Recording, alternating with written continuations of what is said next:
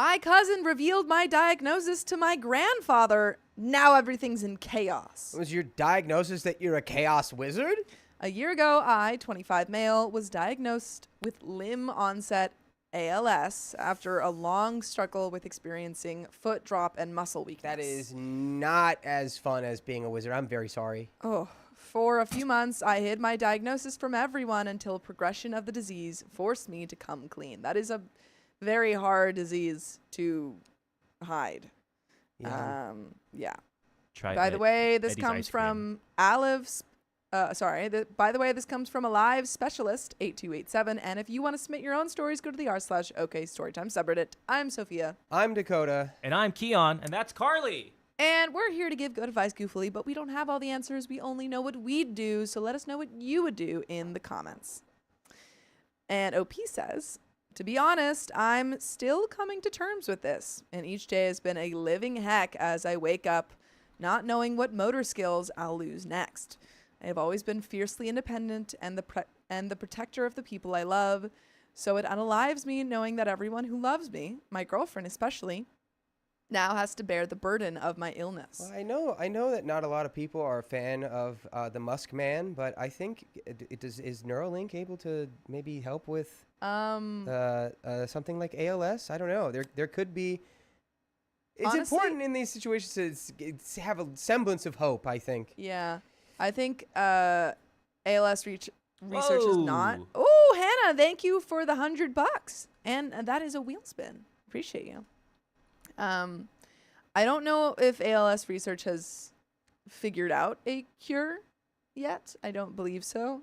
But I imagine that a lot of, with Neuralink and other, discoveries that we've made and creations and stuff that I feel like medicine progresses at such a quick rate now that hopefully there will be, something.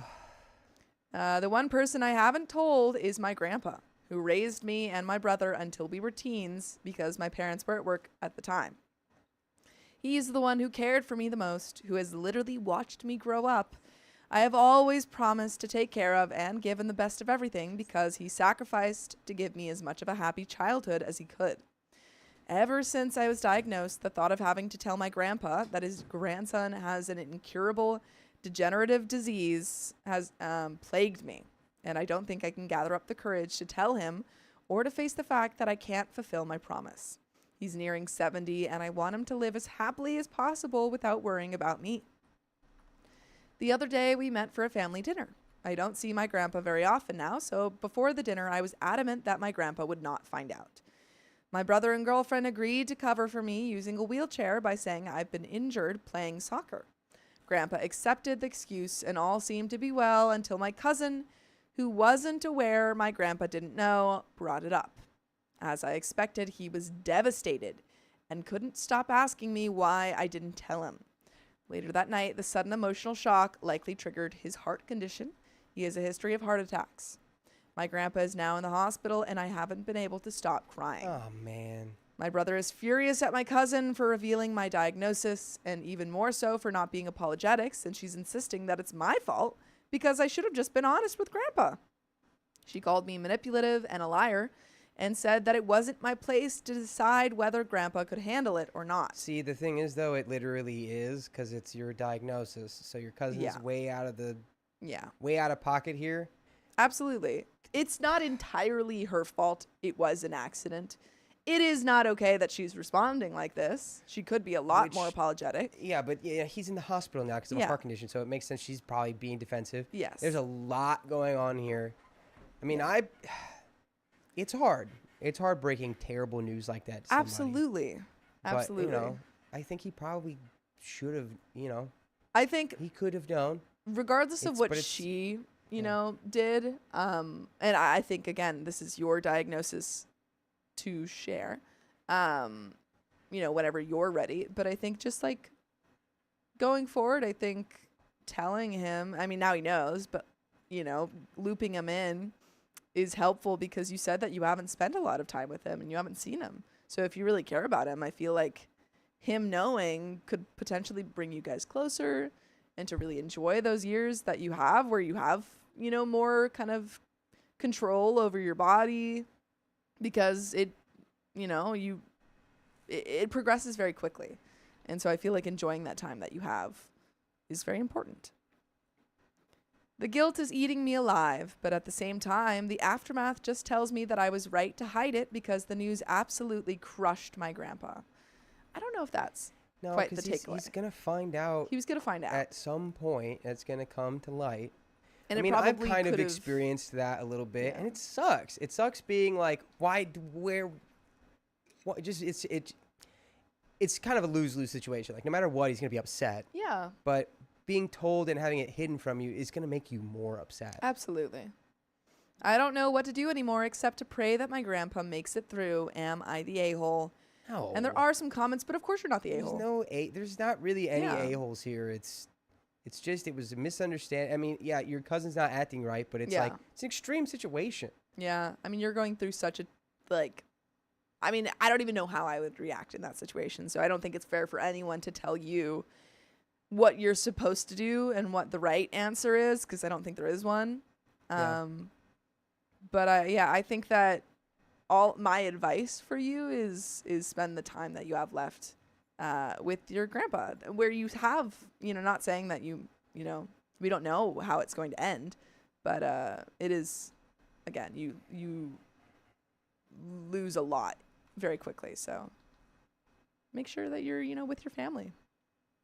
Comment 1, not the a-hole. Oh, love, I'm so sorry. That's such a heavy diagnosis. You're not an a-hole, but at 69, your grandpa could live for another 20 years. You weren't going to be able to hide it forever. And he's a grown man. He doesn't need protecting from reality. He'll be devastated for sure. Who wouldn't be? His precious grandson facing such a hard prognosis. His heart will break, but that's part of life. And the earlier you know about something horrendous, the sooner you can start to process it, Your cousin didn't realize you hadn't told him. She's not an a-hole for bringing it up. It's a big thing, and your loved ones are going to want to talk about it. It's awful that your grandpa is in the hospital, but that's the best place for him to be, and I'm sure they're doing all they can for him. And it is not your fault or your cousin's fault. It's natural to want to grasp onto blame when bad things happen, but it doesn't really help. Give yourself and your cousin some grace. You've both had a very human reactions to a crap situation. And Clarissa asks what OP's diagnosis is. It's ALS. Someone replies, maybe the cousin wasn't the a-hole for bringing it up because they didn't know, but their reaction afterwards turned them into one. Calling a terminally ill person a manipulative liar for wanting to tell people on their own time isn't crappy behavior. Reply, OP asked his brother and girlfriend to help him lie to his grandpa. I'd say that's pretty manipulative. In the cousin situation, I'd feel horribly guilty for triggering grandpa's medical episode, but also feel incredibly angry at OP for making this something that I'd done wrong. How was the cousin meant to know that grandpa was being kept in the dark? And then feel guilty again about being angry at my terminally ill cousin. And then I expect I'd end up doubling down because seriously? What was OP thinking? That he just lied to grandpa until one of them passed away? OP, I'm so sorry you're going through this. Do you have a therapist you've been talking to about your diagnosis? And OP says, I don't have a therapist, and quite honestly, I haven't thought about it, but perhaps I might look into it. It's just that care for ALS is so dang expensive, and the costs are just going to increase from there, especially as it progresses. And there is an edit, and we'll jump into that before. Thank you all for your responses, and especially to those who expressed things from my grandpa's perspective. Not sure how much this changes, but my cousin's husband saw this post, and now cousin is livid. My brother just got off a call with her, and apparently he did actually tell her not to say anything and let me take the lead, just that she highly disagreed, so I guess this was her way of voicing her disagreement. Well, now she's the a-hole. Now she's a huge a-hole, actually. Yeah, I'm sorry, because I was wondering why the brother was so mad at her if she didn't know that she wasn't supposed to tell, but now makes sense that he was mad at her because she knew that she wasn't supposed to tell anyone. Yeah, before a-hole. I was gonna say before all of that, I was gonna say the real a-hole is ALS. Yeah, yeah, it is true. Absolutely. But now Yeah, come on. Yeah. It is not, whether or not you agree with someone's decision to share information about a diagnosis is really not up to you, because you're not dealing with the diagnosis. And you can give advice, but you can't take that matter into your own hand. Again, it's probably just a reaction, because like people react to that kind of severe thing to a loved one, and they don't know how to react. Yeah. Because you don't experience it. You don't know how to, so you can be upset. You can just be frustrated.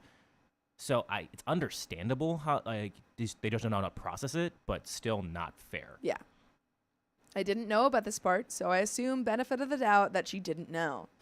Again, appreciate everyone, and will hopefully be visiting my grandpa as soon as we get more news about his condition.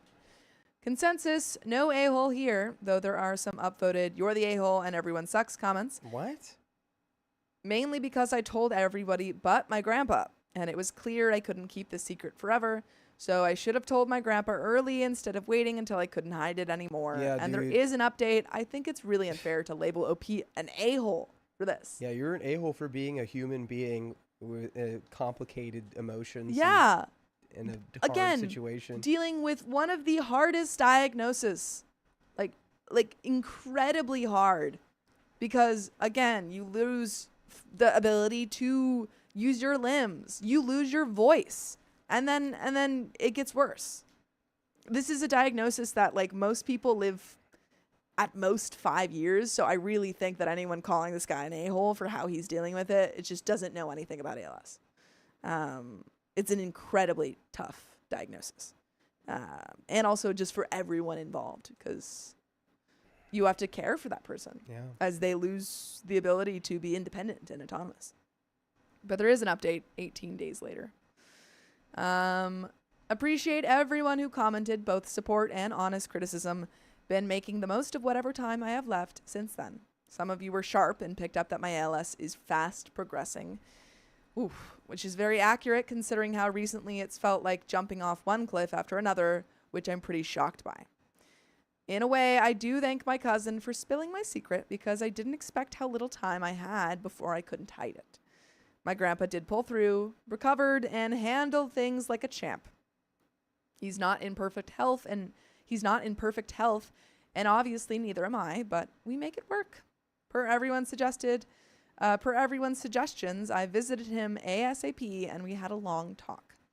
I showed him my post as well, with lots of tears and emotional moments.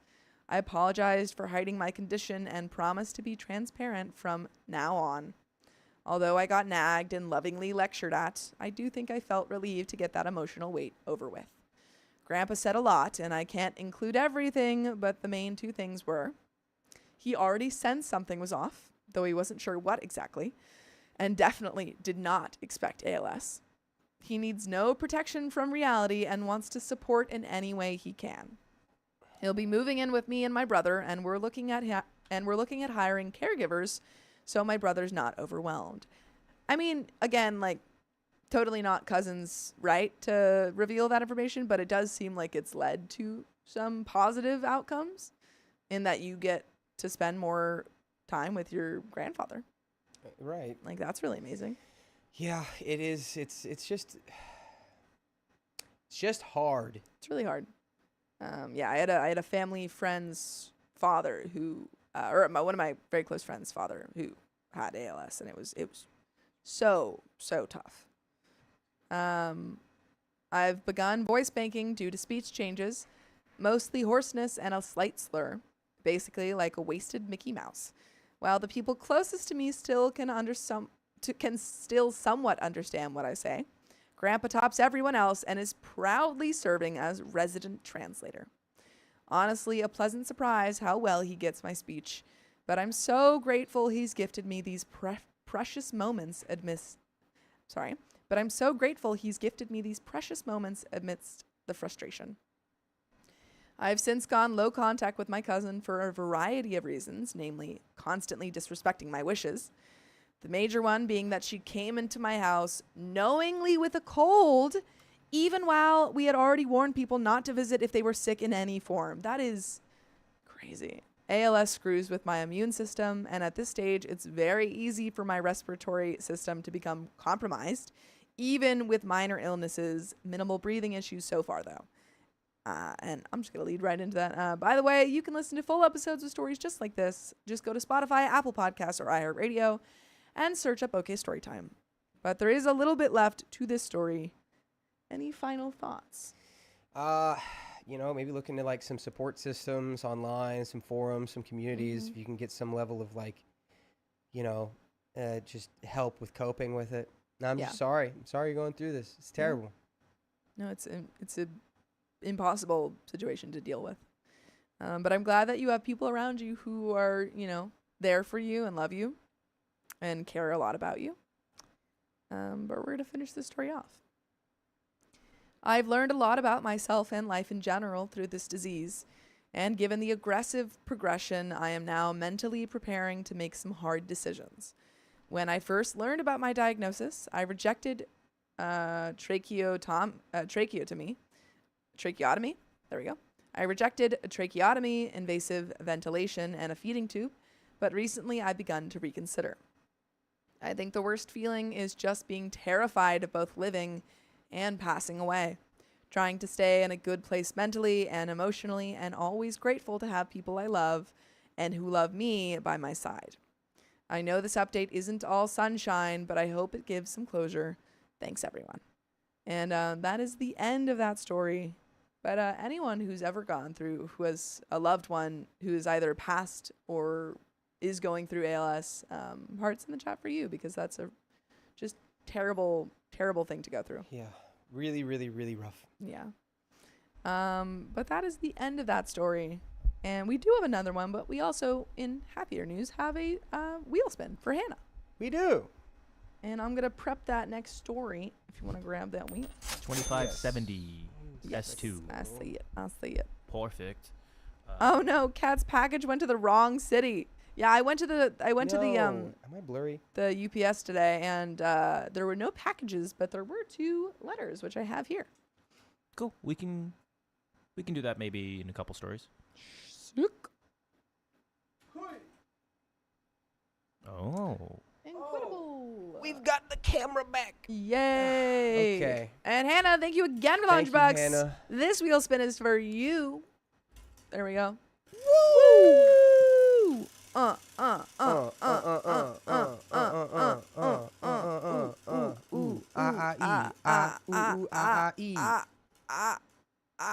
5 minutes. Woo! Minutes. And Auntie Vic's Mix, thank you for the $5. I'm having a really hard day today. I lost my dog Theo Vaughn to cancer. Oh, not Theo. Y'all keeping me sane. I'm so sorry. That's really tough. Losing a pet is just really very hard. It is losing a it is losing a family member. It's losing a so loved really one. hard. Yeah, that sucks. Sorry. And put some hearts in the chat for Auntie Vic's Mix. Sorry, Auntie Vic's Mix. Yeah. Purple Axolotl, thank you for the $3.59 for Auntie Vic's Mix. Thank you so much. That's very sweet. Magic Shop, thank you for joining the nights. Welcome. And Stacy, thank you for being a member for 4 months. How has it been 4 months? I never know. Thank you all for always being here.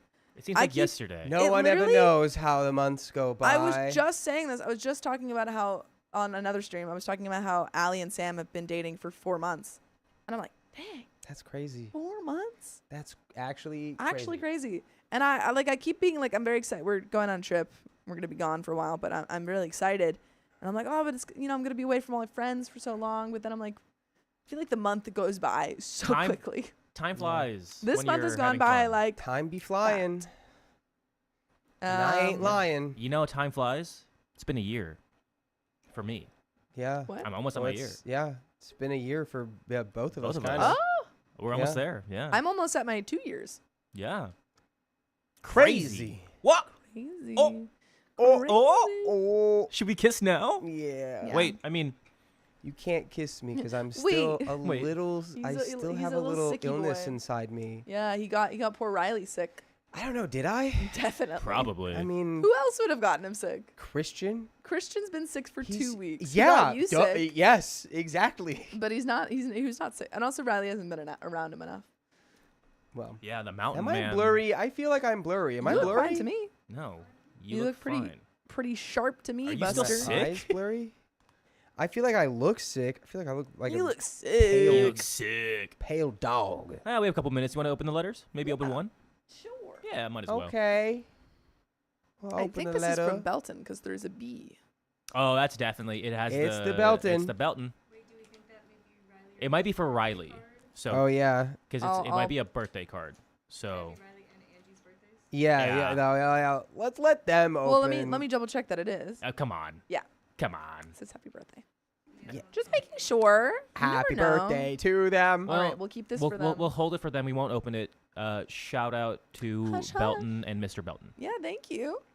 No, don't. No one tell baby no money I was sick.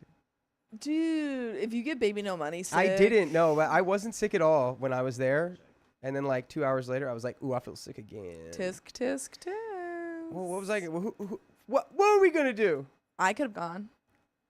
I could have gone to baby no money. You okay? I didn't know. I didn't know. No. The option we were sent a text that said like well, how do you feel about baby no money? Like you either like I don't know, I haven't really heard him She or literally oh my god, I responded love like- baby no money. She responded like, "I don't care." I didn't say I don't I care.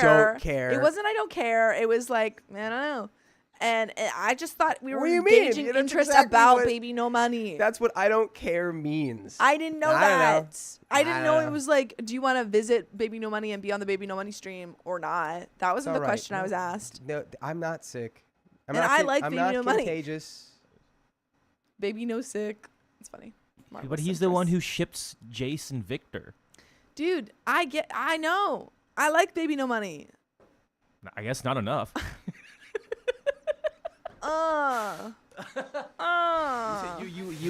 You alley-ooped that for me. I'm sorry. What did I even do yesterday? Oh my goodness, I played tennis yesterday with my You friend played Chris. pickleball. Wow. No, I played tennis. Oh, wow. You switched it up? I thought you Yeah, played and honestly, and we're both like the same level. Like we're not very good, but we're not like bad. And so we were Do I your ended tennis up grunt. winning. What's your tennis grunt sound like? I don't know. I'm like running all over the court. I It go- was I really go, fun. We played for like an hour and a half. Had a great time. All right. Good Are stuff. we ready for this next story? Yeah. I think so. Yeah. Sure. How's your voice doing? It's all right now. Okay. All right. Ugh.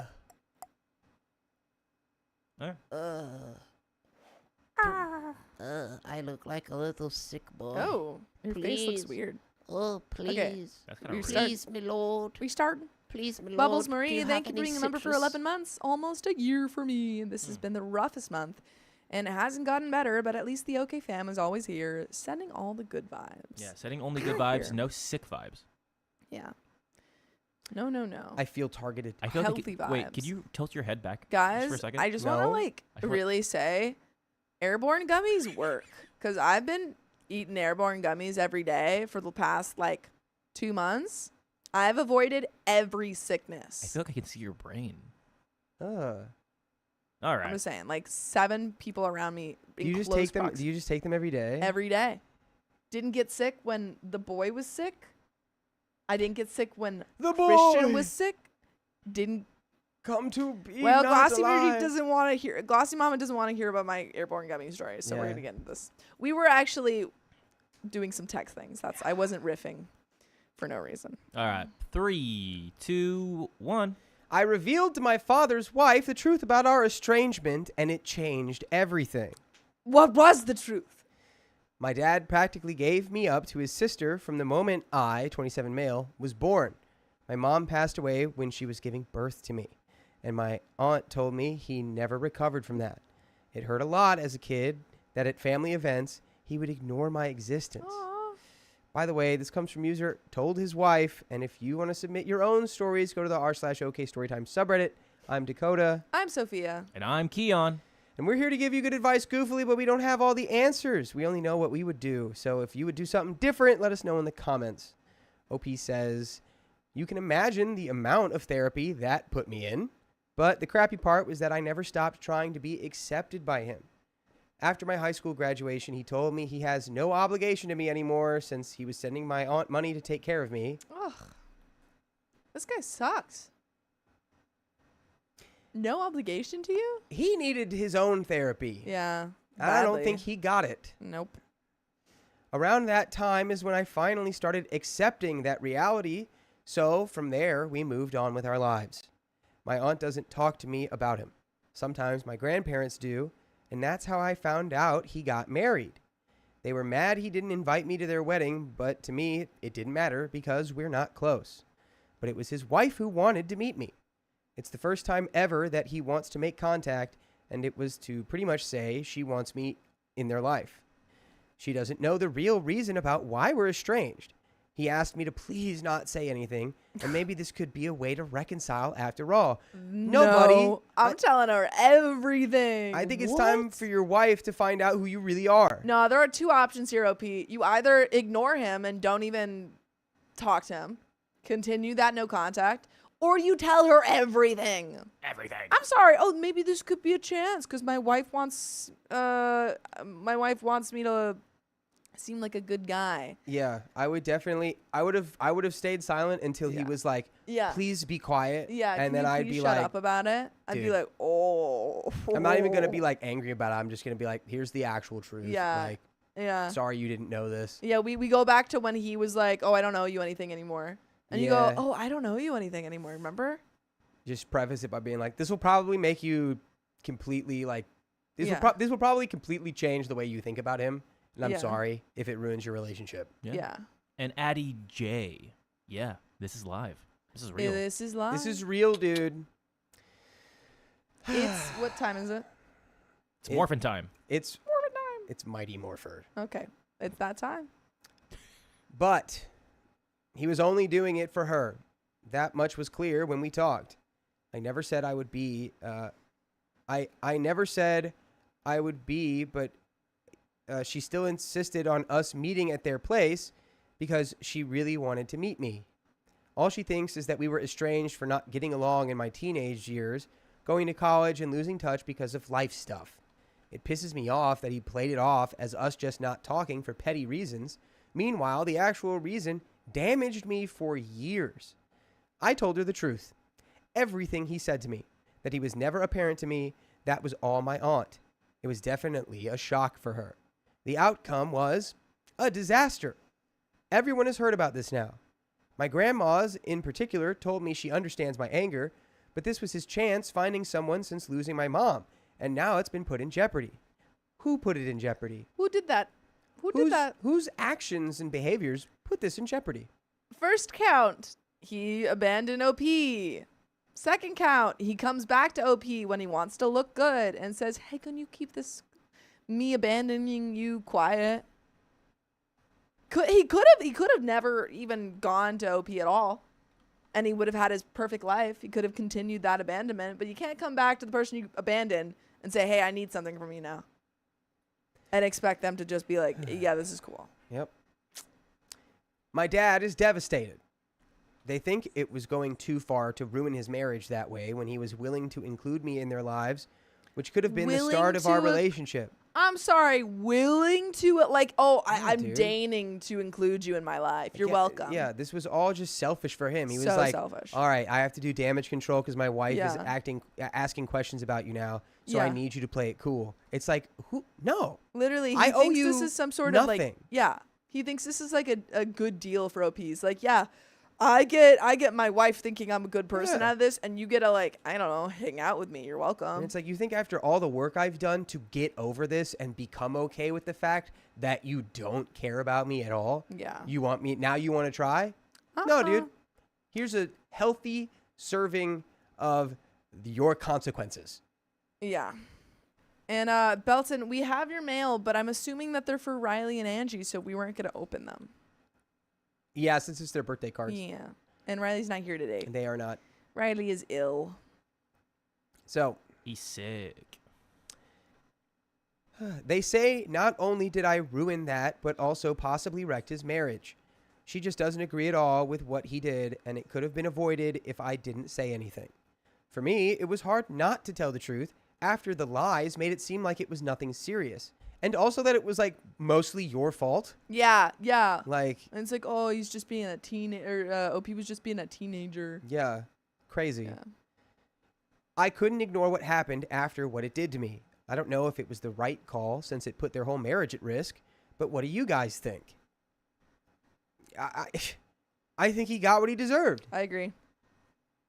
And look, sure, it is terrible. Like your mom, like his wife passed away during childbirth, but that was also your mom. So it's like you're both hurting from that. Yeah. You know, not you immediately, but you over time. And it's like for him to not be able to address that issue in a healthy way and to instead just be like, well, then I'm just going to refuse to acknowledge that my child exists. Mm-hmm. No. Can't do that. Absolutely. No. We've got some comments here. Outrageous Yogurt 80 says, not the a-hole. He has the right to know the true man she married. Exactly. Also, I'm so sorry you had to endure all that. Your aunt sounds like an incredible person. And despite everything, I hope you're doing well as you can be over this. I hope you are doing as well as you can be under the circumstances. OP replies, it took a long time, but I'm proud to say I am doing well. This whole thing reopened some stuff, but I'll be talking it out in therapy. And it's thanks to my aunt that I always had mental and emotional support. Nikki Fox 13 replies, I'm so happy that you're in therapy. It's life-changing. Your aunt sounds lovely and like a genuinely wonderful person. OP says she is. If it weren't for her, my life for sure would have fallen apart. My life is stable. I have a girlfriend I love and a baby boy on the way. Baby boy. Baby boy. My aunt is the reason for that. Aggravating Patient 18 says, no matter how busy life can get, you don't forget to invite your son to your wedding. This woman should have insisted on meeting you before she got married to your dad. Estranged children are always red flags. OP says, I don't know how he managed to pull that one off. By the time me and my girlfriend had gotten serious, I'd already met her whole family. Every distant cousin. Reply says, very dodgy move by your dad. He must have painted you in a bad light, so I bet she was expecting someone very different when she finally met you. Not the articulate and mature family man you are, for sure. Please keep us updated. I'm curious if their relationship survives this.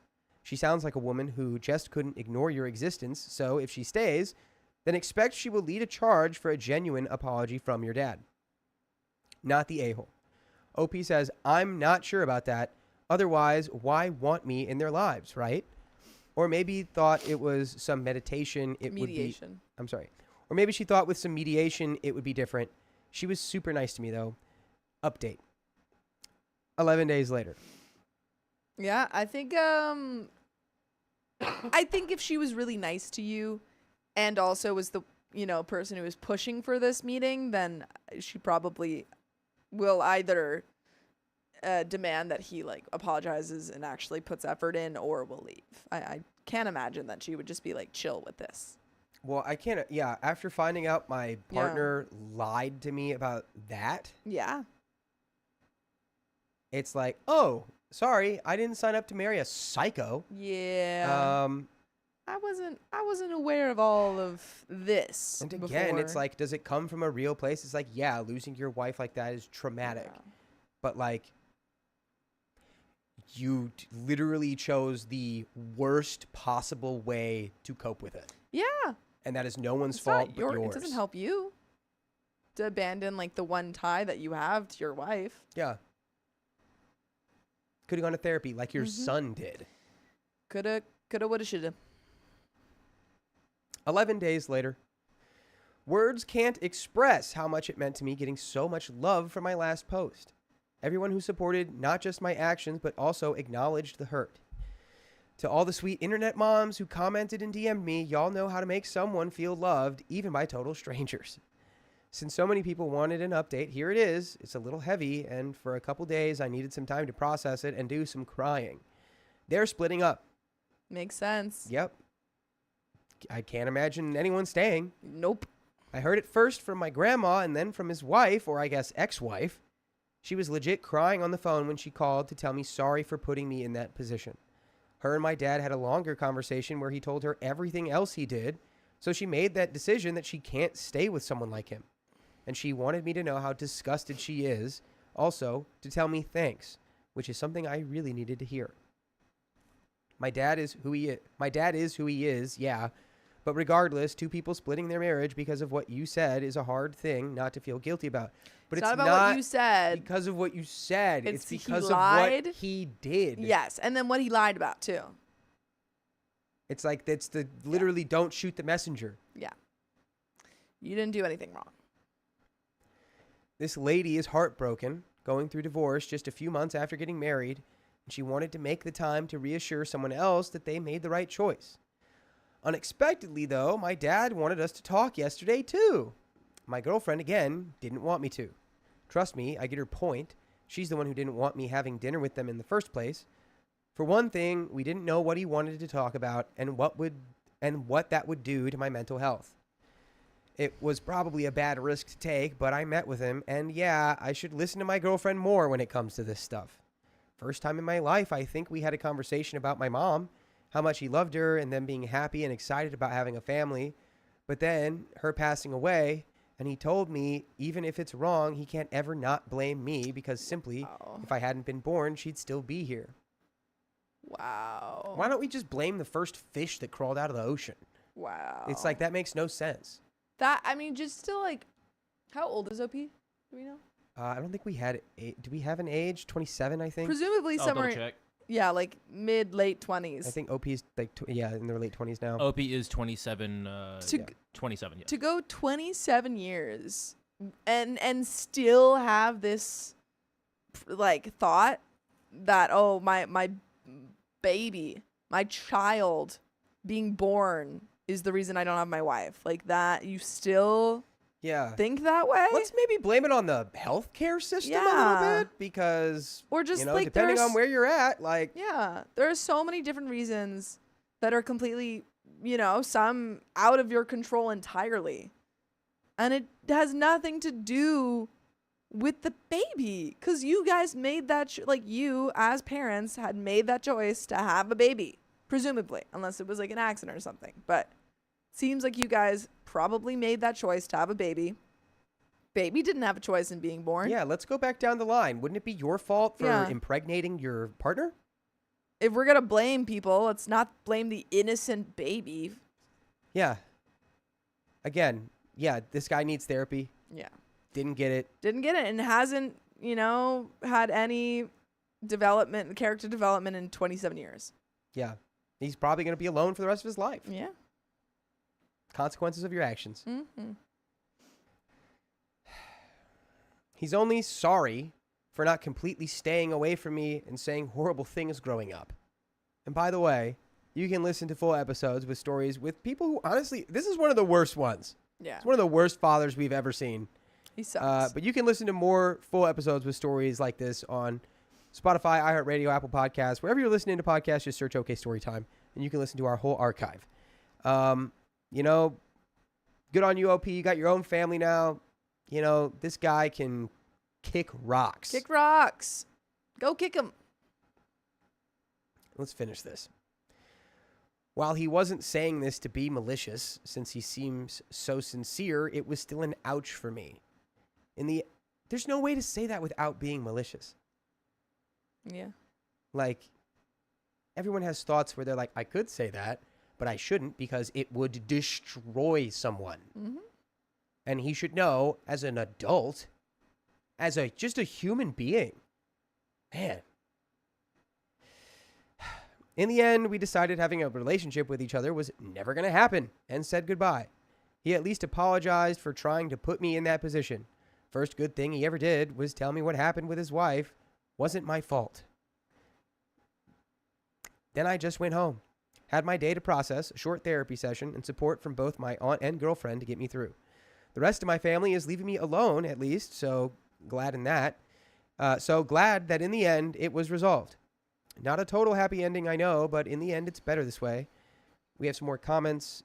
Sinfo Lop said his late wife would be ashamed of him.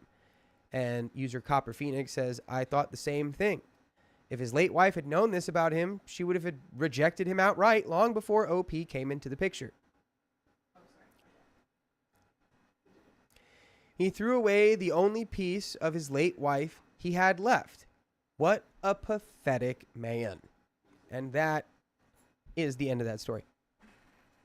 Mother of goodness. Yeah. Bad dad. Very bad dad. But it seems like you have a great support system. And people are very aware that you're not in the wrong. So that's all you need. Don't worry about your dad. He sucks. Keep going to therapy. You Yeah. got a good old girlfriend. Mm-hmm. Turn her into your wife. You're already getting a suppose. baby. Having the baby. Let's You know? get that. Let's make that girl your wife. But That's the end of that story. yeah, that if we were gonna throw anyone into the sun, That man.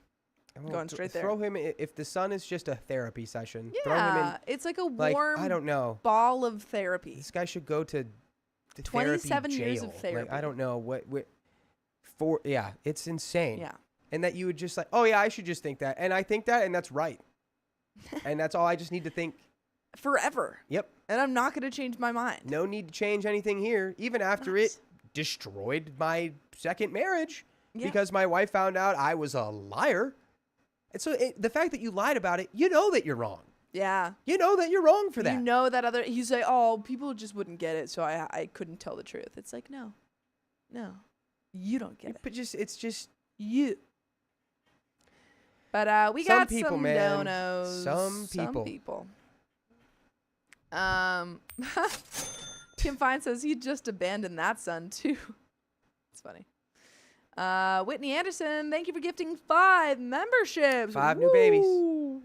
5 new babies. Coley Marie, thank you for joining the Knights. Appreciate ya. Yes, Colin Marie. Welcome. And to the Bella on family. TikTok says, what did he lie about? He told his second wife that Yeah. they were estranged because like he was a misbehaved teen. Yeah, which is They went to obviously college and they drifted apart. not the truth.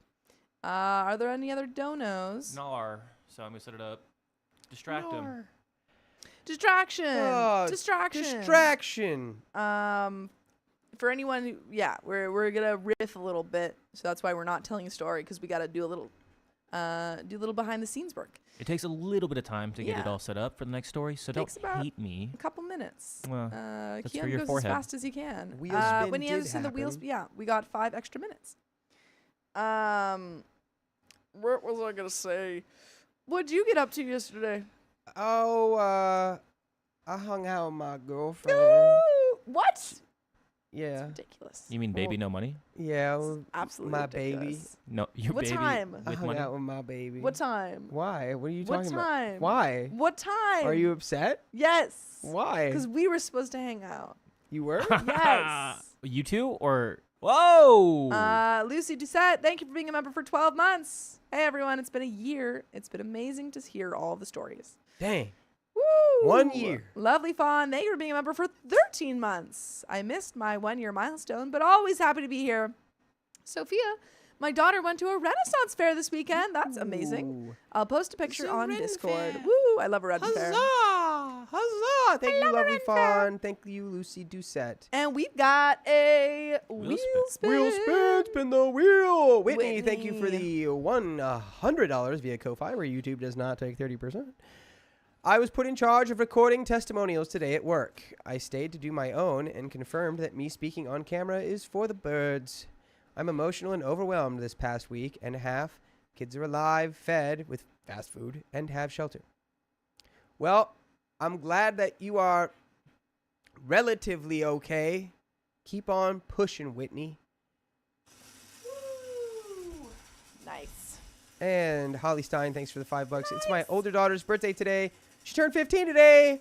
Happy birthday! And that's 20 20 members members. from 20 Whitney. more Woo! members. We'll add that in the next story. Ooh wee. Ooh wee, ooh wee, ooh wee, ooh wee, wee.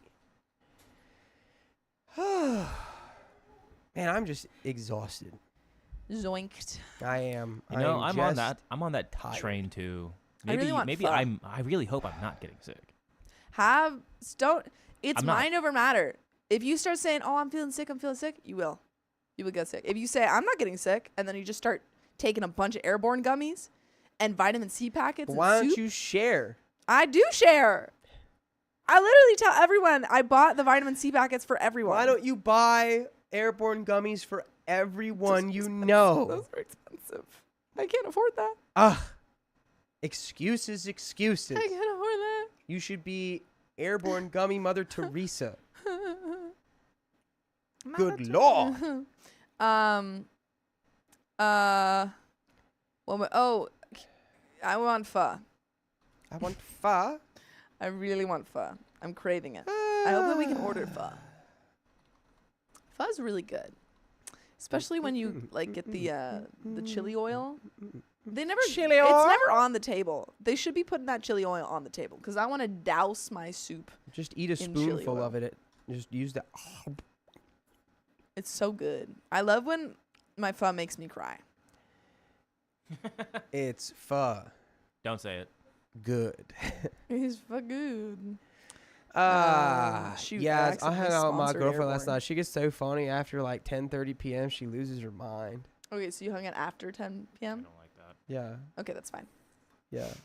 That's all right then. She gets so loopy mode. She just gets very silly. She gets very silly, which is funny because Yeah. she's not the silliest person ever in her day to day. Yeah. No. Yeah. But once the clock hits 10:30, she told me that she's like, yeah, even when I was a kid, like Yeah. we'd do like sleepovers with my friends, Yeah. they would say like after 10:30, oh yeah, she's useless. She's and I was like, that's the funniest way friends at like 11 years old could describe each other. Oh yeah, she's useless after 10:30. I have a really funny video to show you. Oh yeah, I can't wait. We'll take a slow Yeah. one, but- Oh man. Your makes mother me sent laugh. you airborne. I because know. of- I've been taking it since I got it. Thanks, You Mama. what? I took 4 of them today, Nice. but they're not gummies. They're the tablets. Chat, Oh, we're gonna yeah. be Hi, right Mom. back. We Thank have to you. do- I we love have to- you. Chat, we're gonna be right back. We're gonna add a couple minutes to the clock. We have to reset the stream. We'll Oh, be no. right back. So Okay. Bye. I'm gonna We'll see work you on the soon. crossword. Someone said Eddie. Thank.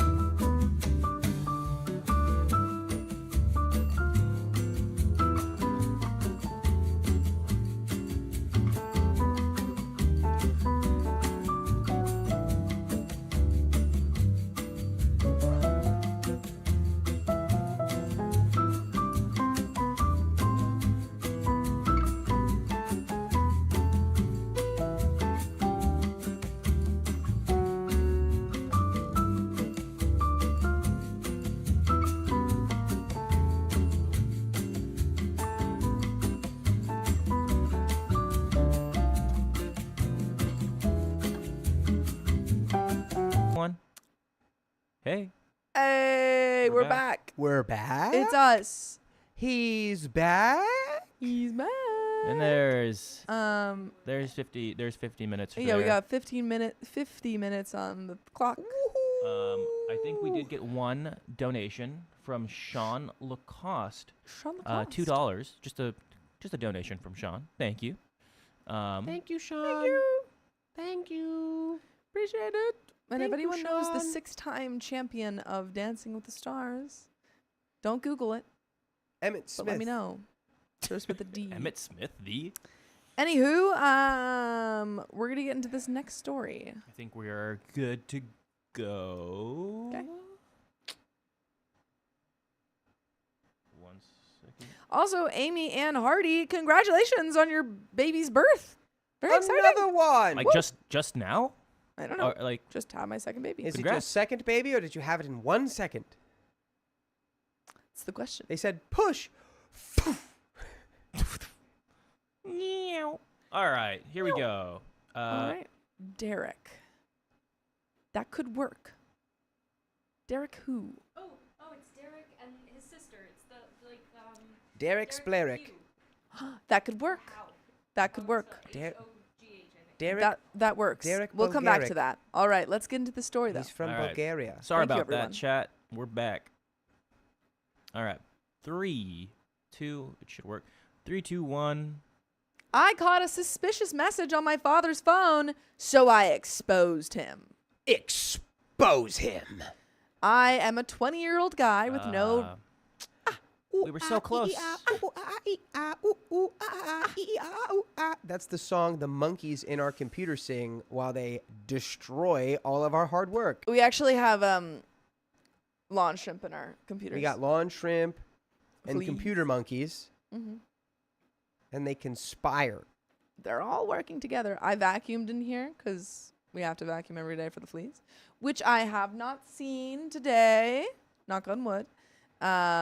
But there was so many lawn shrimp underneath that computer. It was crazy. All right, we'll take it from the top. 3, 2, 1. I caught a suspicious message on my father's phone, so I exposed him. Expose your suspicions. I am a 20-year-old guy with no real social life. My only social exposure is online with friends I've made in video games and my immediate family. I like going out to dinner with my grandmother and stepdad, but he's been my father figure for years. We went to a local restaurant, and while we were eating and chatting about current political events, I glanced over and caught my dad getting a text message from someone I'll call Abby. By the way, this comes from Fear Mangelli, and if you want to submit your own stories, go to the r/OKStorytime subreddit. I'm Sophia. I'm Dakota. And I'm Carly. And we're here to give what? You're going to confuse the listeners, Keon. That's Keon. They're gonna know that's not Carly. I'm Carly. We're all Carly. And we're here to give good advice goofily, but we don't have all the answers. We only know what we'd do, so let us know what you would do in the comments. It's like I am Groot, but I am And Carly. OP says, I didn't get the full context, but it was on Snapchat. Yo, dad's using Snapchat? That's immediately red flag suspicious. number one. Immediately. No one's dad should be out here using Snapchat. I didn't get the full context, but it was on Snapchat. Her message to him said something like, I love you so much, thank you. With something about someone named Dan. Not Dan. Dan. Oh, Dan. I didn't get to fully see it, honestly, but I know my dad, and I know what is and isn't okay with my parents. I really wanted to ask about it, but wasn't sure if it was okay because it felt invasive. However, I felt burdened with the knowledge and didn't think it was okay to ignore. Later, we dropped my grandma off, and we were walking to our respective cars. I stopped him and asked, hey, I'm sorry this will be awkward, but who's Abby? And he said, what do you mean? He hit him with the Justin Bieber, said, what do you mean? I told him I saw a woman message him. Now, I can't really convey this clearly, but I know my dad. In other scenarios, he would immediately tell me what's going on. He was playing dumb, and it kind of solidified my beliefs and fears. It almost felt like he was confessing, but playing, but can you make me say it? So I told him I saw another woman say, I love you. He took a second to think and said, I'll tell you later when we start driving. That feels like I'll tell you when you can't escape. So I said, okay. That was progress and acknowledgement. I got in my car, he got in his, and I started driving.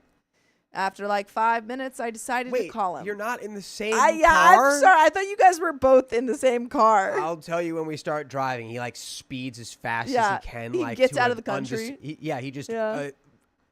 falls off the face of the earth. Yeah, you're like, oh, what? Where'd he go? Yeah, I'd be more like, if you can tell me when we're in the Yeah. car, you can tell me Tell right me now. not when we're driving, and you have to like call me on the phone, and it's like, wait, sorry, you're breaking up. What'd you say?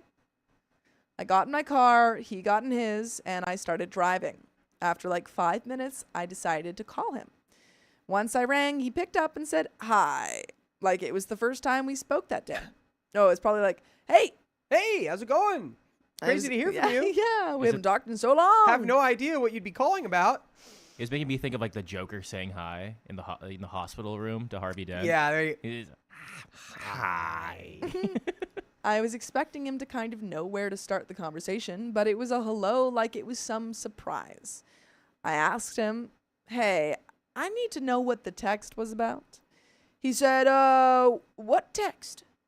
And I was getting anxious and told him the one about Abby. He sighed and said, Abby's an ex of mine, and she started talking to me one day about how her husband divorced her. She was confiding in me about the divorce. I asked, does mom know about this? And he said hesitantly, no. He literally did that pause. Well, I told him, that's something I think mom would want to know, because that's not normal. You're married, dude. He just said, I know, and did a nervous giggle. At this time, I felt dissatisfied because my dad is my hero. I really look up to him. He's always been a get the job done kind of person, silent and observant. This just felt wrong. So I pushed him, saying, I feel like this may be overstepping, but as much as this is your wife, she's my mom. It would make me feel much better if you told her this person was chatting with you, because I'm sure over 2 decades isn't worth the sneaking around about this. Like if you just told her, hey, my ex messaged me, what do you make of this? She would understand. But knowing you're talking to another woman you once had a romance with and keeping it from her would hurt a lot. And also doing that on Snapchat, I don't trust this. Yeah, you know exactly what you're doing, dude. And she's sending messages like, what did she say? She was like, I love I love you, thanks. I love you, thanks. That's Weird. That's kind of weird. That wasn't the first message. That's for sure. No. And well, I mean, it's not the first message because there's no way that he had Snapchat before she texted him, you know?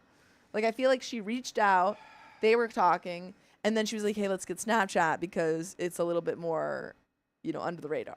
God, and what is just a weird... I'd be like so pressing him over like, did you think I would forget that you like... Yeah. That you did that? Because when I called you, you were like, hey, what text? Yeah. Are you actually insane? Are you dumb? He said, I know and I will. I felt happy with that, so I left it at that. I later got home, but my mom asked my dad to go out and pick up my sister, who had been out somewhere. I called my mom and decided to put up a safety measure. I told her, hey, Mom, this is going to sound scary in an anxious way, but do not panic. I need you to listen to me, please. She said, okay, what's up? I encountered something today, and I told Dad to tell you. It's not something you should lose sleep over. Just know I expect Dad to tell you something when he's home. Let's give it until Saturday. Just let me know if he says anything or not. Trust me, if he tells you, you'll know. Don't tell him I called you. She said, okay. I told her I love her and to sleep well. I'm not sleeping after that. Bro. No, that was a bad move. I'm not sleeping after that. If you're already in the mindset of let's wait until Saturday, you just wait until Saturday and then you ask, did Dad tell you anything this weekend? Yeah. And if she goes, what do you mean? Like what? Then you know he didn't. Yeah, genuinely, because now she's just going to be thinking about that. Yeah. And that sucks. She's gonna be like, that was a horrific move, not going to lie. Tell me what? I'm not supposed to worry about something? Yeah, that's like the I'd be equivalent of thinking about like that getting the all text week. from your partner being like, we have to talk later. Yeah. Like, don't worry though, but we have to talk later. Yeah, it's like, no big great. deal, but we have to talk. I'm only going to worry about that all day until we talk. The dinner was at 7 p.m. I saw the text halfway through, and we left at 8 p.m. Then we dropped grandma off around 8:45 p.m. and that's when I confronted my dad. I got home around 9 p.m. and called my mom pretty much as soon as I got in the door. So I was sitting and waiting, and 10 p.m. hits. I text my mom if he said anything, and she says no. My dad goes to bed at 10 p.m. for work. I kind of cracked because next thing I knew, I was putting on my jacket. I texted Mom, "Don't go to bed, I'm coming over." I know I said to her, "Let's wait until Saturday," but I felt compelled to confront the situation. To me, him not saying anything was cowardly, not what my dad would have done. This was evasion, and I just drove over. I parked on the street by their house and used my key to let myself in.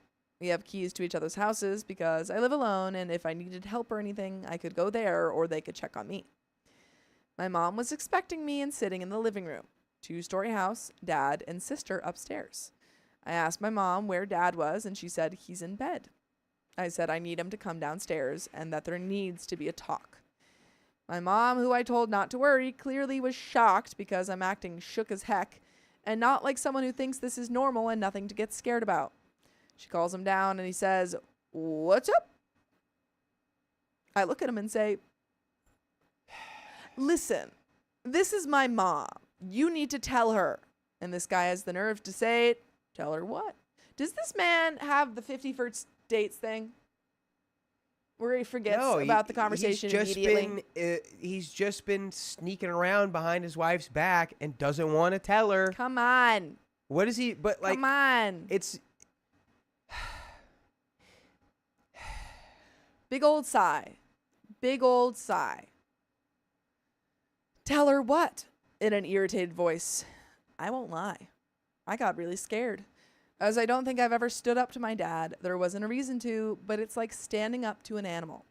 But I thought to myself that I won't be pushing away from this because it was eating me up. So I stood on business and said, "You need to tell my mom about the text I saw on your phone at dinner." And my mom snapped her head towards my dad. My dad was on a couch and my mom on a recliner where they were facing each other. But the recliner is in the corner of the room, so she was pivoted a little towards me and him. I was standing up. I think my dad kind of buckled under the pressure and started off with, "About 3 months ago, Abby started messaging me." While talking, my mom looked over at me and with a concerned expression and the softest voice said, "It's okay. You can go home. I'll handle this." And I started getting all emotional because that felt like I know about this. I don't want you to be there for this. So I look back at my dad who's still talking and looking at the ground, and I start feeling the weirdest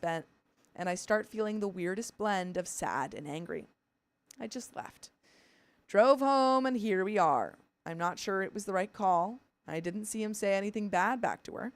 I feel like I reacted to things I shouldn't have because it wasn't my place. I made deals with both my parents to do things. Dad to tell her with his words, Mom to wait for something to happen by Saturday. I think I rushed this. I don't actually know what's going on. I'm scared because I think letting it happen naturally was the more mature thing to do. I mean, maybe you didn't handle it the best that night. However, I don't think that your dad was going to tell her. It's never a child's responsibility to intervene in their parents' marriage. No. But you saw something that is not fair for you to have seen. And I don't think it was handled very... How old is OP? 29. 29? 29? Yeah. Yeah, I think it's just rock and a hard place for you. Yeah. But I think ultimately your mom absolutely deserves to know. And I don't think your dad was going to tell her. And she can handle it now because she's, you're their child, and it's really not your place to be a mediator or a third party in this situation. Agreed. But there is an update. So after I left their house, my mom told me that night around 2 a.m. that they had been talking about it and that she had come to a conclusion. Once in the morning, she wanted to talk to me. She said, "Thank you for standing up for me," that it meant an incredible amount to her. Me and her haven't had the best relationship, honestly, and I guess it was surprising I would have sided with her on something against my dad. But regardless, she was incredibly thankful to know I would be there for her like that. Unfortunately, my sister happened to overhear what happened, and that really sucks. We're going to hang out and watch shows later. For what went down, my father had been messaged by his ex, who had gone through a divorce, and confided in him about it. At first, it was nothing out of the ordinary, but she started getting clingy and would say flirtatious things, and it was incredibly suggestive, alongside risque pictures. Yeah. Yeah, that's not okay. That's an immediate block, buddy. An and if immediate you block. don't do an immediate block, you know what you're doing. Yeah. This behavior had started in July. My dad admitted to being receptive and reciprocal, unfortunately. Though he swears he never performed in person, suggesting an emotional-only affair. Still an affair. With Oh, his man. ex-wife. Yep. I think both are wrong, but this is exactly what a lot of people were saying. It wasn't my business. I became too involved. Again, you know, whether or not that's the truth, your dad was cheating on your mom and was no. not going to tell her. So It became your business as soon as you saw that. exactly. I'm not I saying think you that totally have a right to tell your Yeah. mom, and she deserved to know. it's not that like you shouldn't have done anything. When I say that it's not your place to be a mediator, it's just like this isn't a fair situation for you to Exactly. be Yes. Yeah, I agree. in. Yeah. And Yeah. did you handle it the best? No. Would anyone really handle it the best? I No. mean, like, probably not. Like, Yeah. it's a hard place to be. Yeah. At the end of the day, mom deserved to know. Dad wasn't going to tell her, so you stepped in. I will take that to heart because I am a bit off. I'm autistic, like a few had suggested, but that is not an excuse. It was not my place to take control of the situation. Moving forward, my mom found some comfort in knowing that he said the timelines match up, as we all have very busy lifestyles. Without too much personal detail, just understand a physical affair is far out of the question.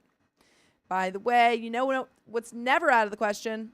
Listening to full episodes of stories just like this. Just go to Spotify, Apple Podcasts, or iHeartRadio and search up OK Storytime. But there is a little bit left to this story. Any final thoughts? I think moving forward, you're going to have to try to be as neutral as possible and let them work it out in whatever way they do. Yeah. You know, it's their marriage that now they're going to have to reckon with what happened. And like I said, you know, as soon as you You've saw given that them all the thought, message. all the information. Yeah. Yeah. Yeah. They have all of the stuff, and now you just kind of have to let them deal with it. There was an admittance of meeting once, but it wasn't planned, and it was too brief to have really had anything happen. Basically, they saw each other at the store once, and they caught up, but my sister had been there. My mom wants to talk about therapy because one of the topics that came up was how he felt he wasn't needed, and it felt nice to have someone rely on him. I guess that's about it. I'm sure he's going to talk to me, and I definitely don't want to lose him. I can move forward with someone who wants to move forward alongside me. And that's the end of that story. Well, yeah, if your dad blames Yeah. this on you, then he's an idiot. He's an a-hole. Yeah.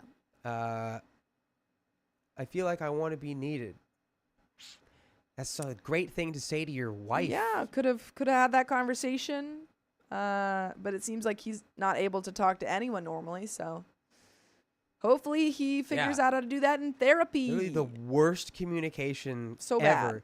Yeah, So bad. I'll talk to. Hey, we'll talk about it when we're in our cars. Yeah. Hey, what's going on? Oh, Yeah. What text? It's just like, man, what a. I wonder. He really gaslights himself that way. Very much That so. reads like someone who lies to themselves Absolutely. so hard. Absolutely. And he's like, well, maybe if I just pretend like I don't know what's going on, Then it doesn't Then exist. my kid will also be like, wait, what is Maybe going that on? didn't happen. Oh. I had a dream Oh. that I had to pull off a heist. But to do so, I had to learn how to. I don't know how this is relevant. Continue. I had to learn how to play ice hockey. An I don't know why that made me think of that. How ice did you get heist? to that? I don't know. Ice hockey heist. Wait, what did we just say? Why did that come? We were talking about the story. I had a dream. It felt relevant, but I don't remember why. Because he was gaslighting himself and lying to himself. None of that feels relevant. I swear in my head, it felt so relevant. And then when I finished the sentence, it had nothing to do with the story. Wow. It was a really cool dream, though. I had to learn how to play ice hockey. What was what were you stealing? I have no idea. The hockey puck? I don't know. I don't know. It's like, I'm going to infiltrate an NHL hockey game and abscond with the puck. But, yeah. And inside the puck is a little folded up piece of paper with a map on it. Yeah. And the map is the treasure map to the Stanley Cup. The real Stanley Cup. I think there was matcha involved. Maybe I had to steal matcha. A matcha theft? Hmm. Wowzers. Woody Anderson, the funniest thing, he also had to learn how to play ice hockey, but he didn't know. So we were being taught by one of our other friends. And he was like, I'll teach you how to play ice hockey, but it's not going to be easy. And it's dono time.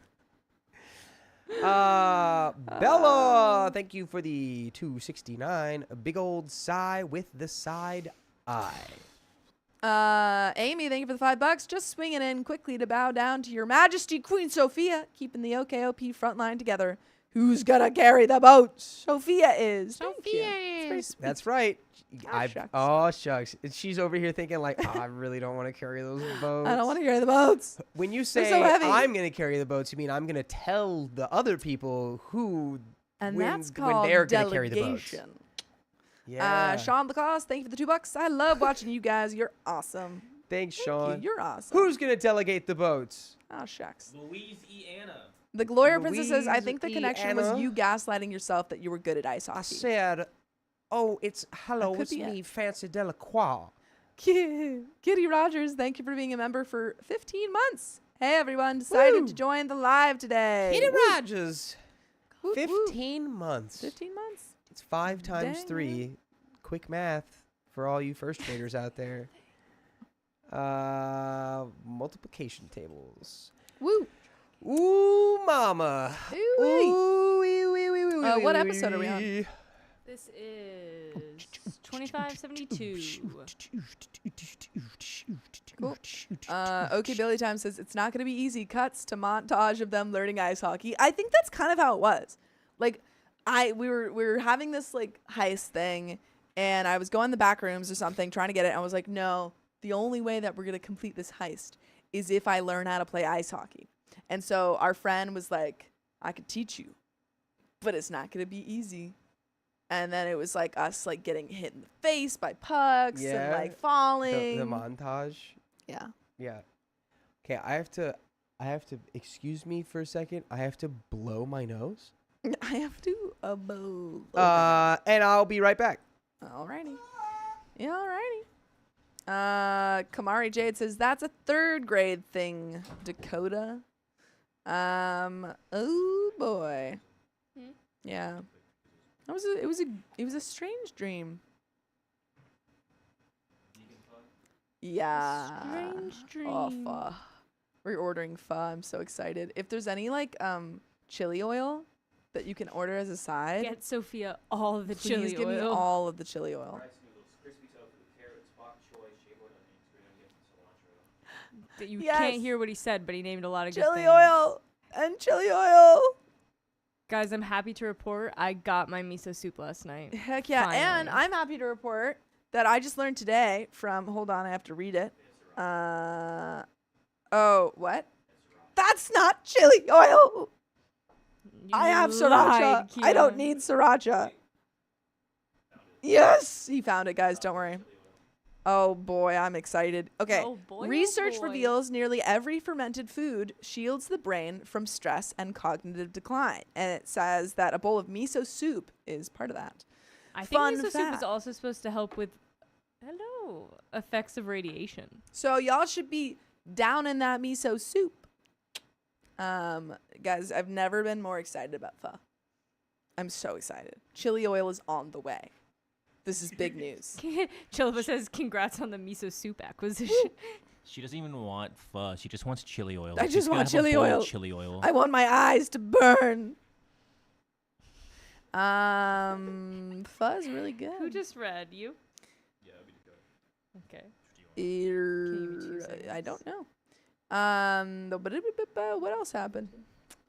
What else has been going on? Guys, I told this to the members yesterday. I had an excellent matcha on Monday that was made with like the fancy matcha powder from Tokyo and homemade lavender syrup. It was really good. That was delish. Coco says, I was just going to say that. Chili oil with a straw. Yes. Leopold Espinoza says, my favorite place was I'm going to put a long pause. King. In Seattle when I was stationed at Fort Lewis. I'll check it out whenever I'm in Seattle. I love chili oil. Ooh, Honeybee85 says, I got a very nice chili-infused olive oil from my local supermarket. That sounds really good. Kamari Jade says, Sophia isn't going to be able to come back because she's crying. Yeah, I'm going to come back in after my dinner break, and I'm going to be like, it was really good. It was so good. I got the same as you, Sophia. Whitney Anderson says, Sophia, what cake did you end up making? Thank you for the $3. I haven't made it yet because I'm making it Thursday for this Friday. Hush, hush. I still don't know, but I need to get if anyone knows where to get like a good, what? No. You're crazy. What was I saying? Does anyone know what I was saying? The cake on Friday. The cake. I need to get, thank you, Whitney Anderson. I need to get a cake holder thingy because it has to go in my fridge overnight, but also the person I'm making for it has a lot of allergies, and so usually you want to keep them, cake away from allergens. So I'm trying to figure out. You're making a person? Yeah. You said the person I'm making for it. I'm making it for. English major. Whatever. But I need to get a cake thingy. So if anyone knows where a good place to get that. I also need to find where to get a cake tin, because my mom has baking tins for cakes, but I don't have one, and I don't have time to get one for my mom. What was I? Were you showing my stretch? Yeah. What do you mean? What was I doing? No, not a cake stand, like a cake container. Was that not? I'm sorry. Was that not the most obvious thing I could have been doing? Was that not very clearly, obviously a stretch? Amazon. I can I'll see give it to Amazon. them. I don't think it was very obvious on the wide. Oh, on the okay. Target. Okay, fair enough. Ooh, Michael's. Good No, to know. that's whenever I drop things, that's how I pick them up. All right. All good examples. Thank you, everyone. Oh, and we got What's 300 bits from Jellaba. 300 bits. I don't know what that means. Whoa, we got bits and blips. I didn't either, but thanks, Jellaba. Bits. Yeah. Yeah. Alrighty, folks. We ready for this Okay. next story? Yeah. Yeah. Who's Who's reading? Dakota's reading. No, it's good. Is it three yeah, stories me, or yes. two? It's 3 stories, no? Okay, I was gonna have her read the Yeah. first story and the third because Then I'm my not throat ready. gives out pretty quick. Yeah. Right I now. got you. Sorry, everybody. You'll have to only have a reduced amount of my dulcet tones. Kat says, Sophia, I used to own a Chinese restaurant. We had 2 customers that would order bottles of hot oil. We would make it for them. Whoa. Wow. I get those customers. I understand them. Give me a hot oil. Okay. Give me all your hot oils. We're ready. Chili oil. All right, let's do it. Mama June's chili oil. Yeah. 3, 2, 1. My mother-in-law said I'd ruin her son's life, so I banned her from our wedding. I'm gonna ruin his life. And this comes directly from the r/OK Storytime subreddit. Ooh. My husband, 36 male, and I, 33 female, have known each other since we were teens. But our lives went separate ways until about 3 years ago, when I met my husband again. His mother, my mother-in-law, was living with him. I didn't see an issue with this, as it's not like he was living with her, and I could clearly tell he wasn't a mama's boy. In fact, he disagreed with his mother quite often, but was always good about holding his tongue and keeping the peace. By the way, this comes from Safe University 8323, and if you want to submit your own stories, go to the r/OK Storytime subreddit. I'm Sophia. I'm Dakota. I'm Carly. And we're here to give good advice goofily, but we don't have all the answers. We only know what we do. So let us know what you would do in the comments. But OP says, about 3 months into us seeing each other, my husband and his mother got into an argument. Uh-oh. She insisted he build a privacy fence in his front yard because the local troublemakers across the street made her uncomfortable. Oh, those local troublemakers. What are they doing? What are they doing? Does it make you uncomfortable? They He shoot refused. fireworks and steal my garbage cans. Oh, well, that's seems criminal, A actually. little troubling. Yeah. He refused, as not only is it not permitted where we live to do so, but because it was tacky and ridiculous. Yeah, those big old fences in front of you. I mean, they're only you can only build a fence so high in a front yard because there are rules. There's rules. There's Batman. rules, folks. That's what my mommy told me, and she's an architect. This caused a huge fight in which he told her she had to go, and she promptly moved her things out. Oddly enough, though, they were fine the next day, and he helped her move her belongings back in. That's so funny. She's like, fine. If you don't like me, I'm leaving. And she brings all of her stuff outside, and the next day, she's like, we're good. Could you help me move all my stuff back in? It's on the porch. Thank you. Right where you left it. Fast forward about 6 months later. It's Easter 2024. She had us come over to help move things. She moved again to her second place since my husband's house. While we were there, she asked to give my stepdaughter, 5 years old at the time, her Easter basket she had made her. She made all of her grandchildren one that year. I myself have 3 children of my own, 13 male, 12 female, and 8 male. All 4 children were with us while we were helping her move. My husband asked her if she had made anything for my children, to which she responded no. She didn't think about them. I told her it was fine, they were really too old for Easter baskets anyway. She apologized and insisted my kids pick out an Easter basket, and she'd just make more for the other grandchildren. So my kids picked a basket, and we went about our night. Remember this for later. Kids got Easter basket. Got it. I think the kids are old enough for Easter baskets. I don't think you're ever too old for an Easter basket. I'm not too old for an Easter basket. I love a peep. My dad still does Easter egg hunts for me. It's hard for me to eat Peeps because they're so adorable. Oh. I feel like I'm doing something wrong. Well, you know, I'll eat them for you. Like, imagine if they had a little... Every time you ate them. Anywho. I'm Since just my mother-in-law couldn't afford much, she was moving into small apartments. And this last place was a room in a mansion some guy owns and rents the rooms out. Sick. Okay. Wait, that's cool. It's like she moved into, like, a content house. Yeah, yeah. She's like, I don't know who this guy is. He keeps saying his name is Mr. Beast. I've been on. He's locked me in this room for 100 days. Yeah, he says I can't leave for 100 days. But if I stay here, I get $100,000. Uh-huh. She had asked us if she could store some things at our house that she just didn't want to get rid of, but didn't have the space for. My husband had just moved into my home not long before this. I owned a house in the country on 5 acres. Dang. Dang. My children, how much is 5 acres? It's more than 4. How much is an acre? 1. How much in football field is 5 acers? You want it in That is a football crazy- field? Yes, I want it Frame in of reference football for that. fields. How You're many? really you that- weren't giving me You're anything. really that familiar with the scale of a football field yeah, to be able to big.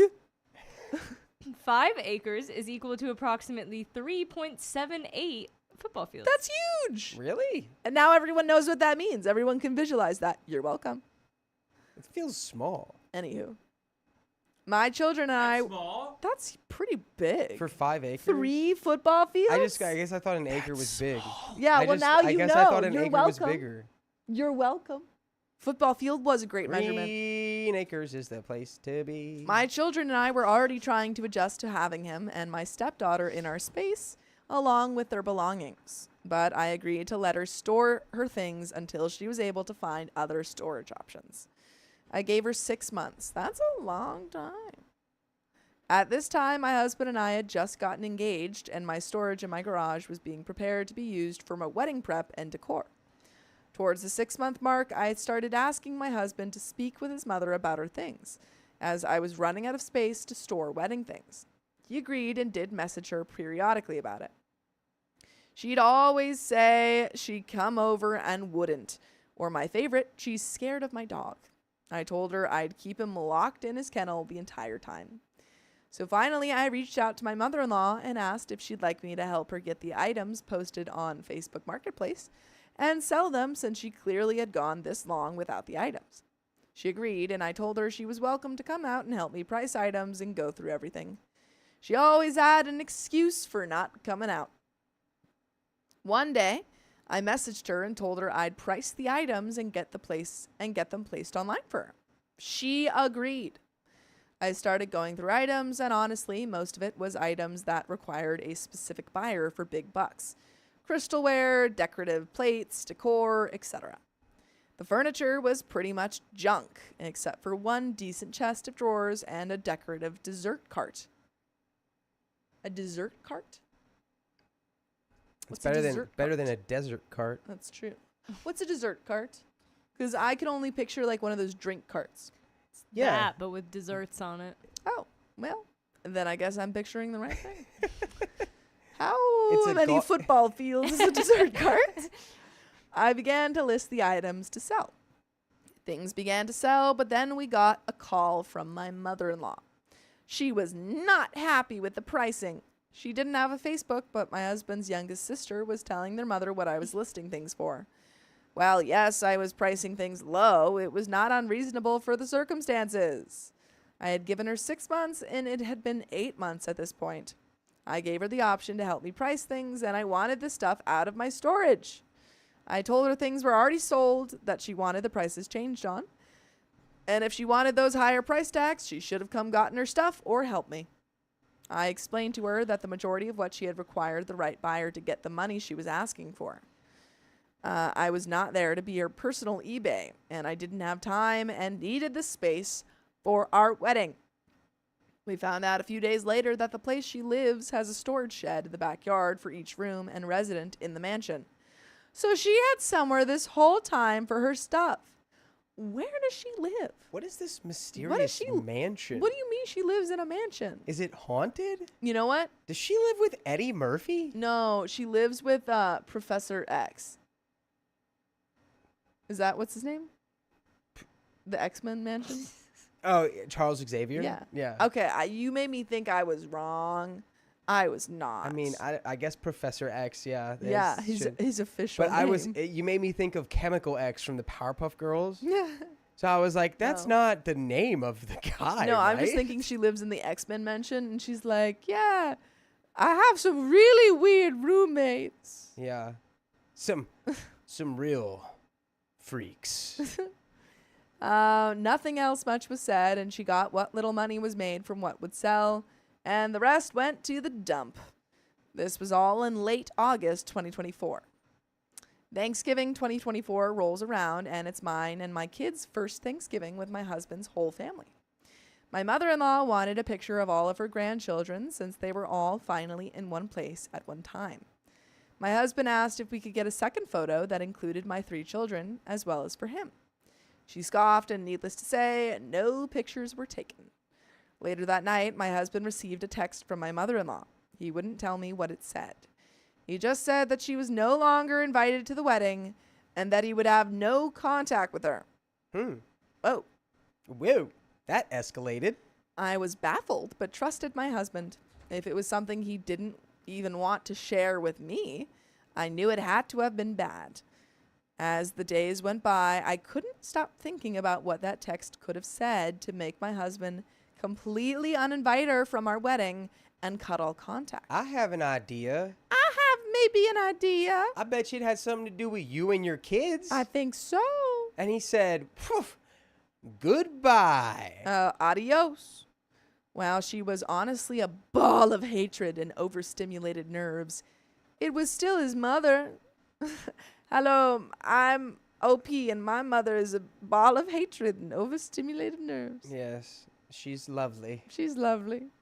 I finally sat my husband down and asked to read her message. That's her mutant power. Oh, wait, I was going to say cast. She just becomes a ball of nerves. But you know what doesn't make me nervous? Whitney tipping 150 buckaroonies Yes! and getting us to another 30 minutes. Yes! Sorry, no King chance you can leave in 14 minutes. I ate and feel 19% better. Yay! Heck yeah, A whole man. 19%. That's almost 1/5. And we certainly can't leave until I've had my pho. My fun. My fun. Huh. That's good. How does he do it, folks? How does he do it?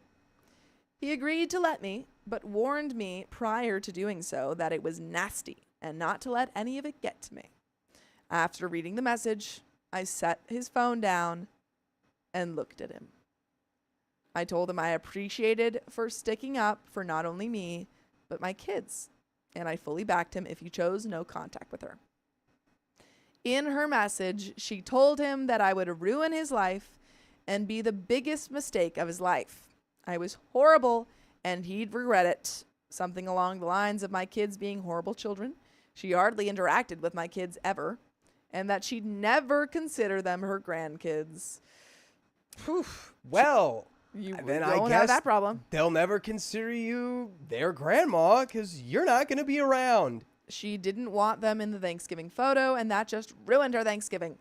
She also mentioned how God. my children and I ruined Easter for her, too, because she shouldn't have to make things for my kids, since they aren't her grandkids and never would be. That's and so we all remember how Yeah, we all OP said, remember. "Oh, they don't need Easter baskets. That's okay." And she went, No, have them pick a basket and I will make it for them. And here she is complaining. I can see maybe why she'd be upset with me over her stuff in my storage, but my kids, they're kids. They literally have never done anything to her. and that's exactly why she's so upset. And They there's an should have update. been washing my car. They and should have my been selling all my house, stuff for my upcharge mansion. on eBay. all the things I don't have that they should have been taking care of. Yeah, there's an update, but I think that your husband made the right move, and it's good that he's on your side. Yeah, this is all good Mm-hmm. in terms of how you're. This I mean, is it's not good good that your news. mother-in-law is a deranged maniac when it comes to you and your kids, but your it is husband good that your recognizes husband it. immediately shut the door on that. Yeah, he said, okay, we're not seeing you anymore. Because the blood of the covenant is thicker than the water of the womb. It's true. That's the full I saying. don't know why I said it like a southern gentleman. The blood of the covenant. It just sounds like something you'd say like that. I agree. So after I read the text message my mother-in-law sent to my husband after Thanksgiving, my husband and I had a conversation about his relationship with his mother. Basically, her behavior was nothing new to him or his family. She has had issues with my sister-in-law's significant others and brother-in-law's significant others. It's not the first time one of her children have cut her off due to her behavior. Uncalled for statements, wild hatred for almost everything and everyone, unsolicited advice, and just pure lack of tact. However, it hit him different this time, he said, and was directed towards him specifically. It hit him different this time, he said, and was directed towards him specifically. I was the woman he was in love with and going to spend the rest of his life with. My children are his children, and he was absolutely not going to budge on this one this time. I agreed and supported him, obviously. Because she brought my children into it, she kind of ignited a little mama fire. So I did tell my husband that for me to forgive her and us be any part of her life, she would need to apologize in person to me. Apologizing is apparently something she doesn't do often, and damn sure not in person. Now, at this point, I start thinking, surely my children have never done anything to her, right? I've racked my brain. They truly hardly ever spoke to her. They're loud in the way, and just regular kids, but never have visibly or, to my knowledge, upset her, or done anything intentionally or even unintentionally to upset her. They're just not her son's biological Yeah. children, so she hates them. Yeah, she hates them because she's not related to them. And so she wants to hate them. And also she hates you, and they are directly related to you, Yes. so she hates them. Yep. I just don't get how a grown woman can be some type of way to kids. It truly breaks my heart for my kids too, because while my youngest, 8 male, doesn't understand anything, my 2 oldest, 13 male and 12 female, are old enough to understand what's going on. Even though it's never been discussed with them directly, they've overheard conversations. As for me, well, prior to the storage incident, I never really had much to say to my mother-in-law. She'd make some wild comments here or there about people, places, whatever rant she had that day, and I would just smile, not say anything validating or invalidating. I am a very passive person, and it takes a lot to get me upset. I also hold myself to a very high moral standard, as it's a huge part of my religion. So saying distasteful things or berating, belittling, ranting, and fueling a clearly flaming bonfire just isn't my thing. Other than her drama tirades, though, we did have normal conversations, which I thought were always pleasant. I never got involved when she was arguing with a family member or disagreeing with my husband, nor did I ever offer an opinion one way or another. 1 month before our wedding, March 2025, I decided that we would not be the reason his mother didn't attend our wedding. While I was still upset with her, I'd had months to think, and even though I wasn't at a point to forgive her, it is still my husband's mother, and her not being there ultimately would be damaging to any possible future relationship with his mother. By the way, it would be damaging to us if you didn't listen to full episodes of stories just like this. Just go to Spotify, Apple Podcasts, or iHeartRadio and search up OK Storytime. There is a little bit left to this story. Any final thoughts? I think until she owns up to her own bad behavior, there's no reason to build a bridge. I agree. To restore this relationship, because then nothing has fundamentally changed. She still hates you. She still hates your kids. She probably hates you guys more now that there's been that kind of long rift. Yeah. But so I don't think, I understand why you want to invite her. I don't think it's necessary, but I think that's just kind of like a decision that you and your partner needed to make. Yeah. Make it as a team for sure. Yeah. And if it doesn't work out, and you did it, and just have to deal with the consequences. And maybe that just means, after we go, no contact.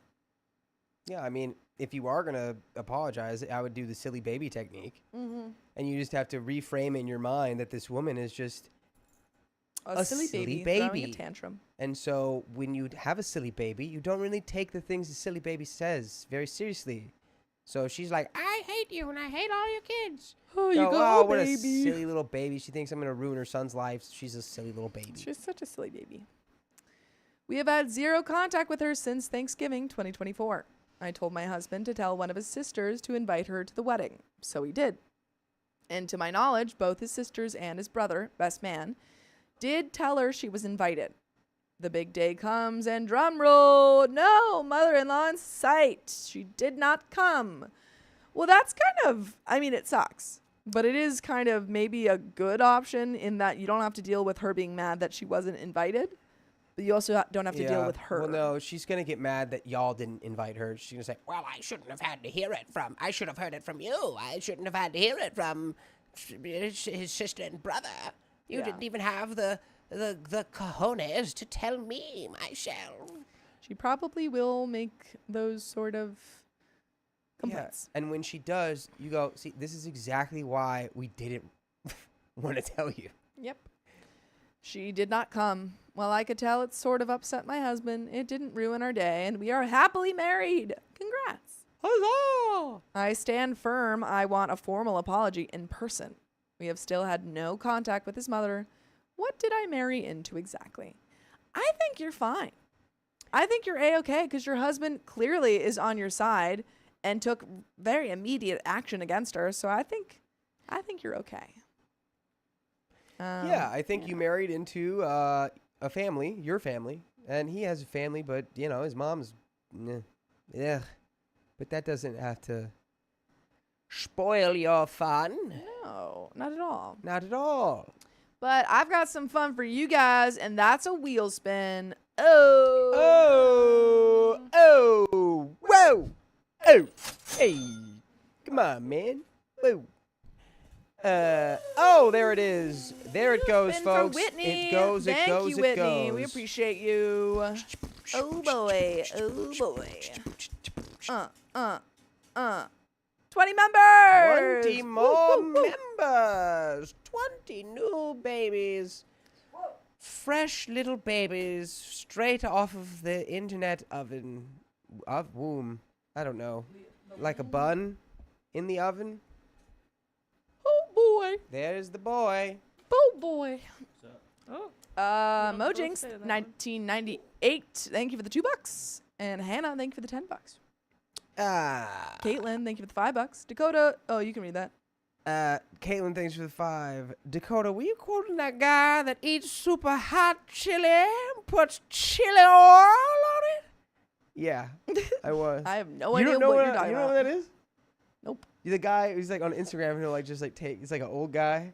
Yeah. I think he's like Pepper Popper or something, and it's like he just takes like a Carolina Reaper and then he like dunk it in like something and some Mama Drune's chili oil, and then he bites it. He just goes ah, and then he just eats more. He's crazy. Elizabeth Ann. Excuse me. Sick boy. Yeah, wait. What? Why? You're bold. Where did he? Here he's being like, Dakota's gonna get me sick. I'm gonna get sick, and then willingly sits down in your arms. Yeah. Well, I'm clean. Elizabeth Ann, thanks for the $5. I lost my job and not eligible for unemployment, but working for Shipped, doing grocery delivery and watching y'all. Well, the grind continues, Elizabeth Grind never Ann, and stops. good luck finding that next job. Amy, thank you for the $2. Biddies are donations on Twitch. Good to know. Bits, Twitch bits. Kia. Yeah, thanks for the Could you bring me water, $2. please? Thank you. And Hannah, thank you for the $10. Who else we got going? Appreciate ya. What else we got going on there, son?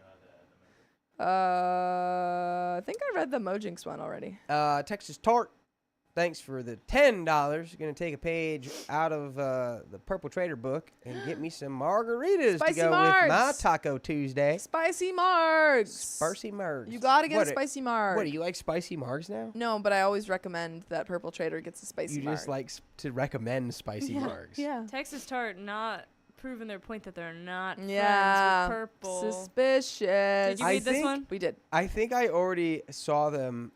I saw them, but it could all be an elaborate ruse. I can never put anything past Purple Trader. Deidre Statham, thank you for being a member for 15 months. 5x 3 months. Fast math. So true. 1 + 1 is 2. 2 + 2 is 4. Quick maths. Amy Blue Soul, thank you for being a member for 3 months. I got my husband hooked on videos. Woo! It's his first live stream listening today. It's Timmy. Hey, Timmy. It's What you doing here, Timmy? Woot, woot, woot. Timmy. That's pretty freaking cool. Timmy. Ooh, baby. Timmy. Ooh, sorry. I don't know, I'm a if- little eepster. If you were a celebrity, would you be Marissa Tomei? I love Marissa Tomei. Tomei! Marissa Tomei! What's her speech go? My biological clock is ticking like this. Oh no. That's from My Cousin Vinny. yeah, well, yeah, that is what I was talking And about. that was not the right voice. But it wasn't the right speech. What, the speech where she's talking about the car? Yeah. I don't have that in the back pocket. Huh? I've been given a gift. Ooh. Oh. Ooh. Oh, Okay. because she's the axolotl. It's true. If anyone didn't know, Carly is the voice of the axolotl in the new Lilo and Stitch movie. Oh boy. This is me. The adorable little psychopath is her official Remember name because she Psycho Man. operates So the cute. death laser. I operate the ability to blow up the planet. So true. And she likes So doing it. true. She's like, what's your line? Which one? Which one? The what? The I don't wanna finger's put you always up- on the trigger, ma'am. Yeah, there you go. There you go. I didn't want to put you on the spot, but I did. But I did. But I did. Didn't want to put you on the spot, but I did want to put you on the spot, and then I did put you on the spot. And you did great. You nailed it, kids. Oh, my back. I lost my voice just Literally, enough this Somebody weekend send that us I a can't new hit couch, that one. bro. You I can't hate send this us a couch. couch? Destroys me. Look, I can feel there's just a freaking wood plank in here. Dude, literally Eating bring it up. away at my Bring it up health to Riley. and well-being. Bring it up to Riley, man. I have. Well, I like, have. I don't know. He's just Riley's an immortal country boy. Every single problem I have, he's just like, well, you should just not have that. Yeah.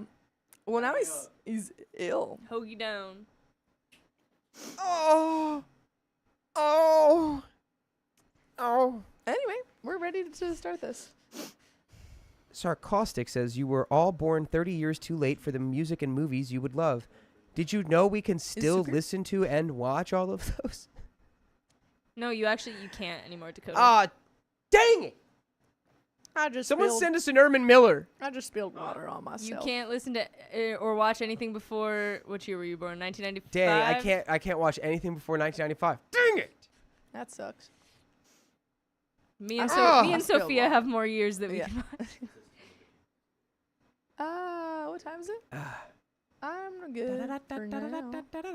What? Whatever. Huh? I'm okay, but What? Well, yeah. So someone's got to take a break. Huh? do you want them? Who take the break? Who take the break? Consider it marked. Why did you want? Who wants to watch Pirates of the Caribbean right now, and why? What did I say? What happened? I'm sorry. You were singing dun dun dun dun. dun. Nobody click on that TikTok spam, I swear. There's TikTok spam in our How do they comments. do it? How Get do out you of do here. it? No one wants do to they do see it? you here. Get out of here. They do it. Someone said Dakota's 30. Yeah.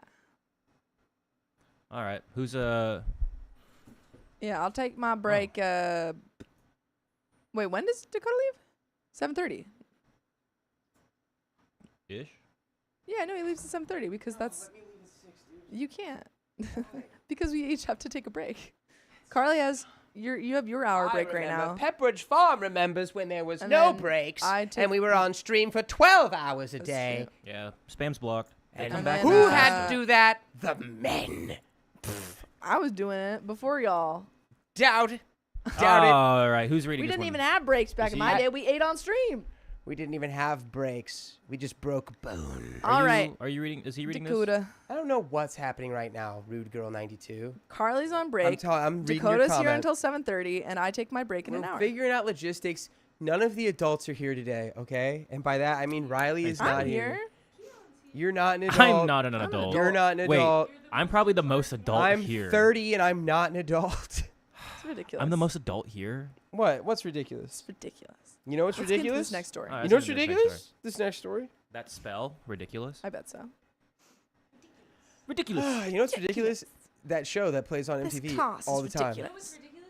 The fact that we didn't even figure out that anything from the trolley, that's your dessert card. Huh?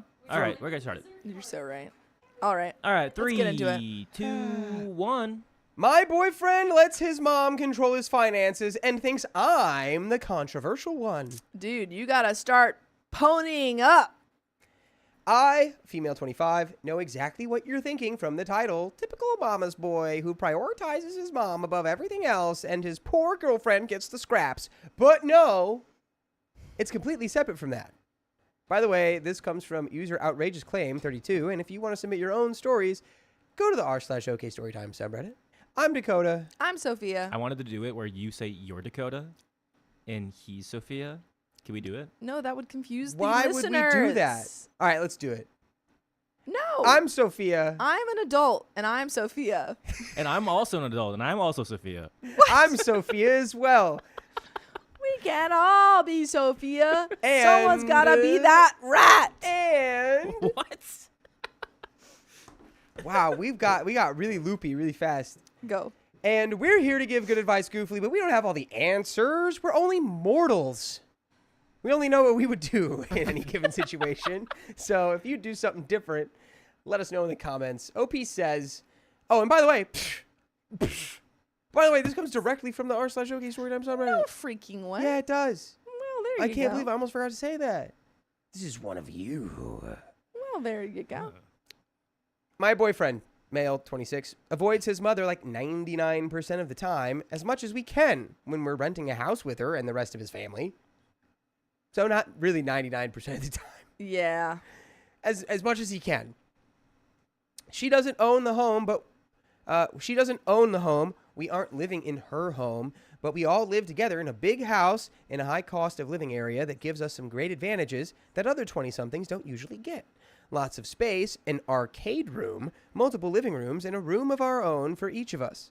The problem is that he's extremely tied to his mother in every way other than socially.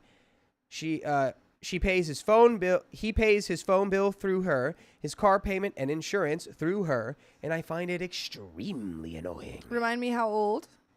26. Okay. So I will say he's like, that's like the cusp of where, you need to start doing your switch over into like all your own stuff. Yeah. I feel like in the range of 23 to 26 is when you start getting your own phone bill and your own, like, that's where you start moving out. That's not for everyone. It's different. But I do think like he's on the far end of he needs to start doing his own stuff. The thing is that's weird is that he's paying it all, but it's like attached to his mom. I don't think that's weird. I think that's it's like, what's going on. I don't think that's weird. Well, just Okay. well, if If you can he's already paying? pay for it, why don't you just have it in your own name? The family plan. Did you? Okay. Is that not crazy? Isn't What that do the you mean? opposite of what you just said, though? What? That you need to start separating? Yeah. But you were saying, But then I you're think like, that's not weird. I don't think it's weird. But it's like, why wouldn't you? I've had my parents help me with stuff when I was like flat broke. I couldn't pay for anything. But once I could pay for my own stuff, I'm not going to dig this hole for myself right now. Yeah, I don't think that's weird, but I also... I love it. Thank you, parents, for everything you've done for me ever. I'm never going to be able to make it up to you other than by being a good person. I don't think that's the opposite of what I'm saying. My point is like usually around 26 is when you start getting off of your family stuff, but I don't think it's that crazy to want to stay on it for a while because you get benefits. I don't think that's opposite. I don't know. If we need to find his insurance information, we have to ask her. It's like she dangles the information around, deciding if we are worthy of getting the information we need, and even then, she wants to submit the info herself instead of giving it to us. She holds on to his birth certificate and has to ask for copies, despite the fact we have our own files that I keep meticulous records in. This year, for my birthday, he co-signed on my new car to get me a lower monthly payment, something I love, and he offered to do for me for my birthday. In order to finalize some documents, we had to attach my car insurance information.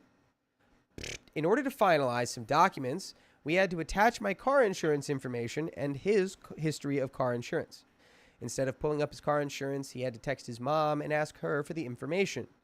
I sat there with my documents in my hand, waiting for his mother to decide whether or not he could have the information he needed. And she ultimately decided not to give him his insurance information because it's my car and he shouldn't need to show anything. And see, now here's the issue. She's not giving him information he needs, even though he's paying for things. Right. Mommy, That's why mommy, I'm saying it's like, Yeah. what? What's my social security number? You need to be able to have this stuff. Yeah. It's like, but does also suck that your mom like doesn't want to actively like help you out with that. Yeah. I don't know, like, because your mom's like sabotaging you because she's like, I don't think you should be co-signing for that. yeah, I It's like, don't think well, it's that crazy for him to have some things in his mom's name still, because 26 is, again, around the age when you start making that transition. But I do think it's crazy that she's not giving it to him at all when he's paying for that. This is And I think when crazy. you start seeing a parent doing that, then it's like, okay, yeah, it's time to separate that stuff because she's actively hindering my life. Yeah, and it's like a life skill. It's like, Yeah. dude, do you know how to call your insurance agency and like get information? No, he's asked his mom first. I guarantee you, OP is like, oh, could I give you a kiss, buddy, in my love? And he goes, let me ask my mom first. She said no. Mommy, can my girlfriend give me a kiss, please? Anywho. Ooh. Oh, look at talking. Sophia. She went to talking. Oxford University, English department. Oh my gosh, they have Oxes and Fords there? That's cool. Ford. We go Ox. fast and slow. Ford Docs. Those are my favorite cookies.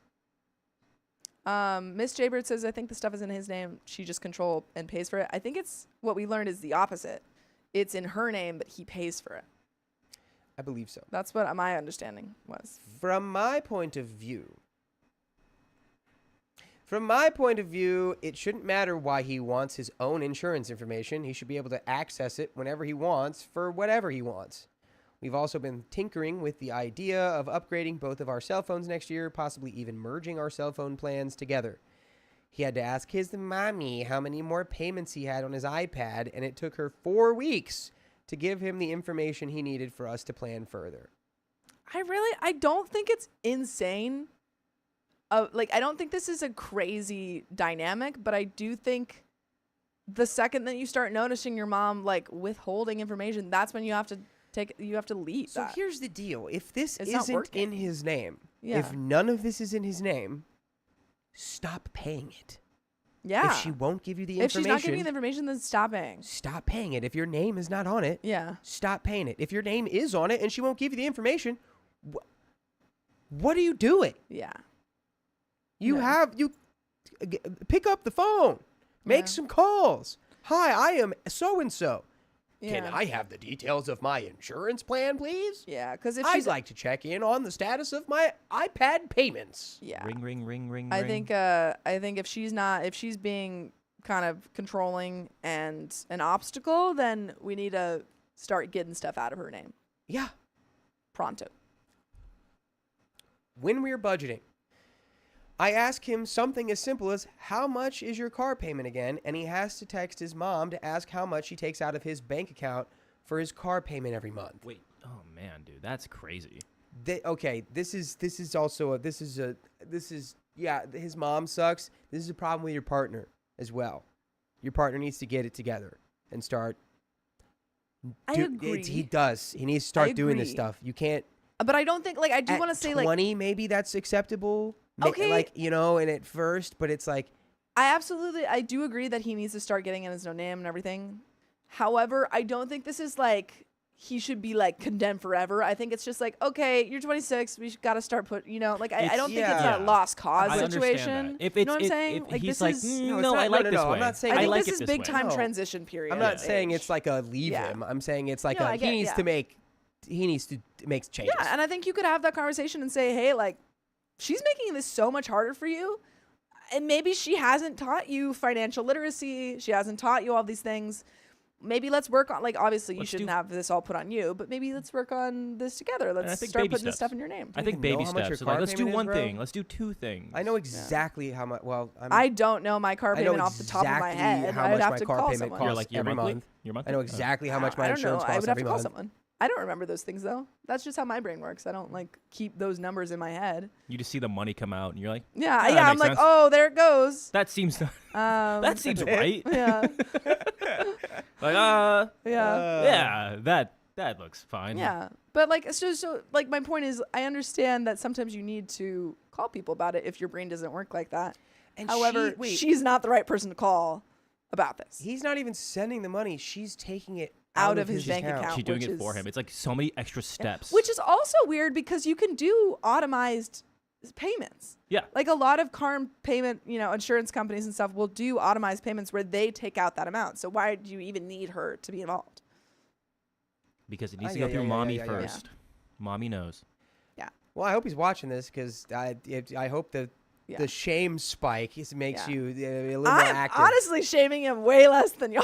But you're come shaming on. him a little too. I mean, unless there's like a conversation between OP and the boy, and he's like, OP's like, hey, you can do this by yourself, right? Like, let's do baby steps. Like, you don't need to go through your mom. And then if he literally says, he shuts it all down and says, no, I want mommy to do it. Yeah, That's different it. story. Then that's different. If That's it was just different like story. maybe he just got accustomed to it. To be clear, I don't think he's insalvageable. I'm just trying to cold water to the face, brother. You need to be able to pay your own bills. I think he just needs a cold splash. Especially because you can pay your own bills. You have the money.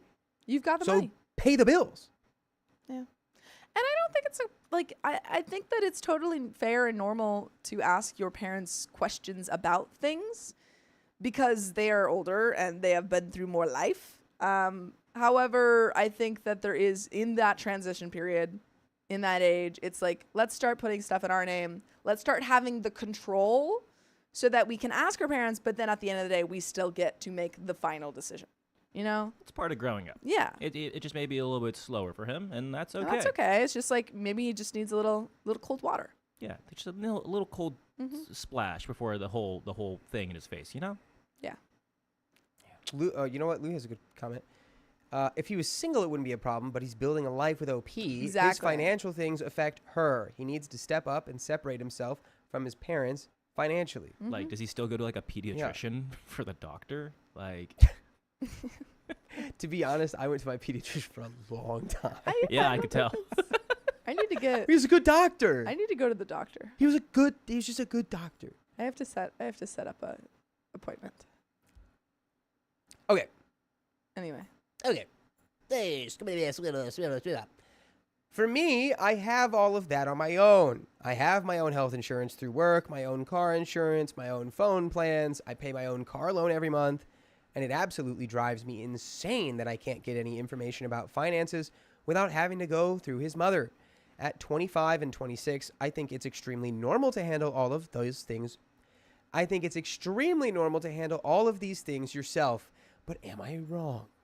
I don't know if I'm annoyed because I'm extremely independent and have been since I was around 13, or if this is something that is actually just not normal and really annoying. There are no other signs of mama's boy. He never brings her around on our dates or ever really wants her around at all. He seems just as annoyed about this stuff as I do. But to me, if he were really annoyed, he'd put a stop to it, and he hasn't. Any advice would be appreciated. First advice would be like, have you talked to him about why he does this? Like, why does he choose this? I think probably he thinks just it's doesn't normal. realize. Yeah, he probably thinks it's. I'm on the same boat as Sophia. I think we're giving him too much of a hard time. I think he's 26. That's not that No. old. I don't when think you're 20 wanting to co-sign on a insurance thing with your partner and your mommy says, "Nuh-uh, you can't do that" at 26. But I think And you're like, not got- immediately like, oh, you're just like, oh, well, I guess I can't. I think he got parentified into that. I think he just like his mom probably's like, that's okay. Like, I can do this. I like to see your funds. And I yeah. think he was like, I don't see anything wrong with that, I guess, because my mom said it was okay. Yeah, I think people have different kind of timelines on independence, and it's clearly OP is very independent, which is great. And I think he's kind of probably maybe gone a little bit slower, probably got into this relationship, and OP is bringing up these things about independence, and he's like, oh wait, I didn't know that was an option. And I think that it to be clear, I'm not saying that he shouldn't be doing this. I'm just saying that like there is this transition period, and I think OP can bring this conversation up and say, hey, like, did you know that you're like, it's not okay that your mom's doing this? And don't Like, do we it should for him. probably get this out of your into your name. Yeah, don't replace his mom.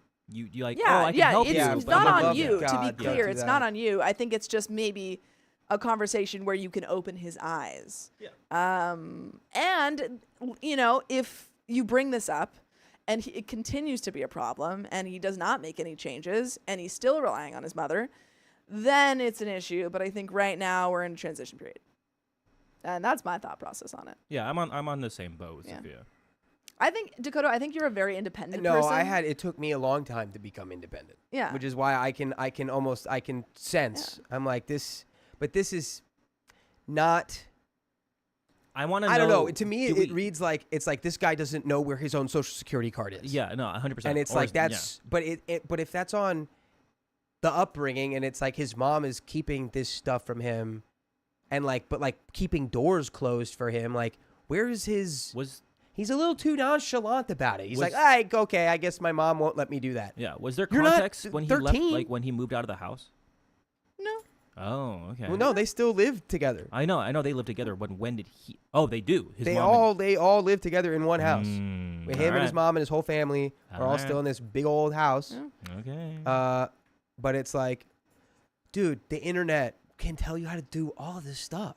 Yeah. It's like you could take I think he just needs a proactive little bit of steps to be like, wake up. how do I get my own bank account? There was a comment being like, you don't know what you don't know, which is true.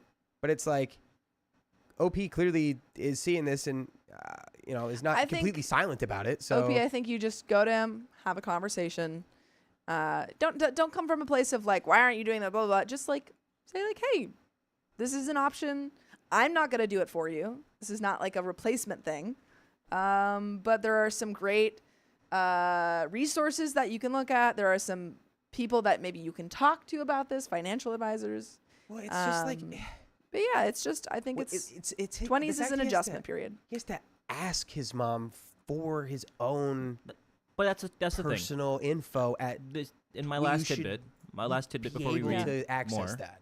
is that's your 20s. Yeah, You like even if it's early, mid, late, I agree. that's when you start learning like just life. I Yeah, mean, it's like, yes, you're oh, I teenager. have to do this I on don't my know, own. dog. Oh, my mom's done this for me my whole life. Oh, now I gotta do it. Yeah, I'll say for me, health insurance, that was a big one that I yeah, didn't it's a big take care one. of But again, until, it's all until I different. was kicked off and I had to figure it out. Yeah. Exactly. Ca- Well, Carly that's the isn't thing. there- It's like that's yeah. at 26. And my Health mom insurance helped is me. when you have This to. guy's mom's not helping him. Yeah. She's like sabotaging.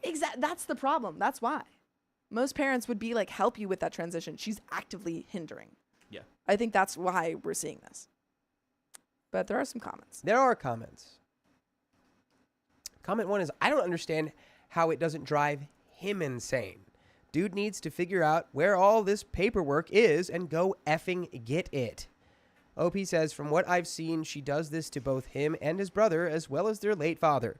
I think they all just think it's normal, and I don't know how to convince them that it's not. Yeah. Well, what do you... He shouldn't... Again, he wanted to co-sign on your insurance, the mom. and now he can't. So Yeah. again, it's the thing where like the mom literally does everything for all the guys, and that shouldn't be the case, but she does. Is this a thing where it's like if you go against her, she's going to kick you out? We don't know. Again, Well, guess what? Get out of there then. Yeah. Be free. Don't live on your knees. Be Yeah. free. I think yeah. Comment 2. Now that he's 26, he needs to remove his mother's access to his bank account. He can write her a check for his share of the rent and utility costs. Get his own car insurance. At 25, the higher rate just because he's a male under 25 goes away. So the reason to stay with parents' insurance goes away. If she won't give him access to his birth certificate, just order a new copy online. Same with the Social Security cards. Present it as, we are talking about joining our finances, but having your mother keep the ability to see and access bills and bank accounts is a deal breaker. I honestly didn't know that you could order your birth certificate again. Yes. That's news to me. It's a government form. Dang. Well, there you go. If you don't have it, just order it again. I thought you Yeah, but just you had have to keep. you have to know other identifying information about yourself, though. like your That's the social thing. security It's like, number. and if he doesn't have that, Yeah. like, He's done. Yeah. he can be financially entangled with his mom or with you, but not both. Once you secure his cooperation, since this seems to be more out of habit and convenience, you will probably need to help him develop a budget so that bills don't get missed or paid late, because he hasn't had to do this yet. Do not commingle your money until after he has shown that he has learned to do this independently. Woo. And we just got $100 from Anonymous. People who walk into businesses 2 minutes Oh. before closing frustrates me. Glad to be home with my fave people on live. Thank you. Thank you, Anonymous. We We'll appreciate spin you. the wheel right after this story. Comment 3. He is correct. That's how she is, but he's also allowing her to control his money. With minimal effort, he can easily get his birth certificate without his mother's consent, open his own bank account and block her access, get his own phone, insurance, and make his own car payment. If he doesn't do that, then you are going to want to get yourself out of that situation because he is a mama's boy. and he will not take control of his life or finances while she is alive. He can break away from her, he just isn't. Since you live with him and you have combined your income with his, you are also tied to her. This dynamic will never change, ever. You have to decide if you want this woman controlling your life, because right now she does, by your own admission. Thankfully, everything of yours you pay for yourself. And whatever you do, don't have kids with. Well, okay, we're going a little too far. See that? I think that's too far. This is I too feel far like right now. He's 26. It's I don't still think he's a lost fixable. cause. It's addressable. Yeah. He's paying for it. It's not like he's not paying for all of his own stuff. And there's an update. I think that maybe we should hit that wheel spin now during the update. Okay, do you want to hit the wheel? Is that all right? Just Do it. before we get into that update. We can do it. For Anonymous. And here is the wheel. We are spinning the wheel for Anonymous. Here we go. We spin the wheel. We spin the wheel. We dance with the wheel. Ooh. 50 big ones on the board. 50 schmackaroos. 50 Thank you, brand new Anonymous. We got a lot of baby-ronies. babies this time. Baby-rooshki. But we can get into that update. Here's an update 8 days later. Ooh. Today, he told me he'll be getting a new phone, but that his mom handled it for him while he was at work. Oh. I've been rooting for you, dude. Just get a secretary, dog. What are Yeah. you doing? She called him during one of his busiest hours and asked him a bunch of rapid-fire questions, ones that he answered without paying much attention. His job is very physical, so he likely had an earpiece in and listened to her that way. It ended with him getting a new phone without having to trade his phone in. When I asked how that was possible, he said, apparently it was the only way to get my new phone without me having to open my own separate phone plan. No, you are right there. You guys literally want to That's what I'm have your own saying, phone dude. plan together. This guy's trying to hang out in Club Baby. You have to can't. have He's a 26. very serious conversation with your boyfriend now. Because, yeah, got to have that conversation. I thought this was perfect. What a great way to bring up this tough conversation organically. Beautiful. I said, what's wrong with opening your own phone plan? And he just shrugged. So I brought the whole thing up. I can't say exactly what I said because it was word vomit on my part. But eventually, as I was saying all of this, he said, okay, I don't want to talk about this anymore. No. So I told him we can't just ignore this. And he said it wasn't a big deal. After a bit of silence, he said, I didn't know that talking to you would be so controversial. Dude, come on. See, now this is a problem. That's controversial. Telling your partner, like, hey, you know, you can do things on your own, right? Yeah. What else did you say? Like I said, I kind of called it. I was like, unless if he says, unless I don't it- want to do yes. it, which Different sounds like. problem. It sounds like he Yes. doesn't want to do it. I was rooting for you, dude. Oh, baby. And Pattis, thank you for the 105. Who said more time? Who said more LOL? time? You did. And that's another wheel spin and another 30 minutes. And damn, we got 2 wheel spins. Whitney with another 105. Right behind her with a 105. An exact. Did you guys plan That's that? right. I knew that was happening. I knew it was happening. I knew it was happening. Pattis, and there was no message from Whitney, but thank you. We'll hit your 2 wheel spins after this Let's story. continue. I tried to stay on track, looking at this as a whole. He said that either way, he'd been tied to his mom's account by having to pay off his iPhone through her. That no matter what, it would have been a while before he was detached, so what's one more thing? I asked, okay, but when does that end? Don't you think it's weird that you can't even tell me how much your bills are? That everything is through her?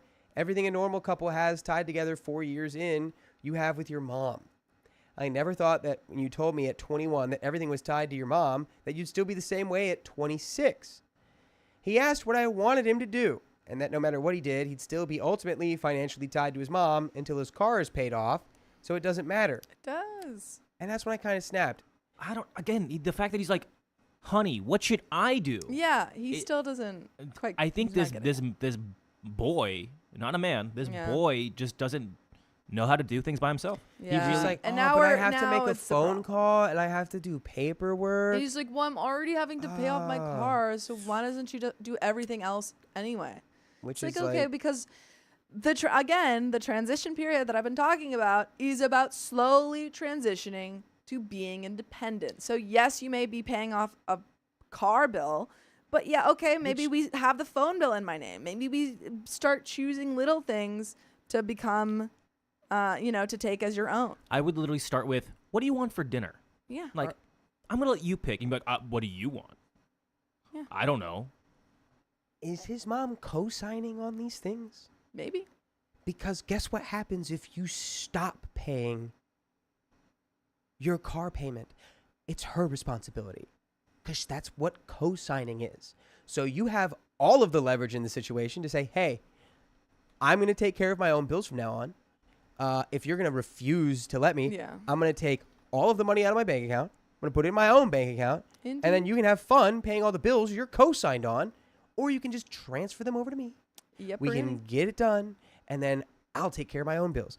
But he just straight up, that is the last thing on earth he actually wants to do. And Caitlin Von Kampen, thank you for the $50. We need more time. And don't you worry, we got that more time. Yeah, don't worry. It says 3 hours down there. You're not even here for 3 Nobody hours. even knows. It says 3 hours. Dakota's not even here late tonight. He going loopy already. Okay. OP said. And that's when I kind of snapped. I said, and don't you think it's weird she keeps calling you while you're at work and then you end up locked in long-term contracts with her? Is she doing this on purpose? And he said, I mean, probably, yeah. So I asked him why he doesn't see a problem with it. And he said he's just nonchalant about it. Come on, dude. Just a chill guy. I'm just a chiller, dude. I'm Come just so chill, dude. At this point, it feels like he is truly not seeing the problem. I feel incredibly frustrated and angry that he just lets her do this. It's like he likes it, which makes no sense to me. By the way, it makes perfect sense that you can listen to full episodes with stories just like this on Spotify, iHeartRadio, Apple Podcasts, wherever you listen to podcasts. Just search OK Storytime, and you can listen to the full archive. Do it. Wowzers. Well, Vanessa C says, I listen to you guys every day on Spotify. Thank you. Oh, Well, very welcome nice. to the live. You listen to the CTA. We appreciate you. Have you guys listened to yourselves on Spotify, by the way? No. No. I did it the other day, and I was like, whoa, I sound like that? I don't ever want to listen to my own voice. No, yeah, it was like, I don't know if I like that. Yeah, it's I should have to more. Yeah, it sounds like how I sound, but it sounds like me. It sounds. Yeah, I think now we've gone into this is an issue territory because now you brought up the problem and he still doesn't get it. And he also doesn't even want to talk about it. And that is an issue. Because you got to talk about it. I just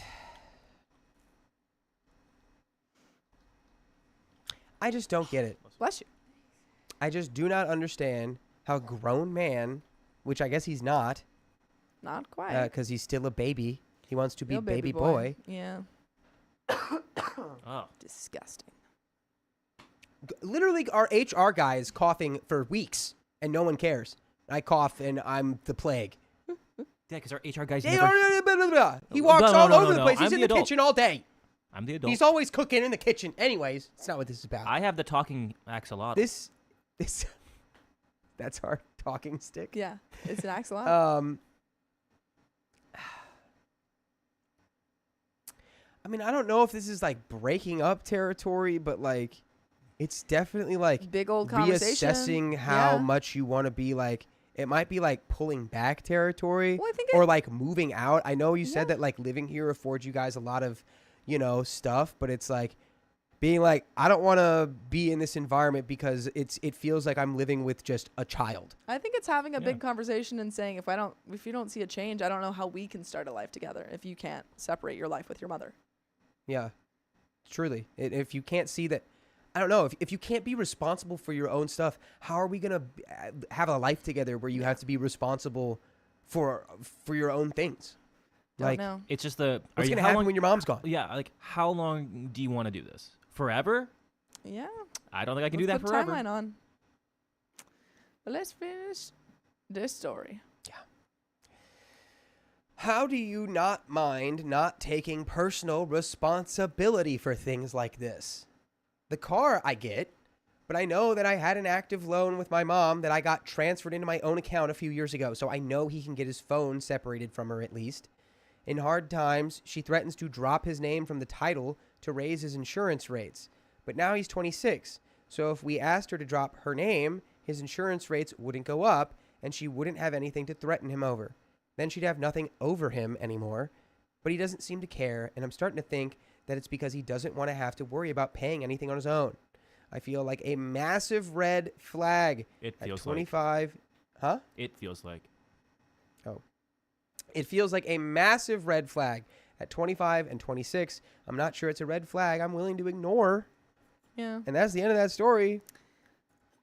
I think, yeah, if the conversations don't work, then you got to reassess. Because guess what? When he's done, because it seems like if he's not going to do it on his own, and like I said earlier, if he's not going to do it on his own, he's going to transfer that, I guess. To you. Yeah, that transfer And that's that not okay. responsibility to you. You're not his mom. You're not his secretary. His mom shouldn't even be his secretary, but Nope. He should be his own man. But that's the end of that story, folks. And we got 2 wheel spins and some donos that we're going to get into right now. Let's spin them up, folks. Pattis, thanks again for that 105. Who said more time? LOL. Ice, ice, ice, ice. We got the ice. We got the ice. Patisse.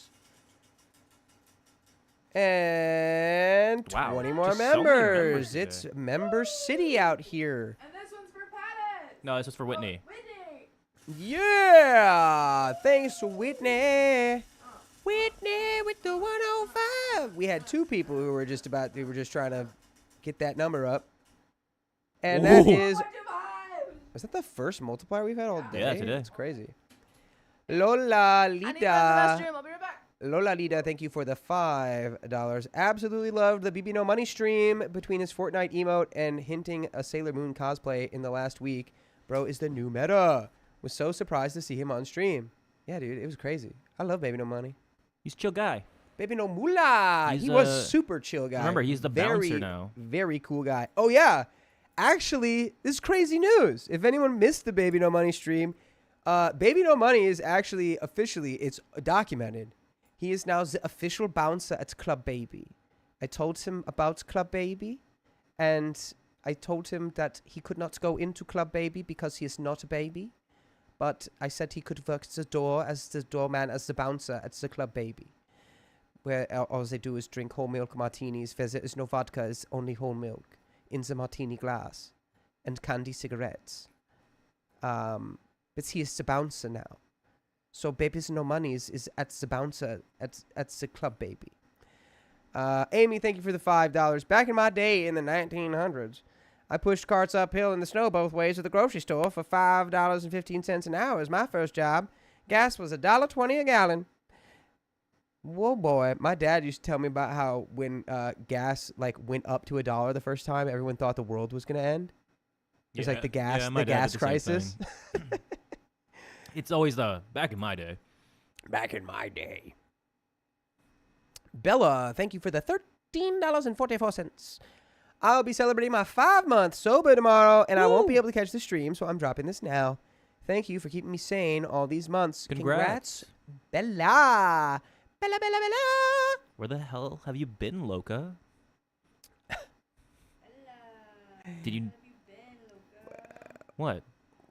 Why do I not know where that's from? You do know where it's from. Why do I not know, though? Well, chat, you can roast him for not knowing. You nicknamed my daughter after the Loch Ness Monster? Nope. Also, SCZ says, I liked Baby No Money's takes. It's like, I did too. His takes were very thoughtful. He had great takes. Whitney Anderson, thanks for the $2. I hate to say this, Coda, but you need to rest. Whoa! Oh, yeah, I do. And Hannah just came in with $78 with no message. The classic, the shush. And you imprinted on my daughter? Mogged on. Oh, that? Oh. That nightmare doll. Why should I know that? I've watched that movie one time when I was 13. Oh, that should be in your brain forever. It's ingrained in my brain forever. Thank you. That's another 30. For breakfast, we'll... What's up, DeBecky? Yeah, for breakfast we'll do something cool like a bar of chocolate. Maybe for lunch we have a cigarette. Texas. What up, Nick? Texas Tart, thanks for $2. Where's our resident chaos demon? I don't know. She's probably with at the a football boys. game. There are Um, anonymous. Go Birds. Anonymous. We can roast him. He needs to be cooked a little bit. He needs to be roasted. I don't Cook 'em know, up. man. Don't roast me. Yeah. Lola Lita, thank you for the $2. It was cute to see Dakota be toned down in front of Bibby. I guess I probably, who Probably knows? is I 'cause don't he's know. sick. He was I probably a was. little nervous. I was a little nervy. Trish There was a 21, lot going on that morning. Thank you for the 5 memberships. And Purple Axolotl, thank you for the 2 memberships. Appreciate ya.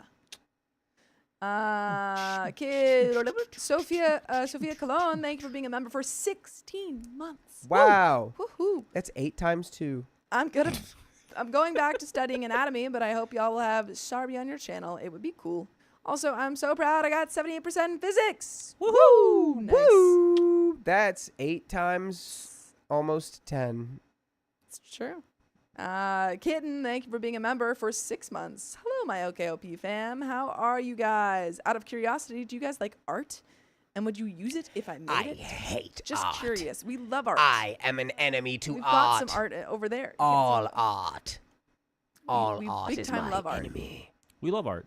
We love art. Yeah, no, I like art. I like art. I like art, man. I like art. Thanks, Allie. Look, even Allie's like, yeah, Dakota seems sick today. No trolling him. Whoa. Did we get 30 more minutes? Just a little We bit. did. Yes, we did. And Oh, Pattis, thank you for the $100. Just Brah. cuz. should we do another spin for that? Sure. We can do it after the story. We can do it after the story. Okay. Do it now. No, we do it after. Fine, we'll do it later. Okay. And I will Did get I that read 20 that members story? in this next story. Yeah, you You just did? read. Oh, okay. Someone just asked, who was it? Bum. Sick. It was on TikTok. Y'all It was did that. Sci-Fi Sky. Cool. I went and Dakota threw it perfectly into my Sci-Fi hand. Sky asked us, are these Am I the A-hole stories or just any stories you guys like? Well, those were the story we just read was from our From subreddit our on Reddit subreddit. r/OK Storytime. We do Yeah. read stuff from all kinds of different subreddits. All kinds. A lot of AITH, sorry, Reddit. stories. You know, usually stories where it's like, Oh, look, hey, she's gonna am I join. right? Am I wrong? What's your take? Yeah. We try not to read Join. stories that are just like rants, essentially, Yeah. because there's very little to add at that point. Go on and join. Join the Discord while you're Indeed. at it. It's a fun time. Yeah, And that's I right. think after this story, You want your pho? Yeah. I would love my fun. Okay. All right. Let's All do it. right. 3, 2, 1. My mother-in-law mocked our marriage. Now I want her nowhere near our future kids. Mocked to blocked. That was a alliteration in that title. For context, I, 27 female, moved to another country completely alone last year and met my now husband, 25 male, shortly after. We were immediately inseparable, and while I was excited to meet his mom, she was traveling quite a bit at the time. We ended up meeting about 6 months into dating. By the way, this comes from Broad Initiative 965, and if you want to submit your own stories, go to the r/OK Storytime subreddit. I'm Sophia. I'm Dakota. And I'm Keon. And we're here to give good advice goofily, but we don't have all the answers. We only know what we'd do, so let us know what you would do in the comments. And OP says, we decided on dinner at hers, and it was a nightmare. Dang. I was ecstatic to meet her, but she spent the entire dinner grilling him for choosing this over his possible career in boxing. What? What? What? And saying he would get shot during our planned trip to my home country. What? What? We ended Well, up were cutting. you going back to the States? We ended up cutting the dinner short after sitting through almost an hour of comments like these. Fast forward to our trip. We decided to elope since neither side of our family was in a financial position to travel for a wedding, and his mother literally refuses to get on a plane. We figured eloping would reduce any possible drama. The ceremony was just my husband, myself, and the officiant. We avoided making any posts until all immediate family was informed. My family welcomed my husband with open arms, and his family handled it well too. I felt loved and welcomed by everyone except his mother. Upon returning home, she asked if we could come over to spend time with the family. I wasn't a fan of this idea, considering how the dinner had gone, but I pushed myself to go, hoping for the best. It was horrible. While everyone else was excited to hear about the trip and ceremony, she had something else in mind. So I must ask, she goes, are you pregnant? No, I respond with a confused look. Oh, okay, well, I'll let the family know that you guys married because you actually love each other. She then asked if she could be the one to announce our marriage on social media, to which my sister-in-law immediately stepped in, saying, no, let them announce it themselves. I was speechless. $100 trillion on her announcing your wedding on her own. I think she's gonna do it anyway. We left shortly after, and I told my husband about it since he had been talking to his sister and completely missed what his mother had said. Once I told him, he apologized profusely.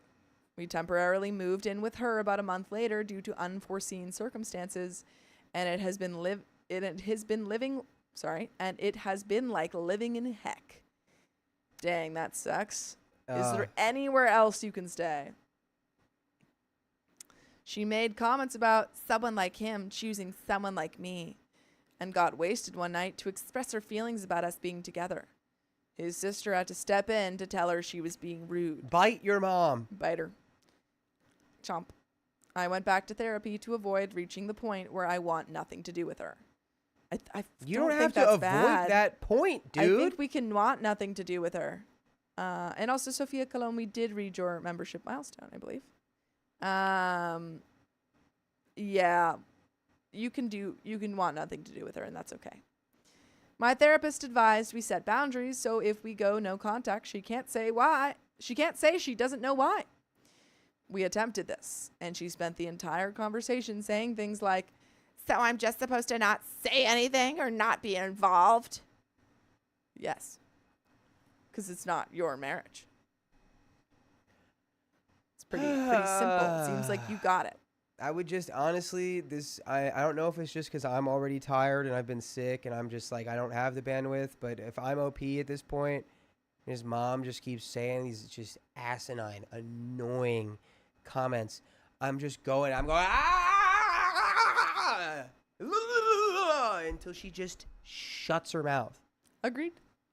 When I made it clear our marriage decisions were none of her concern, she responded, if you're this upset about my behavior, then I'm worried about how it's going to be when you meet the rest of the family. Everyone else has been great. It's literally just her. That's what you should say. You'd be like, everyone else is great. You are the problem. I would like to spit on you.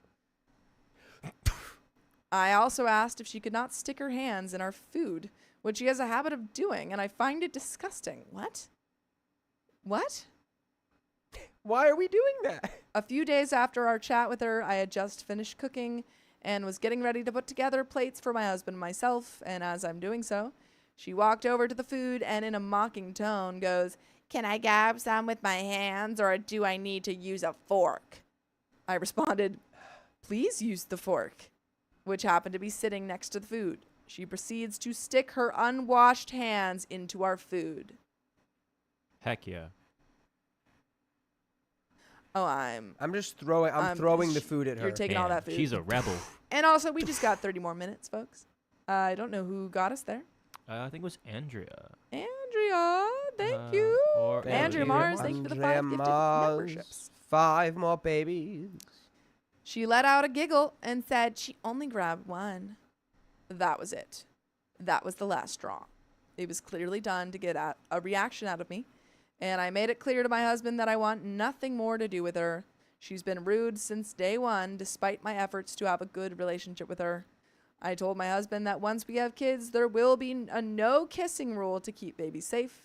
And I don't feel she would respect this given her behavior. Yeah, she'd probably jam her unwashed hands all over the baby. Yeah, she'd be like, well, I'm not supposed to touch the baby. She'd be like, I'm going to go into the septic tank, and then I'll take the baby in there and kiss it. Yeah. I don't want her to have anything to do with our future kids, given her lack of respect for boundaries. We decided to look for another place to stay rather than see her every day. Smart. Get out of there. Yep. You hate her. Get out It's of there. time. There is an update, but literally just get out of there. Cut contact. And to be clear, if your hands are washed and clean, they can touch food. Yeah. But if you're just got your filthy unwashed mitts shoved into the food, Gross. what is wrong with you? I also Brody. personally think it depends on what food too. She sees soup. Yeah. She's like, ladle. just takes a handful with her hand. Yeah. Oh that's wow, weird. our listeners are gonna hate that. Well, too bad. I'm the vacuum cleaner robot from Teletubbies. Okay, What? that's the noise that it I'm used to pretty make. sure it makes a funnier sound than what you did. I think it. But we have an update. Regardless, I thought that's what I sounded like. Okay, someone double check me. That'll be posted on the Discord any minute now. Well, crap. Finally hit the fan yesterday. And my husband was finally able to see her true colors. Has he not been on the same page as you? She's the color blue. Since meeting her, she's always made nasty comments or given me dirty looks when my husband wasn't around. Then she tried to hug me and tell him how lucky he is to have someone as amazing as me whenever he entered the room. It was like something out of a movie. When I'd tell my husband about this, he'd say, "What? Mom literally loves you. Do you see how much she brags about you? You're falling for it, dude." I don't blame him because she could have won an Oscar for playing the world's fakest witch. It's been months of me mentioning these things while he'd catch glimpses here and there. He hadn't witnessed the extremes I'd been dealing with until yesterday. I'd been praying everything would come to light so he could see how monstrous his mother truly is. I felt like I was starting to sound insane. I knew my husband believed me, but maybe thought I was exaggerating from being uncomfortable. But I'm no stranger to being out of my comfort zone. I've solo traveled the world, so being in a house with a 50-something-year-old woman would be a walk in the park if she were normal. My husband and she had a chat yesterday, mostly her venting about wanting to focus on herself and her artwork now that her kids are adults. Her hobbies are watching TikTok videos and making artwork out of garbage. Well, that could be cool, but Sure. I don't know. Recycling, I suppose? I think that turning garbage into art is a good way to recycle. Yeah. If it's good art, I mean, I guess that's subjective. But Boy, do we know someone like that. yes, we do. She lives on government assistance and sits at home 24/7, which is why she has time to worry about everyone else's lives. My husband said he thought it was a great idea for her to focus on herself. They talked about how everyone is getting married or engaged. And during this, my husband said how I am his priority and how he's looking forward to building a family with me. Any sane person would have taken this as a newly married man looking forward to having kids with his wife. But she's far from sane. She responds defensively, "Yeah, but don't forget that you have an actual family. Oh, shut up, woman. Leave us alone." To which he responds, "Yeah, of course, that's never going to change, but I also have a wife who is a part of that family now as well." We left the house shortly after as we had a few errands to run and needed to grab lunch. Once we returned, my husband started taking things inside. Before I had a chance to get out of the car, I received a rapid thread of messages from him asking me to stay in the car because he was talking with his mom. This alone was enough to let me know that something was wrong. About 15 to 20 minutes later, he comes out of the house. I could tell he was furious, and given that he is a hands down one of the hardest people to upset, I knew things had gotten bad. He gets into the car and says, "We're moving today. This is ridiculous." We're Something moving happened. today. Start spreading the news. Grabbing your stuff. His mom told him, "We've been extremely disrespectful, especially your wife." He asked what she was talking about, since neither of us have ever said anything rude to her. "Your wife doesn't bother to have conversations with me." To which he explained that I've decided to limit socializing with her since she purposely oversteps boundaries after she mocked me and put her dirty hands in our food after being told no. I told my husband that for my own sanity, I felt it was best not to socialize with her because her actions were clearly intentional. My husband was very supportive since he was starting to see what I'd been bringing up for months. She found it very disrespectful that his new wife wasn't attempting to get to know her. When in reality, I've exhausted every attempt at bonding with her, only to be met with rude comments each time. I pushed myself beyond my limits because I knew my husband would love for us to have a good relationship, but he was seeing she's the source of all the drama. She became increasingly irate, yelling and insisting he tell me to come inside to talk to her. He said no, letting her know we wouldn't have a conversation unless she calmed down and that I've made my decision to keep my distance until we found a place. By the grace of God, we made some calls and found a place within minutes. We went into the house without speaking to her, just packing our things. We dropped our first load at the new house and went back for our second. We walked in to find her calling any family willing to listen, telling them that she doesn't welcome me into the family because we didn't ask for her blessings. Full offense, I don't need approval from someone who has multiple kids, no record of any stable relationship, and who happens to be a self-absorbed, heavy drinker, judgmental witch. She spewed lies about me, my husband, and our marriage right in front of us. We're both fuming, but we know she's hoping for a reaction, and we're not giving her the satisfaction. We finish packing the car with our things, and he apologizes to me, letting me know that he finally sees her true colors. He hands me his phone as we're driving off and asks me to block her on everything and to remove him from all of the family group chats that she's in. I do so, which puts his siblings and family in the chat on alert. Messages start flooding in right away with everyone calling to see if we're okay. We fill them in on the situation and they apologize profusely, letting me know that they not only completely welcome me into the family, but also love having me as a new part of the family. Well, at least everyone else is good. And the mother-in-law, mother-in-law may suck. Good. My head keeps racking with ideas on like how to react to this woman when she's being so just terrible, like obtuse and just in a, like delusional land with all these like, well, OP did blah blah blah blah blah, and it's just like I would just start rotating like I was like the plate in the microwave. I would just be as weird as possible until she's just like, "Oh, what are you doing?" And you go, "I don't know. I'm leaving. Bye." I don't know. You just start doing The Exorcist. Yeah, do anything. They were devastated to hear what we had experienced, but even more upset that I had been subjected to it for months. We returned today to grab the remainder of our things as we were both too mentally and physically exhausted to finish yesterday. We didn't speak a word to her. She apparently made a comment to my husband. What a disappointing outcome that was. Yes, it was. To which he ignored her and continued to pack the car. I would do like the what's like the soccer chant when they clap and go ole ole ole ole ole. I would just be aggressively strange until she just like doesn't know what to do and backs off. She also stood in the doorway watching me as I packed the car. I guess as a way to try to intimidate me, but it really just gave off I belong in a psych ward vibes. And by the way, the vibes you should be giving off are the ones where you listen to full episodes of stories just like this. Just go to Spotify, Apple Podcasts, or iHeartRadio and search up OK Storytime. But there is a little bit left to this story. Any final thoughts? It's like, I don't know. I'm glad you guys are leaving, clearly, and your husband's on your side. That's cool. Mom, as wrestling, Mama says it. Yes, Mom, you are disappointing.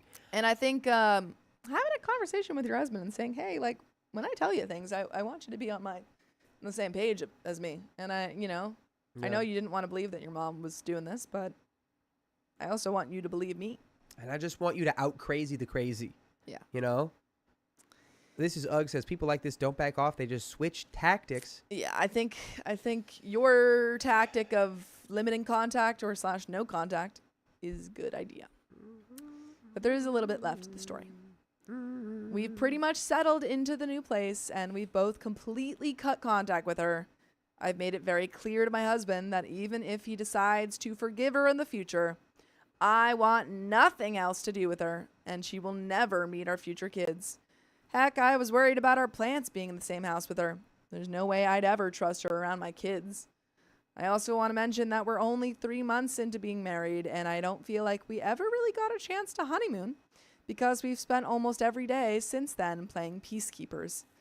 I also found out that she had a falling out with her daughter because of similar reasons, and that she and her partner have also cut contact due to mother-in-law being extremely disrespectful to them.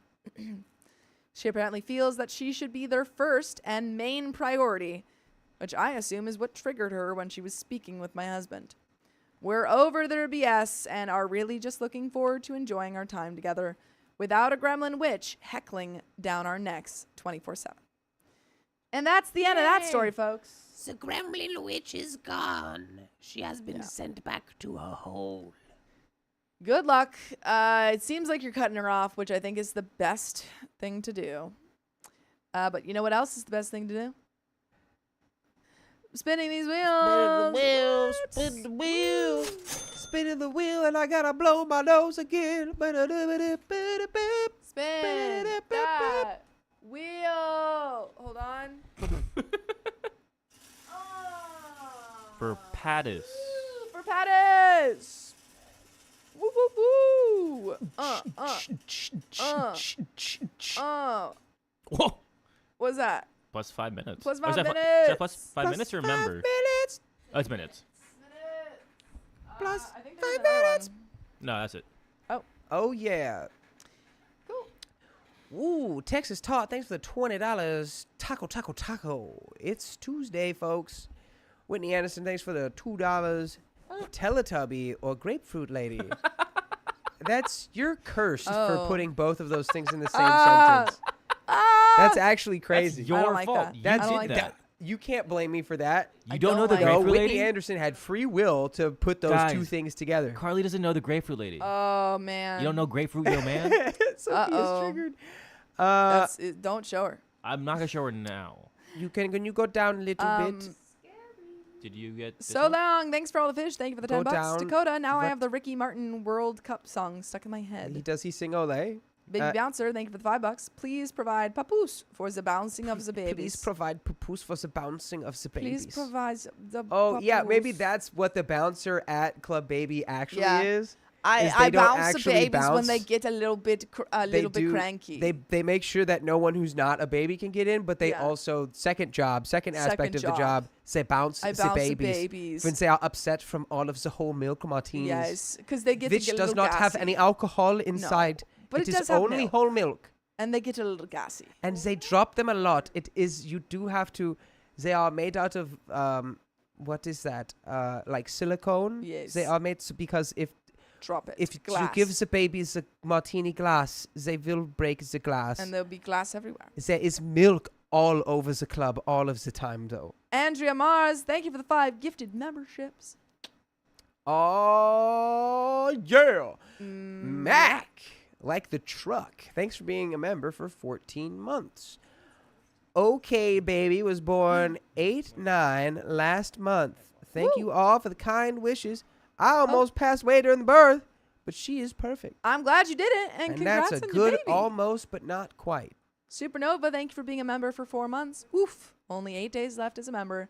I've been hanging out with my turkeys while listening. I hope the OK team shake this bug and all are feeling better ASAP. Yes, please. Yeah. Also, I just saw a comment that says, I don't know if you should give babies whole milk, Dakota. Well, what, are we supposed to give them vodka? No, you give them the milk from the. Well, we can't do that. We don't have breast milk at Club This Baby. isn't Mad Max. This is Club Baby. We're not on the Fury Road. You give them formula martini. This is not. No, can't Club hear you. Baby, they drink whole milk because whole milk is the equivalent to alcohol to children. Listen, if Romulus and Remus can do it, so can we.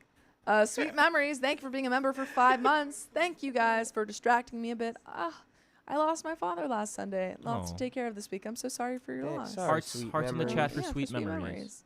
I'm sorry. That's terrible. And Whitney Anderson, thank you for the Stay $5. strong. Super big vibe switch there. Anyone asking, search for grapefruit lady in a No, private browser. no, one don't around. do that. She tells you how to do it. Beware. No. Nobody look that up. I don't think it's. We don't know what it is. No one knows what it I don't think is. it's It no- doesn't I- even exist. It's no longer on YouTube. Don't. Stop no. it, Carly. Don't. No. Look it up later on your own time. This is Ugg said that me doing accents is a neurodivergent stim. Yeah, I hate it. know. Because we all got ADHD. Duh. Doy. Did you like that, I gotta Lou? go blow my Did everyone like my nose. Romulus and Remus reference? I did. But folks, Because they Do you- drank some milk from the bears. I'm Was gonna it go bear eat milk? was a no, wolf. it was a wolf. It was a you wolf? I fool. thought it was a bear. No. We're both upset at you. Lupa. We're both really upset at you. Lupa. Crazy. But we got another story. But I'm also gonna be taking my dinner break. Enjoy your pho. I haven't eaten. Too bad. You'll be eating in an hour and a half. Sophia hates me. No. Yes, she does. Bring me a tissue. Bring me paper towel. You don't know where the paper towels in your house are? She hates me, everybody. You know, I don't even... Can't fix the code. Huh? He's rebelling. Wednesday, Friday, Thursday, Friday. Just 3. No. No, he can't read it like this. Why? My back feels so much better like this.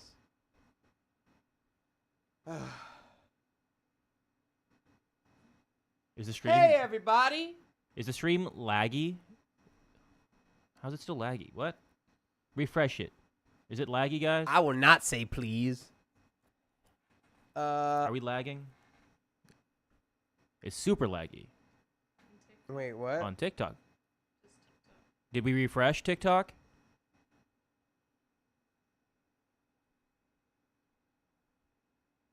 Stop faking RSD. What is that? Isn't that the hormone they put in milk? Yes, still. What laggy. is RSD? What happened to TikTok? YouTube, are we laggy?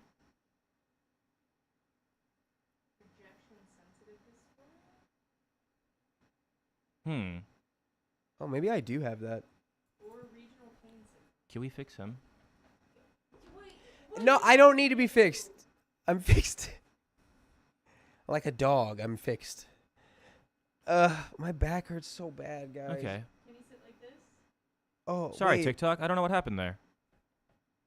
Is she not coming back? She's not. I do. Yeah, interesting. Apologies, TikTok. I don't know what happened. Maybe something's going on behind the scenes over there. Blame it on the Because everything goose. else looks good on our end. Got you feeling loose. Blame it on the tone. Got you in the song. Blame it on the Well, look at substance. that. I fixed it directly to how I would be sitting. Wow. Hi, Carly. Hi. Hi, Carly. You are a little bit smaller than Every him, though. time you do your intro on the producer chair, I I will need fix you it. to say iCarly. And iCarly. I'm Carly, and this is iCarly.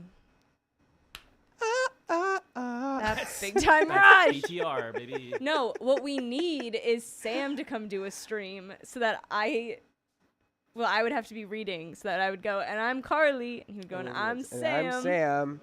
And this and is I'm iCarly. Gibby. And Yeah, that's what was the older Freddie. brother's name? Oh, Nathan? Spencer. Spencer? Nathan is Freddie's real name. Oh. Nathan Cressley.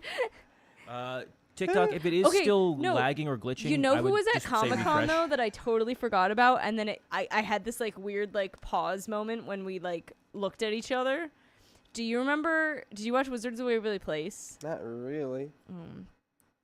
Did you watch Wizards of Waverly Place? I did.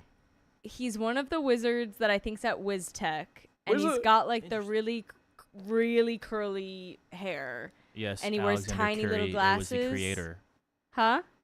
It can't be us either, Desiree. I don't know what's going He's not on. even talking to me. Something's going on. And He's trying to fix TikTok. Rejection I don't sensitive, that's remember. They have a Do you tech. know what I'm They talking work in a about? tech building. No, they go to WizTech. Wiz Tech. It's like the wizard school. But there's this Oh, one Wiz Tech, wizard, right. and I think he was supposed to. Yeah, he was part giant. That one. It's this one wizard, but he's like part giant, but he's like, I think he's supposed to be like the slightly like nerdy wizard. Yeah, it's like stereotype. an apologies TikTok. Don't know what's going on over there. I need to blow my nose. Do you know what I'm talking about so I can remember this person's didn't give name? me I'm the sorry, I'm tissue. doing things, Yeah, but well, what's going on with the giant and No, Wizards it's of Waverly Place? fine. What I happened to need you Jake? to recite what an entire what happened to Jake T. episode. Austin? Is that what we're talking about?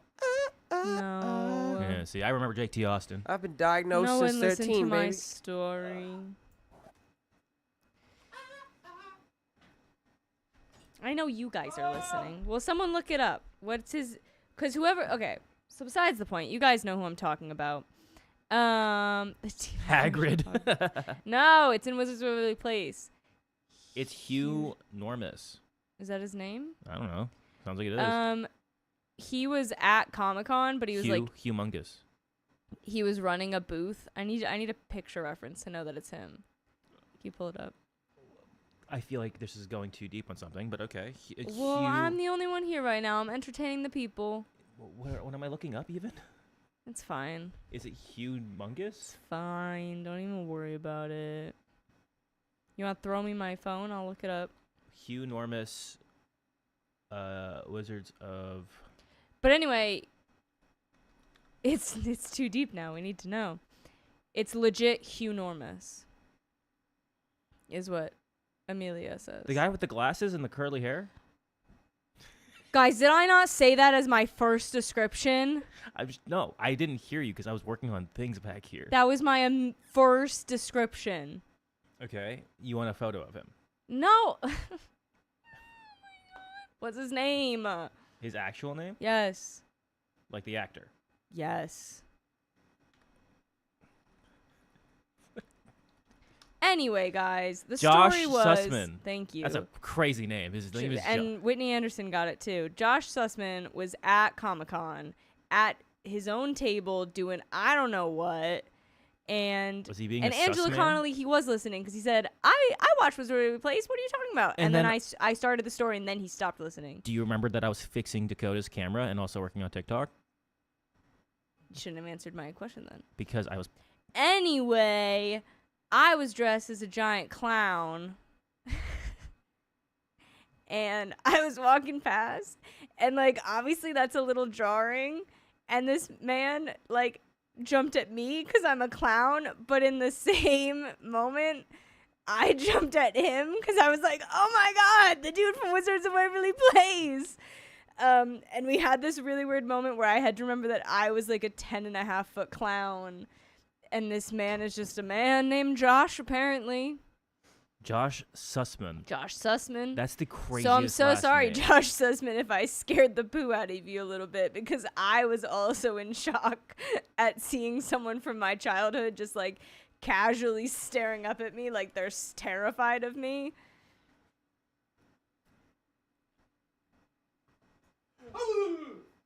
Creative department. Thank you. I'm back. I was That's blowing... my story for you guys. I was blowing your I nose. missed the whole story. We will read more stories, PBDF. Yeah, I don't know. I'll someone think had about to, it. Someone had to blow their nose. I think Texas about it. Tart says, wait, Carly, wouldn't you be normal height and stilts? Ha ha ha ha ha ha. Because she's a little one-inch man. She's a little one-inch man. That's why they had to zoom I'm in a my 1 camera inch- so much. I'm so A tiny. little one-inch man. Guys, I'm only 5'2". Guys, Speaking of being short on stilts, though, they hired another stilt who was very upset that I was taller than him. And fun fact, those are adjustable, so he fully could have just gotten off his stilts and What a made freaking himself taller. dunce. And instead, he just kept being like, like, I just can't believe you're taller than me. And I'd be like, well, I've done this for a while. Was there walk taller. another thing? Was there another dono? Yeah. Can I say? Do we have the next story up? It's actually... Did we get the next episode up? What is it? It's 2589. You could have asked Dakota to come mansplain it to him. Says Whitney Anderson. Surprisingly not Allie saying that. Troll Free Zone, thanks for the $5. How do you make a tissue dance? You put a little boogie in it. I put a large boogie in it. Ew! You You have boogies? What? Oogie Boogie. He went to go blow his nose? Oogie Boogie! And I wash my hands and my face because blowing your nose with a mustache is difficult. Precious Taters, thanks for being a member for 8 months. Loved the Dakota Baby No Money co-host stream. It was the 2025 mashup I didn't know I needed. Same here. I'm glad it went well. I'm glad everyone liked it. I was nervous that it would be whack, and it wasn't at all. It was great. No, you got into it, good vibes. You give out good vibes. Ellie says, ew, no one asked for a play-by-play. He's mansplaining his boogies now, Allie. All right, we are. Allie, you're great.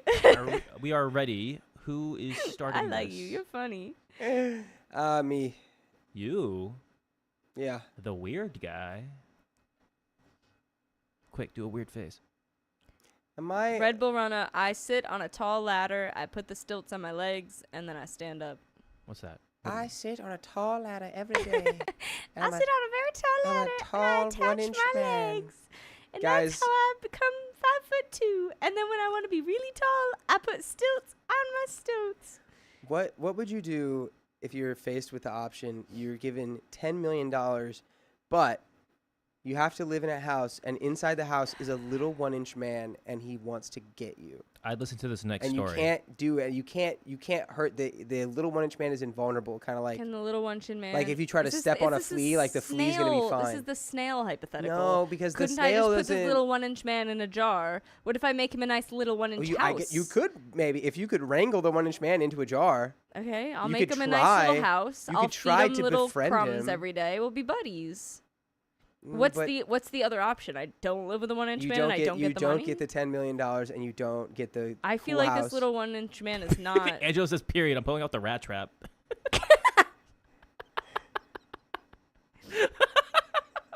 That's wild. I mean, I was trying to be nice. that's honest. Hospitality for this little man, but that works too. All right, we are starting up this next story. Are you ready, Boogie Boy? All right. Boogie Wonderland. I just thought we wanted to maybe think about what we would do given the opportunity to make $10 million, but a little 1-inch man wants to get you, but it's fine. I think we're gonna be friends. Is this the movie The Leprechaun? The what? The horror movie The Leprechaun?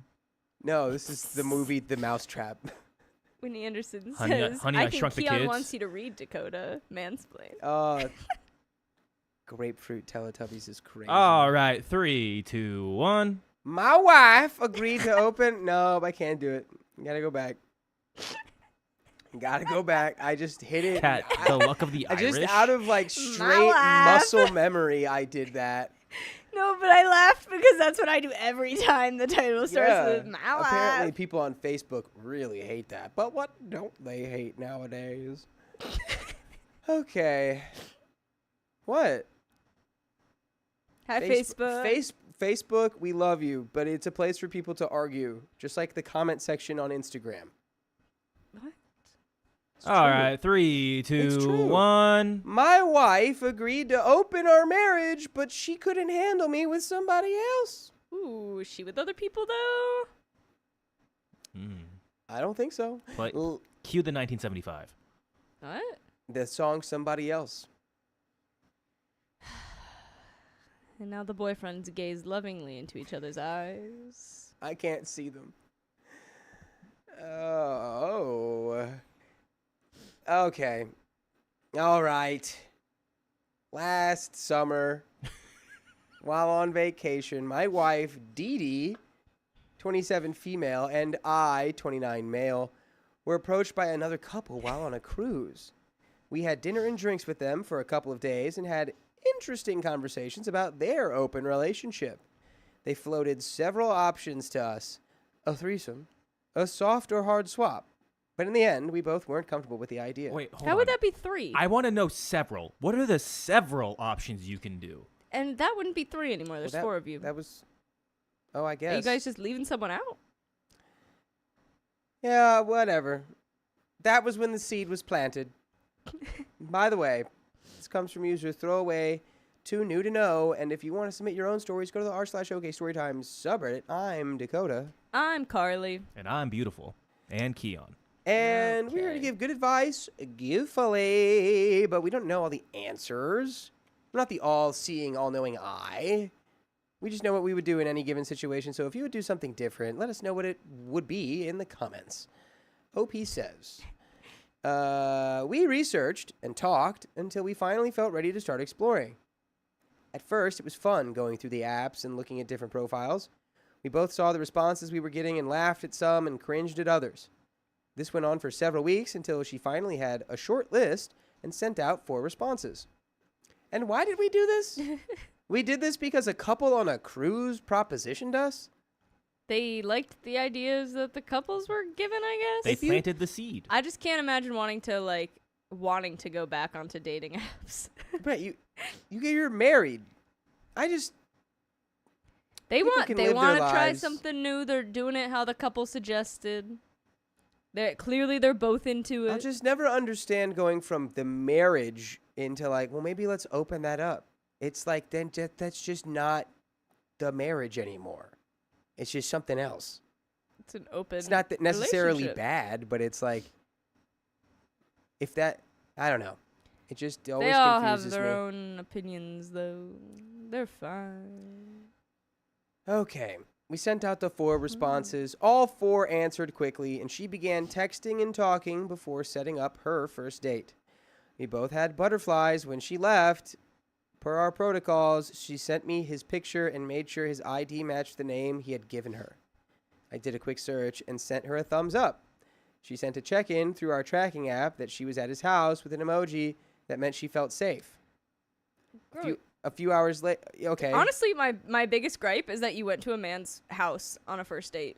That's my biggest gripe. That's so unsafe. I mean, Do yeah. whatever you want, but like, dude, huh? I mean, I guess you got someone watching at home, but Yeah, but what are they going to do? phone in this couch. Yeah, it was. My bad. It was ringing. I was like, wait. A few hours later, I got a notice she was mobile and a text she was on her way home. She came home bouncing and giggling through the front door. I bet she was doing that there as well. She had brought me a pastry home, and while I ate that, she showered. Then I got to experience reclamation spicy sleep with her, and she brought with it some awesome energy and passion. She said, What the fuck is that? She said, I slept with another man. I got you a little toaster strudel. I'm going to go shower, and then I'm going to show you what he showed me. Reclamation? Yeah.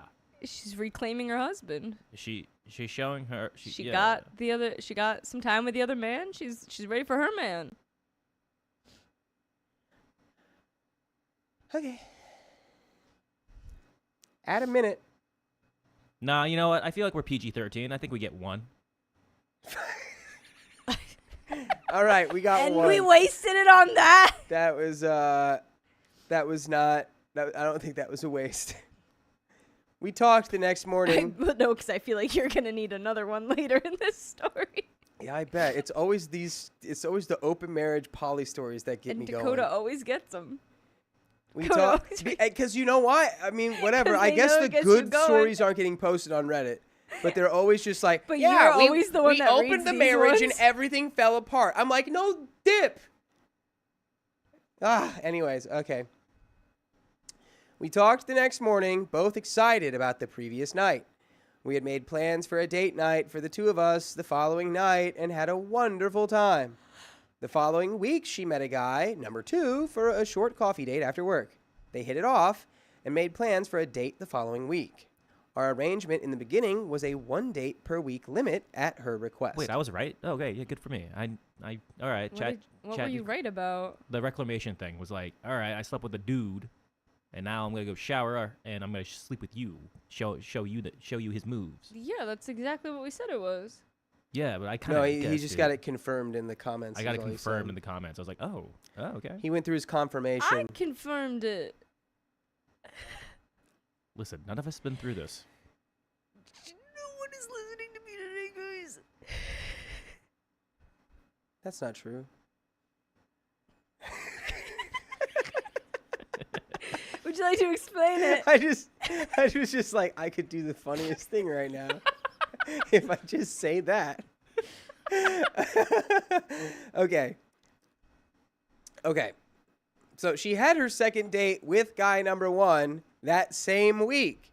But I said the coffee date couldn't count as a date since it was basically just a meet and greet. Yeah. The second date with guy number 1 went well, and I got another dose of emotional energy afterwards. Okay.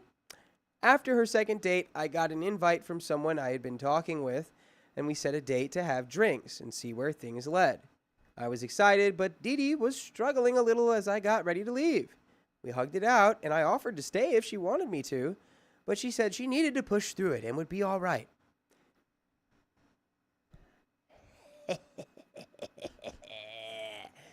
This is where it gets stupid. I can tell.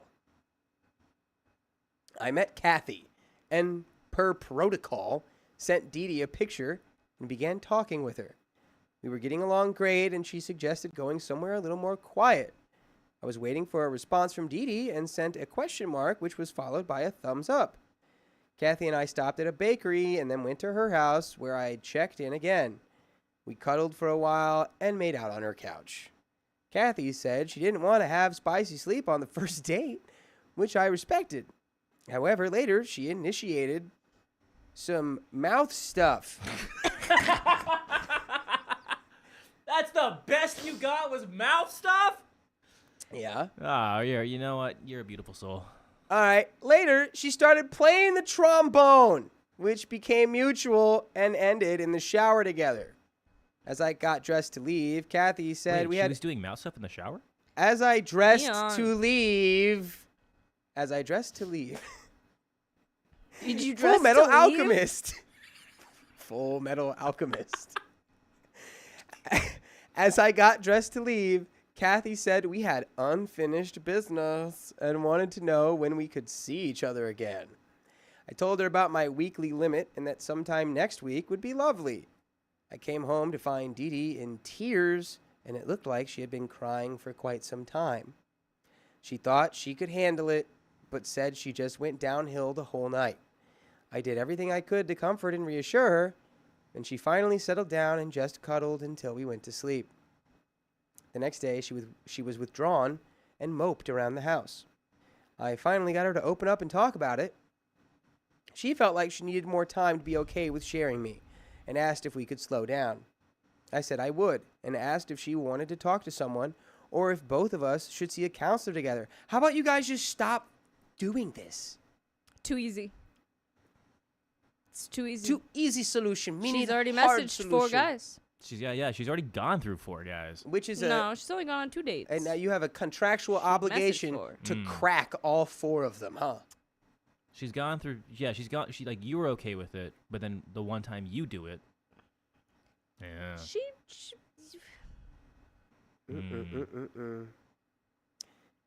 She said she would try to see a therapist and we could go from there.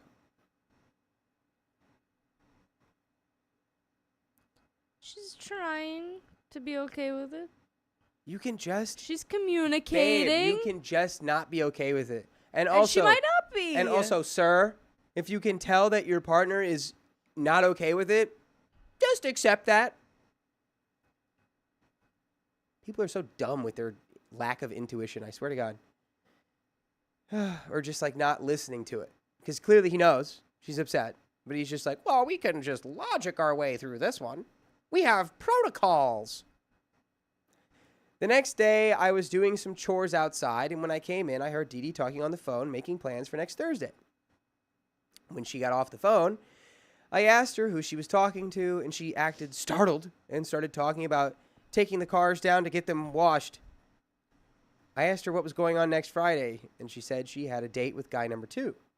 I said I thought we were going to slow down and work on some things first. And her answer was they had already planned their date last week when they had coffee, and she felt bad about canceling on him. Well, isn't that funny? What a coinkadink. I've got nothing so far, guys. Can you like throw my? Can you? I want to just. That was for you to throw, but you didn't catch it. Ah! Don't break the axolotl. What the hell are you doing?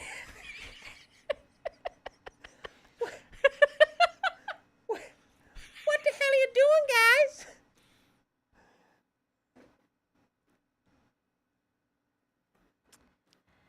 Yeah, so she seems a little double standard about her wanting to be able to go on dates, but she doesn't want him to go on dates, which changes a lot of things. If she wants you to slow down, she should also slow down. Yeah, it's crazy. She's like, I just want to get cracked. Please.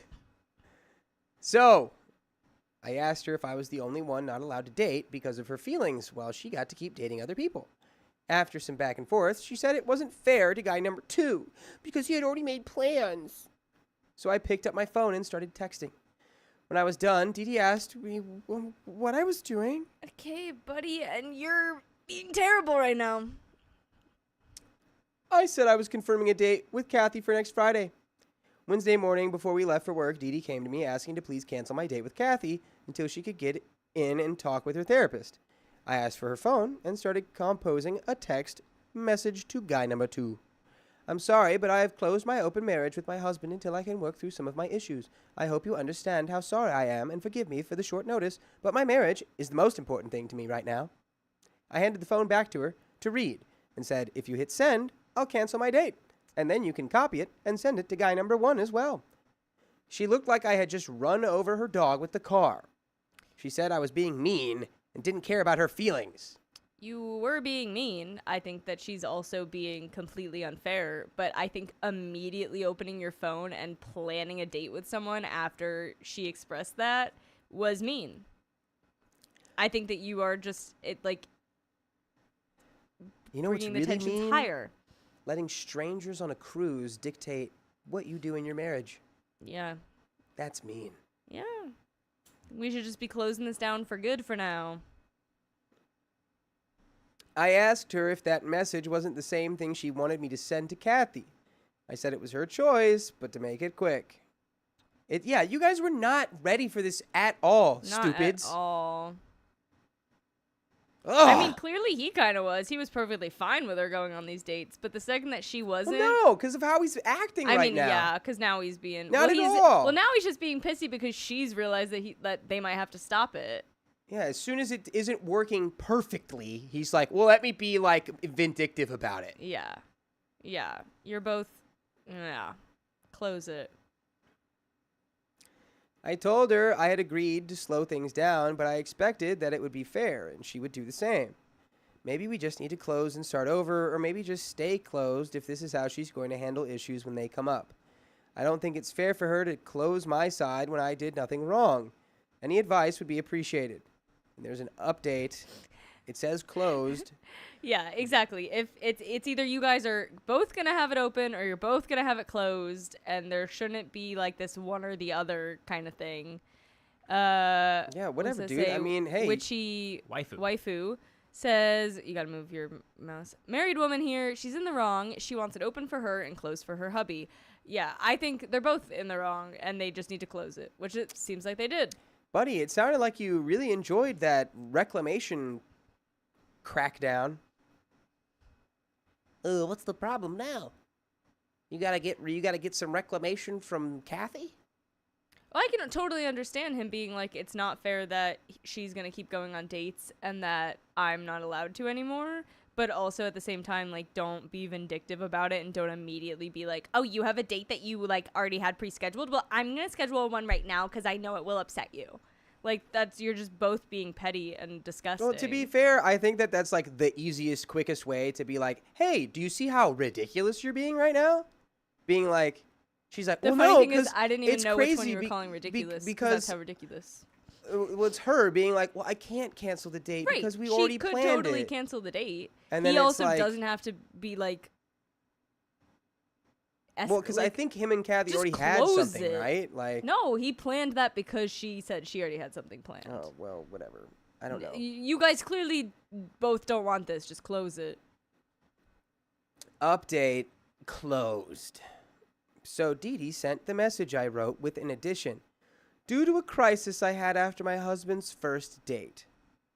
Guy number 1 was gracious and understood, and guy number 2 was very rude and blocked her afterwards. She has an appointment with her therapist on Monday morning, but our couples therapist can't see us for 10 days. Her therapist did talk with her on the phone for 20 minutes today. can't believe you're paying money to have someone tell you that it was dumb for you to do this. Dee Dee has been listening to podcasts or had her nose in a book since last weekend.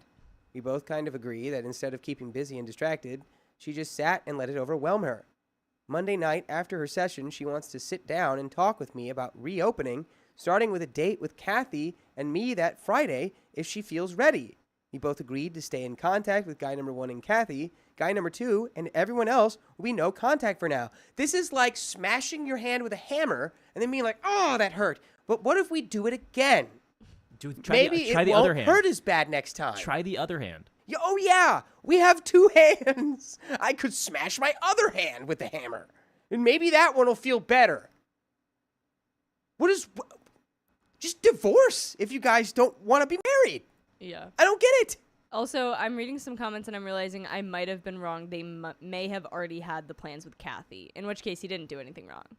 And I'm not saying, like, okay, maybe vindictive was the wrong word, guys, but I, like, just... No, it was cruel. It was like, it was kind of, it was blunt. Like, you knew what you were doing flat out. Right. He wasn't the one more in the wrong. She had double standards. I think he was doing was it pressing it. to be like... He knew it would get a rise. So you're not okay with this. Right. And it's like, we'll see how I'm... Okay, right. so we're... And so it's totally how are a you way not to show okay that, with it? and maybe that works for some people. I was just saying that personally for me, I would be really upset if we handled upsetness with like anger and coming at the person. Yeah. Okay, here we go. We both agreed to stay in contact with guy number 1 and Kathy. Guy number 2 and everyone else will be no contact for now. So we made a deal. I get to go on 2 dates, and if she could learn to deal with it, then she could start dating again. When she came home from her first 2 dates, I was happy and supportive, and we ended up having some awesome spicy sleep when she got home. After my first date, which didn't end with spicy sleep, but it kinda did, buddy, I came home to a crying mess. To be clear, the mouth trombone counts. All right? You're not pulling a Gandhi, okay? Go ahead, finish that sentence. Gandhi was infamously celibate, but he would get the trombone all the time. Cool. So not really. Loophole. Rather than getting to ride that feeling, I got pulled down into a pit of despair. I told my wife that coming home to that wasn't worth the effort, and we might as well stay closed. And it's like you're being a little whiny bitch. Well, it wasn't fair. It wasn't fair. Stupid. Yeah, I'm over this one. She went to her therapist, and she had a plan to go out with a girlfriend and keep herself busy instead of sitting at home and circling the drain, thinking about my date. I went on the next date and came home before she did. When she got home, I got a hug, but that was about it. At least she wasn't crying, and it was some improvement. Oh my gosh, dude. See, now is when the way that you're wording this, I'm not on her side either, but like they're both a-holes. Yeah. He's like Brittany, I came hold on. home Brittany and in the I didn't get comments- the same thing. They're so against the woman. Why in is the it that the comments. guy, it's the guy that gets crapped on? We're crapping on both of these people. We're to crapping be on clear. both of them. It's just OP's the one telling let a this couple story. on a cruise put their hooks in their brain and convince them that they need an open marriage to the point where even during all of this turmoil, they're like, oh, well, we have to work through it because clearly being in an open marriage is superior. Yeah. Like, this no. is obviously not helping anything. Why? I agree that why are we opening this again? This is going so Yes! wrong, but for It some clearly reason we're like, didn't this work. has to be open. Well, we now have it has to to make be this open work. because Like, what? he's like, well, I didn't you got to have the fun, and when I came home, you were sad, so it's not fair to me. It's like, just because move when on. she came home, you guys had whatever you call it, reclamation, whatever, doesn't mean that like when you get home from yours, it's gonna be like, ugh. What? Wrestling Mama says she wasn't with her girlfriend. Oh. Ooh, maybe she got cracked. If that's the case, that's another bigger problem. Friday morning, she woke up whining about my third date and wanting to know if I would postpone it. I said it would be unfair to cancel my date with Kathy on such short notice. But if she felt that way, we could just chalk this up to a failed experiment and go back to monogamy. Yeah, let's do that. Why is that like a... Well, if you feel Why are that we way, on like our make it third better. try and we're like, let's just, it'll work this time. We ate lunch together later, and she said she felt better about it and wanted me to go ahead with my date. You know, I had a lobster bisque, and it made me realize I'm totally okay with this. Cool. I had a great time and came home just bouncing. But when I came home, I saw 2 wine bottles almost empty in the kitchen counter, and Dee Dee curled up on the couch intoxicated. I didn't get a warm welcome home. She was short, sarcastic, and mean. I said, that's it. This isn't going to work out, and she could consider our marriage closed again. Then I went to bed. See, the fact that you're using that as like this is a punishment. Fine, this is going to work. It's closed. Punishment. I think that's what's annoying me. Like, I get that she's being really, like, all over the place, and she should, like, figure out exactly what she wants before they try this again. They both need to figure out what they want before they try it again. But it's the fact that when, like, and she's not handling it well, guys, I know. But then he, like, immediately comes back with, like, okay, fine. Like, nah, dude, he's like, doing there's, this. like, that's what it's like. He's like, ears just closed. Close it already. Like, you guys can't sit down and have a normal conversation about this without one of you getting pissy and running away. It's just, if you're someone's partner, and it's like, you dude, have the intuition to know she's not okay with it. She's saying she's okay with it because she probably thinks you want her to be okay with it really bad. Because you've made it clear you kind of do. Because it's like... Right. And it's just maybe this she's thing. cheating and that's a whole nother problem then. But we don't know that for sure yet, guys. I don't know, man. Casey Walker says, Dude, the word you Rennie's guys are looking mad. for is stupid. This whole thing is stupid. Yes, it is. Yeah.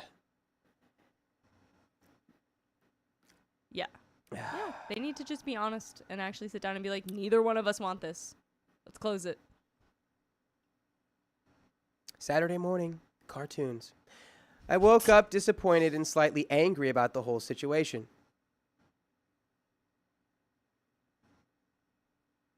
I got a hungover Dee Dee out of bed and said we needed to have a serious talk. I waited until she was on her second cup of coffee before I got started. Our deal was I would go on a couple of dates, and if she was fine, she could start dating again. If she wasn't fine, we would close for 6 months to give her time to exercise her demons, and then I would start dating. Nah, So dude. see how he's now we've not switched actually the time. closing the marriage? Now See we how switched the sides. he's saying that it is always, it's like, well, we're always going to have to end up being open. It's like, we'll close it for now. Right. Everyone was So I like, don't she wanna wants to hear- go on dates and him not. He's I'm now sorry. going on dates and she's not, guys. I don't mean to target you, Rennie, but I don't want to hear how he doesn't want it to be open anymore. Because he's planning 6 months from now. It's like, no matter what, we're getting you to a opening point this. where you'll be okay with it, and then we'll be open so I get my dates, and it's fair. Yeah, Whitney Anderson, he's closing the door, just not locking it. Yeah. He's trying to be like, well, we'll fix you. We'll fix figure you it so that out. you're okay Yeah. with it. Oh Which my is God. insane, and you should just be able to tell she's not okay with it, and it's not going to work. Again, I'm stating it right now. I think both of them suck. They It- both They suck. do. They They both both fully They're suck. both stupid. They're both the worst right now. stupid. Don't let people on a cruise We tell were- you how to be in your marriage. We were never saying that one of them was right and wrong. They are both sucked this whole time. Yeah, they are. Rainey says, don't worry, I don't feel picked on. Good. Okay. If things went... Okay, so I was going to give her 6 months to exercise her demons, and then I would start dating. If things went well, she could then start dating again herself. I told her I was through. I didn't want to come home after a date and have to deal with all this drama again. I said that's not what she had to deal with when she came home, and it just wasn't fair. Well, buddy, I feel like you got to enjoy her coming home too. I feel like you both enjoyed that one. Right. That's what I'm saying. It's like if you did enjoy that and you hadn't gone on any dates, then why do you need to do it again? Just Like, close just- it. Yeah. She said she was sorry for what she said last night. She knew she acted awful towards me and kept saying how sorry she was. I reminded her what we agreed upon and that she should send a last message to anyone she was still talking to before she blocked them and deleted all her dating profiles. She wanted to stay in contact with a couple of them since they had become friends. But I said they would be a distraction and temptation that wouldn't be healthy. I told her we could have one more couple session for closure, and she could keep seeing her individual therapist or get a new one if she thought that would help. Maybe in the fall we could revisit this again. She begged for another chance, but I said I couldn't take the emotional roller coaster anymore. She just needed more time to sort through and deal with her feelings before we opened up again. She said I was lucky to find someone like Kathy whom I connected with so fast, and she was afraid it might take a long time for her to find somebody like that when we tried again. I have tried the last few weeks to be supportive and showered Dee Dee with extra love and attention to help her get through this. For now, we are closed. I feel some resentment, and I'm sure Dee Dee may as well, and we will address that. Update 2. My wife coming to terms with my dating other people. Great. Cool. So happy for you guys. Who were these who talked to you on this cruise? It's just like the most like convincing, smooth talking swingers of all. Why do they feel the need that it has to be open? This story is just... Because it's like once you open it and close it, it's like we failed. No, we're not on top anymore. We're not transcendent. Like we're just like everyone else. So we lost the game. Like I don't get it. She wants to keep talking to the guys. He's still talking to people.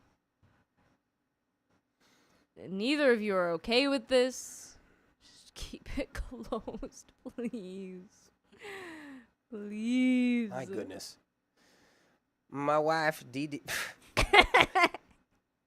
My life. You sounded like Dexter. My wife, Dee Dee. Oh no, I can't do that. Omelette du fromage. My wife, Dee Dee, met my other partner, Kathy, for lunch without me present. I'm sorry, that sentence broke something in me. Kathy was more experienced in ethical non-monogamy and was able to relate to Dee Dee and also dispel some preconceived notions she had. Dee Dee came back from lunch with a much better mindset, and she has been dealing with our dates much better. The three of us went out to dinner together last week, and it was really special. Maybe you should just both date Kathy. Yeah, maybe Kathy should just be your Maybe you just want collective polyamory. wife. Yeah. Maybe you both wanted a girlfriend. Dee Dee has also been working with her therapist to understand and deal with her feelings without spiraling whenever I go on a date. That and our new puppy have done wonders for her mood swings. They got a puppy among all of this? Oh no. A puppy will fix things, right, honey? On the last few dates, she's been more engaging when I return, and her mood definitely brighter. We're starting to reconnect more emotionally and physically, which has done wonders to improve my experience since I was feeling guilt and stress returning home to the point of wanting to just throw in the towel. By the way, you never have to throw in the towel on listening to full episodes with stories just like this on Spotify, Apple Podcasts, iHeartRadio, wherever you listen. Just search OK Storytime, and you can listen to a whole plethora of episodes. Why do you say it like that? Because we're sad, Keon. This story's made us sad and confused. Riley says, I miss you guys. Y'all the freaking best. Aww. Look at him in that profile picture. Riley. Riley, why'd you leave us with this crazy story, Riley? Oh, God, yeah. Riley says, I need a puppy right now. LOL. Why did they get married? Bring us a puppy, Riley. No, here's the thing. Their marriage was fine. Everything was fine. I feel like it probably wasn't if they went through all this. Well, I think it was like the seed was planted, and you're like, okay, honey, you okay with this? Yeah, I'm okay with this. Let's do this. And like I think they jumped. They didn't baby walk. They didn't crawl. They jumped, and they're like, all right, that's cool. Let's keep doing it. And I guess the wife jumped, and husband OP was like, that was cool. Let me jump. And she's like, I don't like you jumping. I don't like that. And it was just like I think they just handled the whole thing. It was exactly. They handled it so poorly. And did not communicate at all or take everything into account. And I then feel it went to like, the care about your partner enough to actually want to like, I don't know. It went for like be an eye for kind an and eye caring thing. and It went What for I'm talking about, dude. That's what I don't understand. That's the part I didn't like is- is when we started just like yeah. going at each other. Like, you guys are still married. You guys are trying to do this as a thing that you're both doing, but together ultimately. Like, you're just working against each other the whole time. So if the situation is that when when your wife went on these dates and you liked it, when she came back home and you reclaimed her, and then when you went on dates and you came back home, she was upset. And you go, okay, well, I don't like that this makes you upset. I don't think this is going to really work. Let's go back. And she goes, no, I absolutely have to get cracked by other people.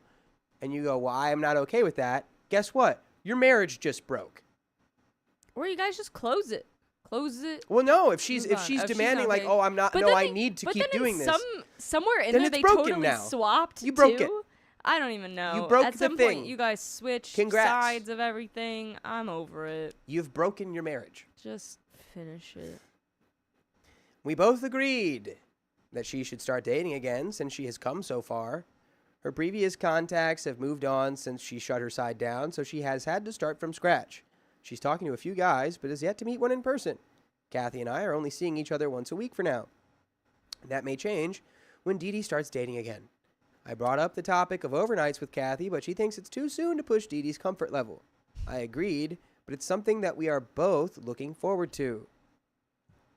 How do you have a wife and a girlfriend, dog? Who's both? Is it you and Kathy or you and Yes. Dee Dee? No, it's Kathy. It's also- It's not Dee Dee. I was gonna say also They didn't bring it up to Dee Dee. the so it's craziest him part. and Kathy. The craziest part is like, let me have a conversation with my wife about this. You know who I'm gonna bring in? The girl that wants to sleep with me. Right. It's crazy. Like, yeah, she has more experience, but it's not a neutral. That's not a neutral party. That's literally someone that wants to be. It's like a conflict of interest because she wants to sleep with you, OP. Oh my gosh. This whole experience has brought us closer together. Oh my gosh. And we Okay. talk about Who? relationship You issues. and Kathy? Yeah, exactly. And we talk about relationship issues way more than we did before. I'm looking forward to both of us being able to date and explore this new chapter together. I can't wait for you to get to the divorce chapter, because that comes right after this one, buddy. Oh, That's the end of that story. Wow. thank God. Hey, can you put a note on that episode, Keon, that we got really loud and the editors need to make sure that they double check audio for So the that Spotify and stuff? they 'Cause don't we did tell get us that we're really loud there too at loud. one point. Whew. That we pulled a was we exhausting. pulled a Jennifer Lopez and we got loud. I would rather have. Facebook's gonna come for us for that one. That's for sure. Y'all just need more intense love for one another. I wanna go back to the little 1-inch man I liked hypothetical. the little 1-inch Can man, we and then go we back, got to please? that. Remember when you were telling me to read the story instead of the little 1-inch man? Remember when? Yeah, it was. Oh, 1-inch man. Everyone says it was too loud. Yeah, we know. Yeah, I could. Yeah, Okay. yeah. just That was my bad. Okay. Wait, what Let's number was see. that? Isn't it? Watch, that wasn't even. Oh the one wait, that it we was were supposed 89. to I got you. I got you. 89 S2. Anonymous 42 sent $5. I threatened to bring my chanclas in for the Keon for the Marines, and their SGT said I may throw 2 of them into PTSD. LOL. Wow, that's Okay. crazy. 2 chanclas for PTSD. Whitney Anderson sent $2. I think Keon wants you to read Dakota. Parentheses mansplain. Sergeant. Also, seeing Riley say that is Riley, yeah, I was about to say. Andrea Mars, thank you for the $2. This story made my brain tired. Me too. I agree.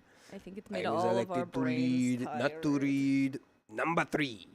What comes next, Keon? What comes next? What's what comes next? What's What next, comes Keon? next? What's next? We're so excited. Keon. Tell us. Keon. Tell us what's It's like next, when you- Keon. It's like Keon. to all my parents out there What when your comes kids say, next? "Are Keon, can you you there show yet? us the Are we next there yet? donos? Are we there yet? Are we Keon. there yet?" I'm gonna turn this Keon. car around. Booty booty. You know This what? You chat know what? is You know what? Oh, okay. The credits were rolling so fast on that one. They go really quick. Whitney Anderson, thanks for the $5. Dakota, y'all need to put a trigger warning for at the start.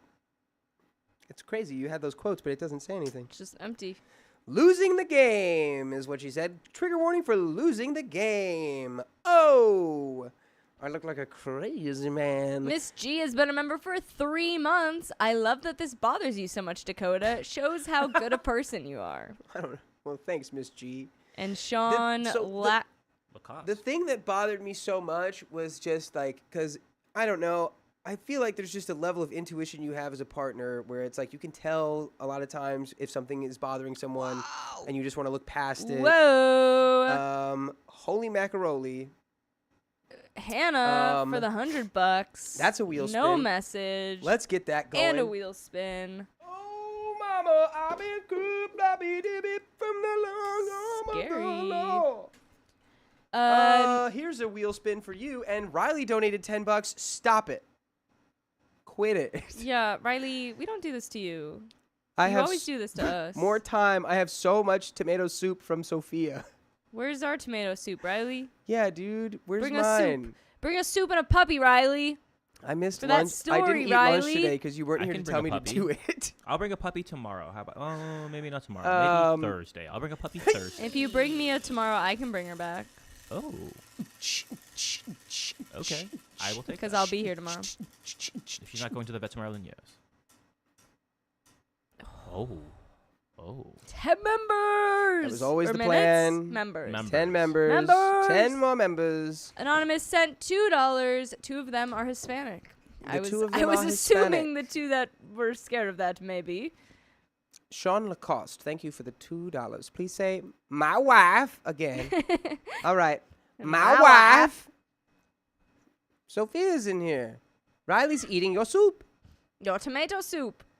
And you know how we know? Because he sent us money to tell us. Why are you looking confused? He sent us Tomato money to Oh, I thought make you us said stay here who? longer. Tomato. I was soup. like, you pretending to not know who Riley is? I was so nice to Riley. Why is he What? So that Yeah, he could see, Sophia he was gave saying you that you soup, gave him and you're soup. making her stay here longer. Wait, does... Yes, Keanu and Carly love together. With Dakota, no, we don't love together. No, we love don't separately. live together. We love together separately, but I love Carly more. No, I think that meant live. No, I and- know what it said. But I love you more. talking to my mic. Bye, everybody. I know, I'm sitting at the sick chair. Do we have Lysol? I've been sitting in the sickly chair. So when I inevitably Spray that. become Dakota, Don't eat the microphone. Well, now you've talked into it. I'm gonna be honest, James Bond. The pho was just okay. It was just okay. Sean Lacoste Was it super because chatted of the spice? $2. No, the Ayy, spice made it my better. wife again. It's kind of sour.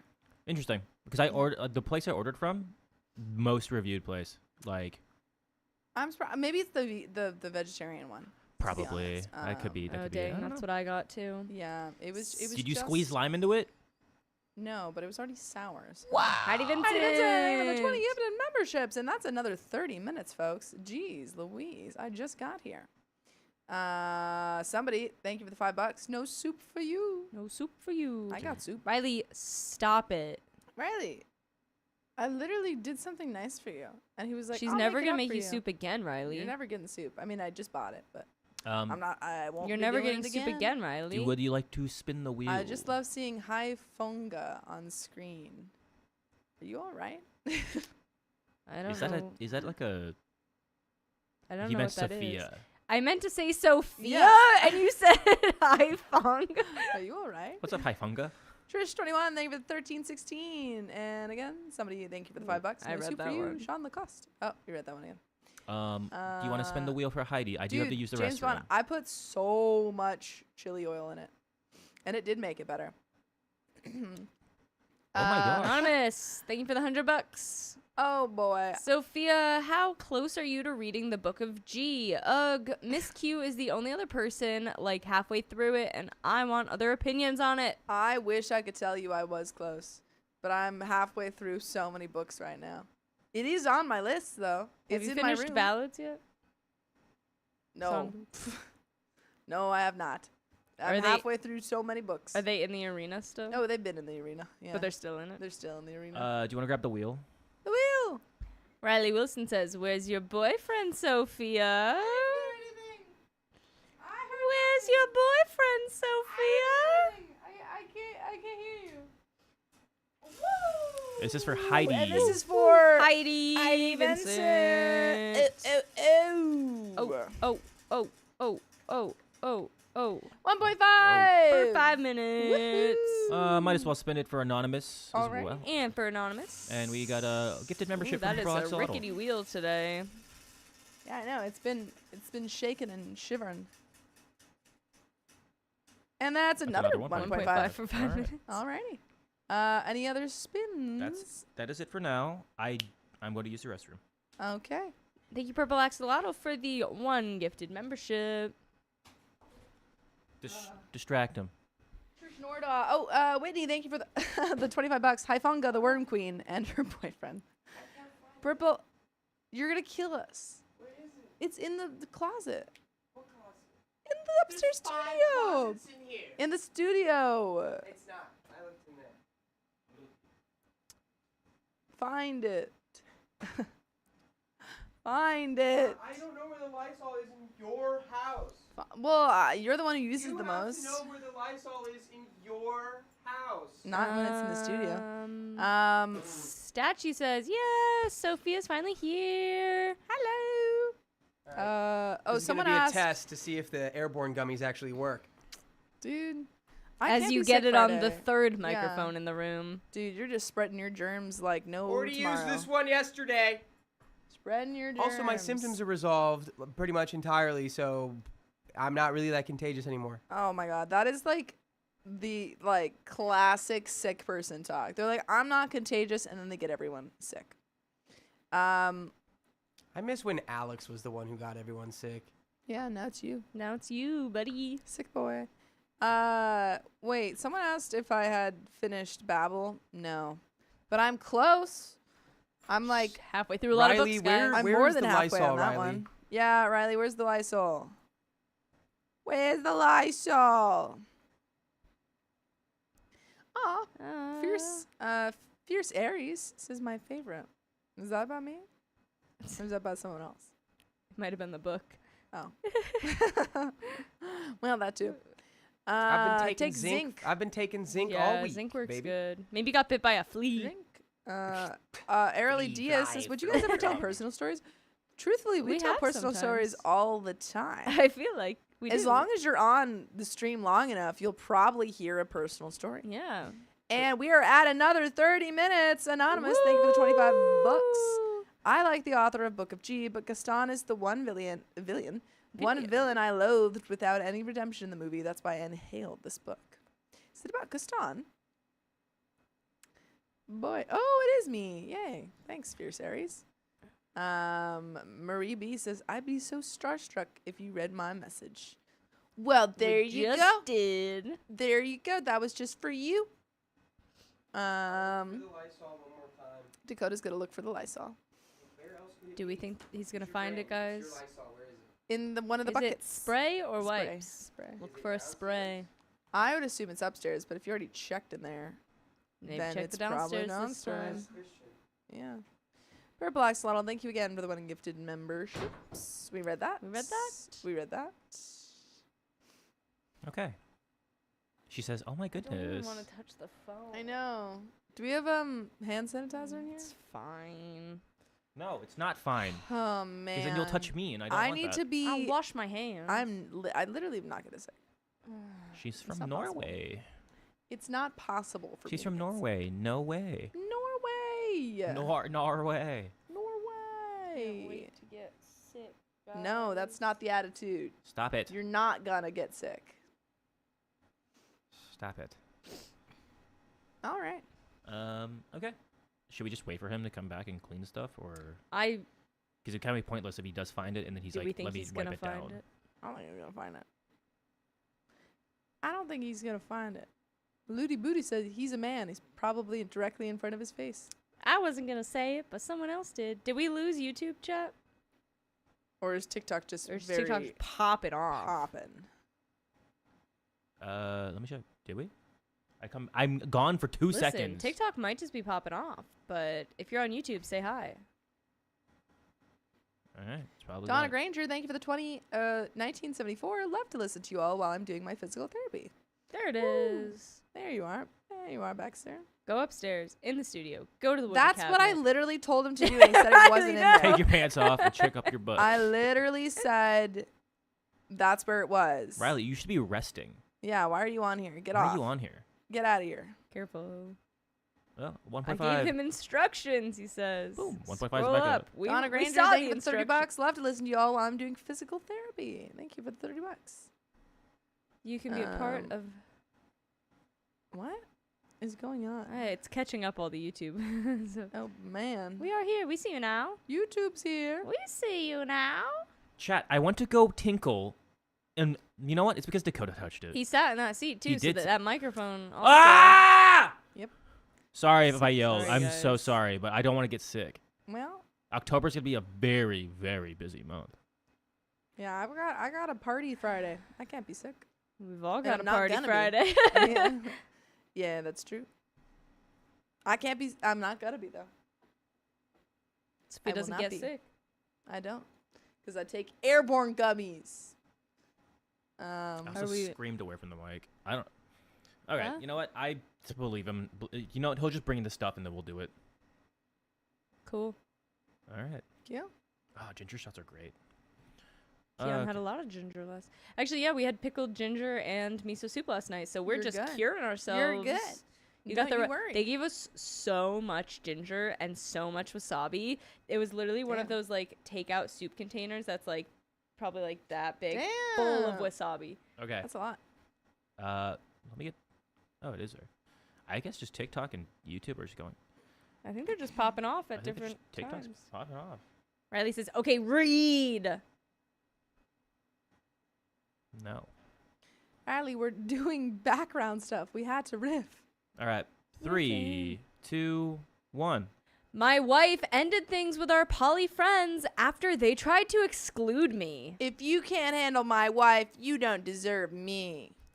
So I, 28 male, and my wife Gwen, 29 female, met 5 years ago at a lunch, do we think? Or is that a thing? I don't know.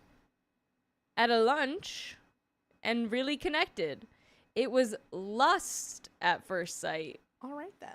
We dated for a year, and when she got a job offer in another city, I asked her to marry me and stay. I'm sorry. It was lust, not love. That's crazy. Sure. Yeah. All right. She stayed, but wanted an open relationship because she was bi. We opened up 6 months later and got married soon after. He came back with just hand sanitizer. Don't. What am I supposed to do with this? Stay over there. I'm just gonna pat it on the mic. Be careful. Don't ruin the mic. I didn't. I just patted it. No, No, I don't want this on no. me. There we go. I'm gonna do the best that I can. Munch is derived from burger munch, in a casual social gathering for people involved in interested in kink, BDSM, alternative relationship okay, so it lifestyles. was Is it actual was thing. correctly. Okay, Okay. so Alright should I then. go back and read that then? Well, it's okay. You said munch. It was I said lunch. Oh. I said lunch. Sure. It was munch. Take it from the top. Why not? I'll just go back to there. We met 5 years ago at a munch and really connected. It was lust at first sight. We dated for a year, and when she got a job offer in another city, I asked her to marry me and stay. She stayed, but wanted an open relationship because she was bi. We opened up 6 months later and got married soon after. By the way, this comes from Throwaway to Play, and if you want to submit your own stories, go to the r/OK Storytime subreddit. I'm Carly. I'm Sophia. And I'm Keon. And, sorry guys, Dakota was doing things. And we're here to give good advice goofily, but we don't have all the answers. We only know what we'd do, so let us know what you would do in the comments. And OP says, we both date separately. I have a couple of friends with benefits, and she has a girlfriend who I adore.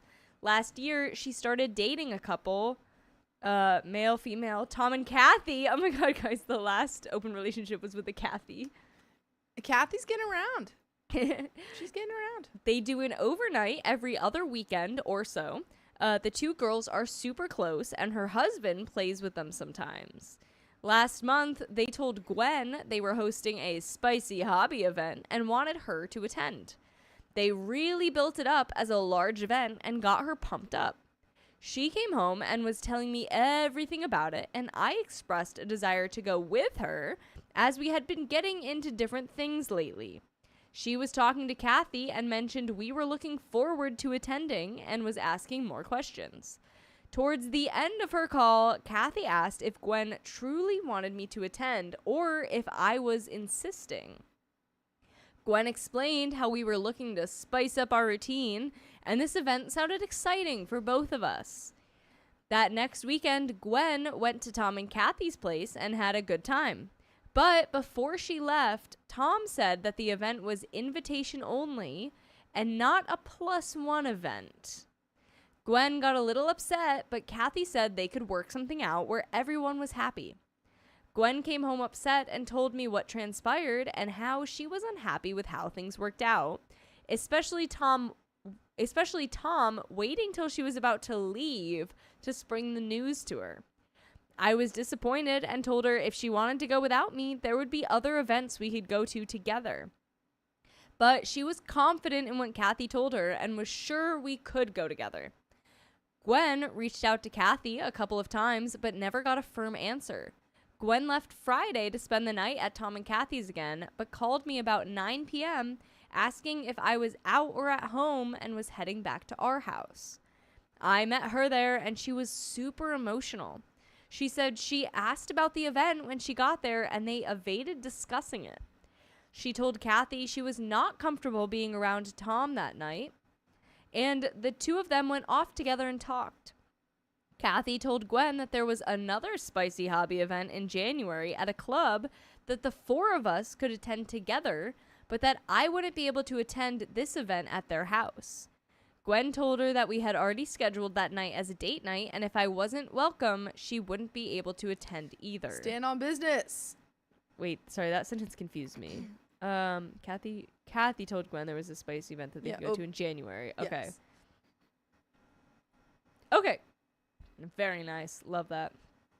After some more discussion, Gwen said maybe they needed to take a break, and maybe in January after that event, she could reevaluate their relationship. She left without talking to Tom, but he called her on the way home and accused her of holding Kathy's feelings hostage and how wrong that was. What does that even mean? What does that even mean? Yeah. Like, Gwen set a boundary. Like, if he's not going to come, I don't feel comfortable coming. I have this. We have plans. Yeah. And he's, like, getting mad at her. He's like, well, you're holding Kathy's feelings hostage. I can't hold her feelings hostage. That's not how feelings work. She's completely in control of her own feelings. Gwen told him nothing of the kind, but said they weren't taking her feelings into account either. She accused Tom of not wanting me there because they didn't want to share Gwen's attention, and I would have spoiled their plans. She said he got quiet, and Gwen told him not to contact her again. Gwen cried on my shoulder the rest of the night, and I told her she was right to end things with them. Kathy tried to call the next morning at least 5 times, but Gwen wouldn't answer. She left several teary voicemails pleading with Gwen to talk to her, and left 2 long text messages and emails. I'm trying to stay neutral, but it wouldn't bother me if she shut the door on that relationship. But Gwen and Kathy had a strong bond for over a year, and I can tell it's taking a toll on Gwen. Gwen came home with a big grin and a couple of messages. First was a text from Kathy saying she would love to come to dinner at our house this Saturday and possibly stay the night. She also requested that the 3 of us have dinner together. She is anxious to finally get to know me better. Second was an email from Tom. He apologized for making a lot of grave errors around the party and how he handled things. He was also very disturbed that Gwen and I no longer considered their house a safe place. He wanted to take all of us out to dinner somewhere and discuss things and mend some fences. He was very contrite and took the blame for all the mistakes that were made. Gwen told Kathy we could see her anytime after 6 on Saturday. She had also composed a response to Tom's email. It was lengthy, and I told her she could have easily just shortened it to pound sand. I talked her out of her version and told her to just agree to meet them in a couple of weeks so she could see how her date with Kathy went first. Any advice? And we do have an update, but I'm honestly, I don't quite. There's a lot going on here. yeah, Kathy and Tom seem like they're creating problems where there aren't any. right. But I also think that if maybe we don't need to be having a relationship with these people that are Right, because wasn't making everything so Gwen complicated. only dating Kathy? Yeah. So she's not even really dating Tom. For Tom to like come in and be like the one kind of controlling things was weird to me. Weird. All of this is weird. I feel like I would want to like take a step back from that. Right. Which it sounds like she did. Yeah. So I'm just kind of like, where's this going? I don't know. I need more information. We have some. Update. So Kathy took my wife up on her invitation for dinner and a date at our house. My beef ribs came out perfect, and the whole dinner was spot on. Kathy went on and on about how good everything was, and we had a good conversation, but skirted some of the issues Gwen had lately. I stayed long enough to help put the leftovers away and load the dishwasher. Then I opened the second bottle of wine and made my exit. When I got back after 11 p.m., they were in the spare bedroom with the door closed. I slipped into the shower and got ready for bed. Gwen popped in and said goodnight, and I heard her open her drawer. She said Kathy was staying the night. I woke up to the smell of fresh cinnamon rolls and came into the kitchen to find them both at the table drinking coffee. Fresh cinnamon rolls? Sounds so good. I would love to wake up to the smell of fresh cinnamon rolls. Right? But I'm the baker, so I would have true. to make the fresh cinnamon rolls.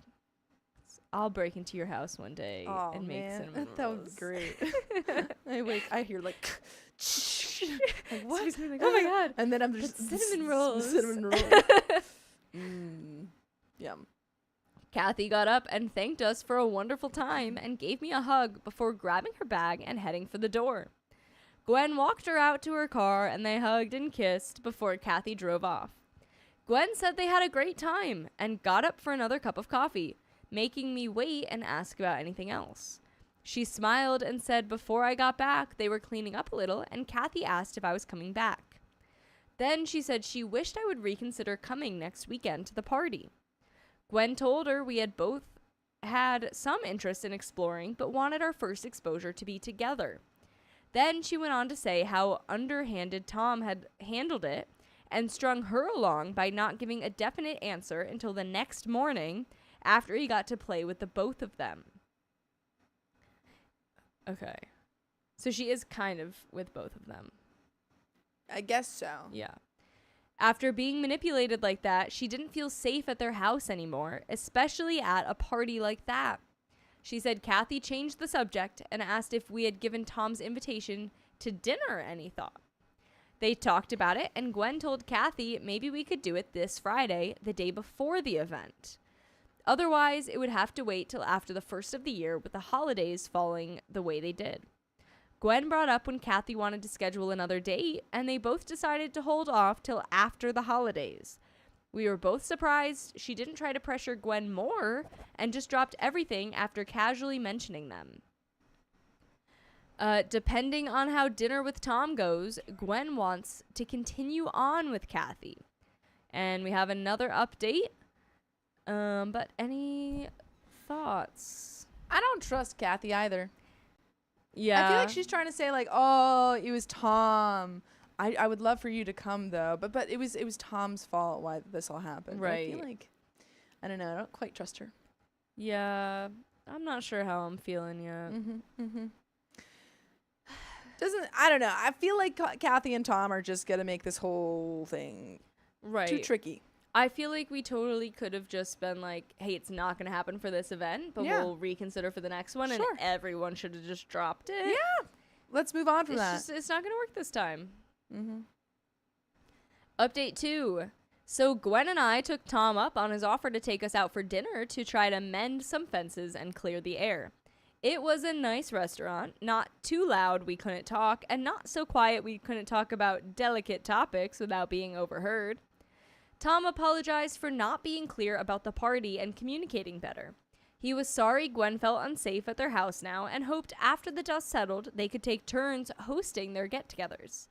Gwen was quick to point out that she felt manipulated by not getting a straight answer about her request and being strung along with promises to work out something, and that there was some wiggle room where an accommodation could be made for me to attend. That last part, she was staring at Kathy the whole time. To top it off, she felt used when she wasn't given a final answer until after Tom had gotten a chance to get in her pants. Kathy was the one to apologize now and said that was never her intention and that she wanted Gwen at the event and was trying to find a workaround to make that happen.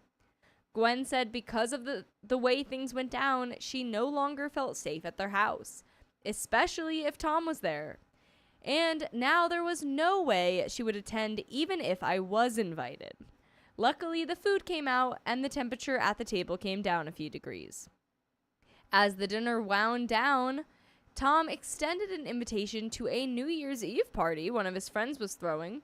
He said it would be a great opportunity for us to meet some of his friends and for Tom and Kathy to get a chance to know me better. By the way, you can always know us better by listening to full episodes of stories just like this. Just go to Spotify, Apple Podcasts, iHeartRadio, search up OK Storytime. Do it. It's a little bit left. But, I agree with Cowbot as God. Kathy's up. She's up to something. She's up to something. I feel like they're all up to something. They're all up to I something. saw a lot of comments that were saying like Kathy and Tom want OP's wife, Gwen, Yeah. to themselves. And 100%. That's what it feels like. Yeah.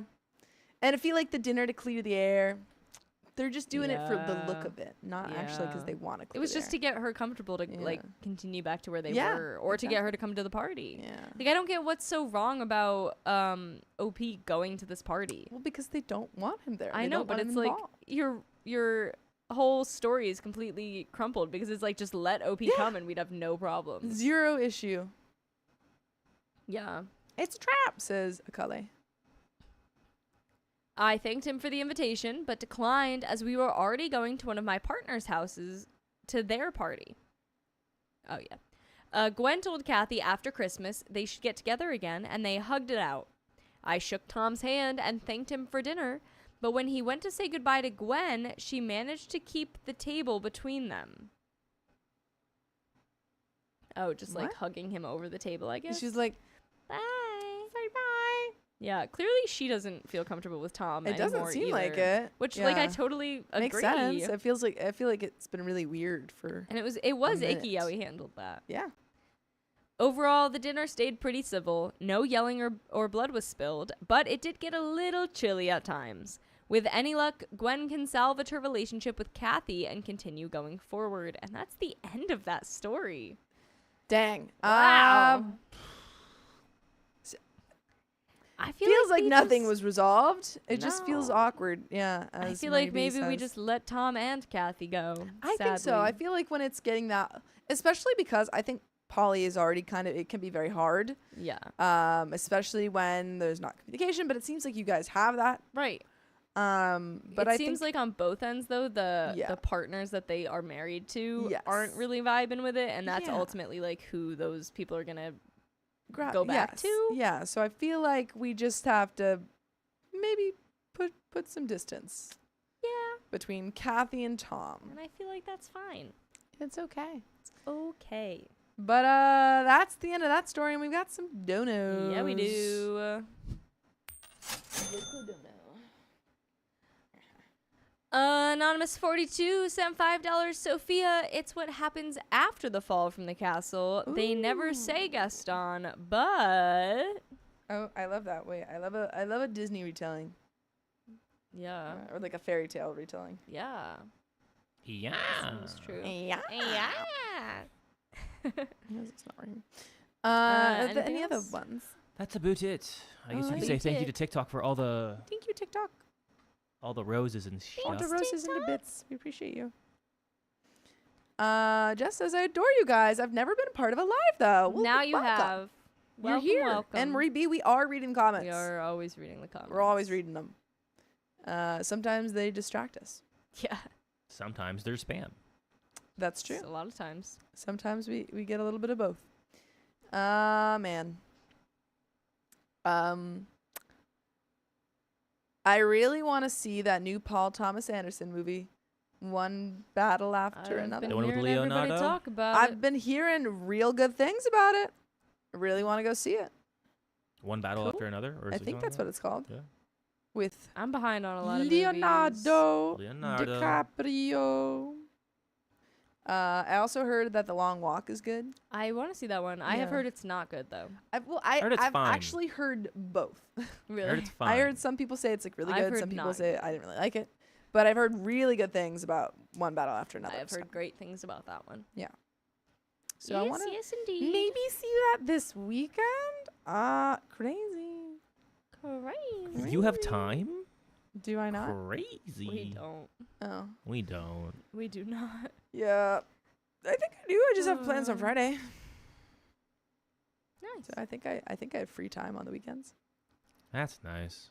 Yeah. We do not. We don't have anything Saturday, do we? You guys are busy We do. bees. I don't know. I think we do. I guess you'll find out Saturday. I guess we will. We Guess should make it's coming. pancakes on Saturday. Oh man. I'm gonna make cinnamon rolls. You want to make pancakes? Can we make like chocolate chip banana pancakes? Oh. Of course. We're putting stuff in the pancake. No. Oh my gosh. Oh I'm my not- goodness. We can I'm put I'm not blueberries crazy. in some if you want. I know you like blueberries. Bananas, chocolate chips. And then we'll drive them over to Sophia and wake her up with them. Yay! I'll put it on her face. Yeah, I'm like, We'll make a smiley face with the blueberries. Yeah, I and then wake just, up and I'm like, rest it I'm a blind. face mask. I'm blind, but I smell so good. we ready? Anonymous 42 says, let Carly know she might like the book of G2. Probably. I've been terrible at reading, though. I have been reading. I can't read. I've been love reading Crepes Fear series. the oh my god, the Haymitch one Oh, Sunrise on the Reaping. Sunrise on the Yeah. Reaping. I want to Which get through. is really good. I've heard. But like I read It's on just- one of my reading plane is rides back hard. from Jersey, I read it like the entire 6-hour flight. I was just like reading it, made it through most of it, and now I've just been like It'll trying hit to get ya. back into it. Yeah, I hit no. the lull, and it's The still lull is in so a really hard. good spot. Like I'm Yeah. in like the general like I get you, man. wow, how are we? Because that book takes you in places you didn't think it was gonna go. But Who did me dirty on the last upload? What? What What? happened? Who did dirty on the last upload? What does that mean? What does that What mean? does that mean? on this last upload, Oh, French toast. is it a Facebook French upload? toast. I would love a waffle. Ooh, French toast. What the French toast? I want I breakfast haven't now. made French toast in forever. I don't know that I'd be able to do it like I made just French from toast. memory. It's pretty easy. I know it's easy. Someone's but making just the, chocolate like, chip milkshakes Christian right Nordhoff, now. I have not finished Babel yet. Oh, I want but I'm I want close. a Blizzard. I want a Really- Dairy Queen Blizzard. Really crazy thing happened. I'm at that part She's moved on from her miso soup. Now she when wants you a have blizzard. like the twist. Can we get I'm one? at the twist There is part. there is not a Dairy There Queen near is. us. Are we, Okay, well, let's how we just doing go though? get We're ice ready. cream. All right, let's freaking do it. Ice cream? I do not want ice cream right now. I've got ice cream in the fridge. You hate me. I just had a mochi. Do you say I hate you? Brittany says I'm from New Jersey too. Where in No New way. Jersey? I I'm got us from a- Tom's Oh. River. I got us a sushi platter last night. You did, and I was very excited to eat it. Leftovers today. Heck yeah. Well, And we're gonna They get were into this next gone. story. all right. Carly, it's just eggs, cinnamon, a little. Yes. Oh, me and the thumbnail. I haven't seen Howl. it, but I assume Oh, that I look Howl! crazy. That's very close to me. Why? Nice. Yeah, I'm I close did to the gymnastics against Howl a lot. All right, All righty. let's do it. Oh yeah, can you make me banana bread? Keon, I did say stop I would getting make you banana distracted. bread You get if you got me distracted too. flowers, and he Stop did get me getting flowers, distracted. so I do owe him banana bread. All right. Yay. You're gonna get banana bread. but I'll we gotta make get you this that story. that Yeah. mango bread. All right, let's do it. 3, 2, 1. My wife wanted to open our marriage after she slept with a coworker. I think you have to open it before you sleep with him. So I, male 39, have been married to my wife, female 31, for 6 years. We have 2 young kids. It started as a very passionate relationship, and although the initial passion has waned, we have been, still are, very much in love.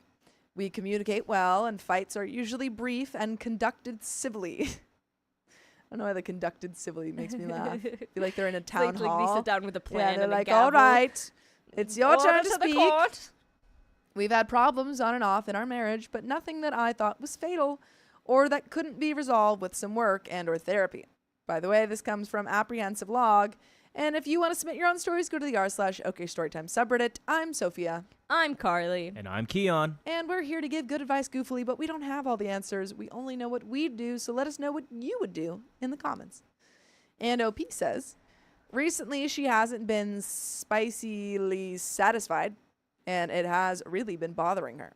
I've suffered from ED my whole life, but we have spicy sleep pretty regularly. The ED flares up periodically, but it's a real issue when it does, and the psychological damage it does to her self-esteem lasts even in the periods where I'm not experiencing ED. You just gotta get better with your fingers, man. Oh my gosh. There's that's my tools- actual advice. There's tools you can use. I was not expecting you to. No, I like, was genuinely. also not Yeah. expecting that to I come was out of like, not Sophia's mouth.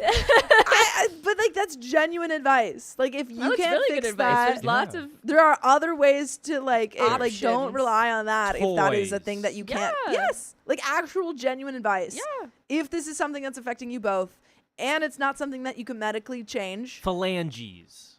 Mouth. there's options. Yeah. I know my fear of ED affects our spicy sleep life. We discussed going to see a couples therapist, and we've just started seeing one. I've also got some dialysis, but it's incredibly expensive here, and I'm not sure it's dealing with the source of the problem. Even the chat's like, Everyone's Sophia. so shocked that I don't think that was Sophia's that suggested- crazy. So for you, It's Sophia? not crazy. It's just crazy coming from you. What is this? Oh my gosh. You What? a boyfriend is. Oh. Okay, She gets a whoa, boyfriend, whoa, She has idea. whoa. Anyway, Whoa. my, my wife mentioned My wife. okay, my wife. Okay, my wife She's mentioned to me a flustered. few weeks ago that she had been out with some friends from work and started flirting with a guy she works with. I'll call him Jay. She confessed there was mutual attraction of a kind she hasn't felt for years. Oh, so cheating. They discussed the mutual attraction but didn't act on it. Before our first therapy session, she raised the idea of opening our marriage to solve her problem of spicy dissatisfaction. I've certainly fantasized about her with other guys, and I might not be opposed to her having casual hookups or maybe even swinging if we could establish some good ground rules. However, we've only just begun therapy, and I really don't know how I would feel about it in reality. My biggest problem, though, came up when I mentioned that if we ever did go down the non-monogamous road, I would never be comfortable with her sleeping with anyone she worked with or who was a friend, and especially not Jay, because it feels like the wedge between us that started this, however fair that feeling might be. She went quiet for a minute, then said he's the first person in a long time she's had a strong attraction to, and that she's worried she would have trouble finding someone else where that she could experience spicy satisfaction with. So she's fully just like, I really want to cheat with Jay. She's like, I hear what you're saying, I hear all the boundaries. but I want to cheat with him, So I think I might. so I think I'm gonna do that. She Yeah. said, we have one rule, but rules are meant to be broken, Yeah. right? She's like, we have But one rule. the I rule really doesn't don't really like it. work for me. Yeah. So Yeah. It's not how that works, Yeah. bud. Or honey, I guess. I mentioned Tinder, etc., but that didn't seem to placate her. I'm sure you can see where this is going. I'm worried that Jay is really just the other guy, and that this whole discussion is just a way of extricating herself from the marriage slowly to make it easier for her. I feel like we should start by working on my ED and the resulting feelings of rejection and self-disgust it has created in her. To my wife's credit, she has said she wants us to try to fix those things too, but she doesn't seem very optimistic about it, and the open marriage seems to have become the main topic of discussion. On the other hand, despite the obvious red flags, I'm not blind. I do trust her, and I want to save the marriage if I can, for our sakes and for the kids. Forgot they had kids. I forgot they had kids too. Wow. Yikes. Some guidance from this community, and especially from those who have been through similar situations, would be welcome. And there is an update. Ooh. But what do you think they should do? I think she's gonna cheat with Jay either way. Yeah. I don't think you should then let her. Yeah. User says it's not cheating when they've been communicating about it openly. But However, it's cheating because he said he not said with no. Jay. He said no, don't do that. And also she said that we've confessed feelings. They already before. flirted a whole bunch. Yeah, they've already been flirting. So emotional cheating has happened before it was discussed openly. And now she's saying, I want to have spicy sleep with him. And OP said, no, I don't want that. And so if she still does that, then that's cheating. Like they fully were like, if Yeah. we open it, it's going to be no coworkers and no friends. Yeah. It will have to be people we do not know. And she was like, okay, but like I really like my coworker and friend. Okay, but have you thought about I want to do it anyway? Jay. Anywho, my wife and I realized very soon after we had the initial conversation about Jay that we've both been fantasizing about bringing other people into the relationship. We talked about this, both got very aroused, and ended up having the best spicy sleep we've had since before we were married. Okay. If there's a will, there's a way. Sure. Since then, we haven't been able to keep our hands off each other, and the shared fantasies continue. All great so far, so I guess you didn't even need Jay. You just needed the idea of Jay. This Jay has a thought. Jay has a thought. Perfect. Fixed everything. All great so far. Sorry, Whitney Anderson says, if there's a Willy, you mean. Hey. If there's a Willy, there's a way. That was good. However, my wife brought up the subject of Jay again the evening after we had the great spicy sleep. She said she had previously thought that the marriage was over and had, in fact, had spicy sleep with Jay, despite assuring me and me trusting her that it was just feelings at this stage. It was quite a complicated deception, with her telling me she was going on a trip where she had to stay overnight, when in fact she and Jay spent the night at a hotel. So she cheated on him already, both physically and emotionally. She cheated and lied. And then she has the audacity to come to OP after they had this very good spicy sleep He was so excited about and says, so I thought this marriage was over already, so I already had checked out. But I'm back But in. now I'm back in it. We're good now. We're I fine. got what I needed to get with Jay, and I'm good. No, girl. You just ended the marriage, though. Good job. I did the trial of opening it up. I loved it. She did the free trial. She's done with the subscription. Doesn't need it anymore. I think you should try it too. Yeah, it's over. Yeah. She's cheated on you. And also Bye. emotionally checked out without talking to you and trying to fix that. I mean, yes, you guys were going to therapy and stuff, She doesn't but still. care. As you can imagine, I was extremely hurt and upset. I hadn't thought her capable of such a serious deception. She slept on the sofa, and I spent the night in shock, thinking things over and over. The most surprising thing for me, though, was the fact that I didn't really care about the fact that she'd had spicy sleep with Jay. I was, and still am, very upset about the deception, but the thought of her effing him doesn't really bother me, and in fact is kind of hot. Sir, okay, Okay. hold on a minute. So he's just mad that she lied. Yes. Okay. It's okay if you are into her having spicy sleep with other people, but don't forget that she did cheat on you. This was still cheating. Still cheating. We talked about this, and I made it clear that she wasn't off the hook for cheating, but it has made it more clear to me that I don't think I'll suffer so much from the jealousy issues I was worried about.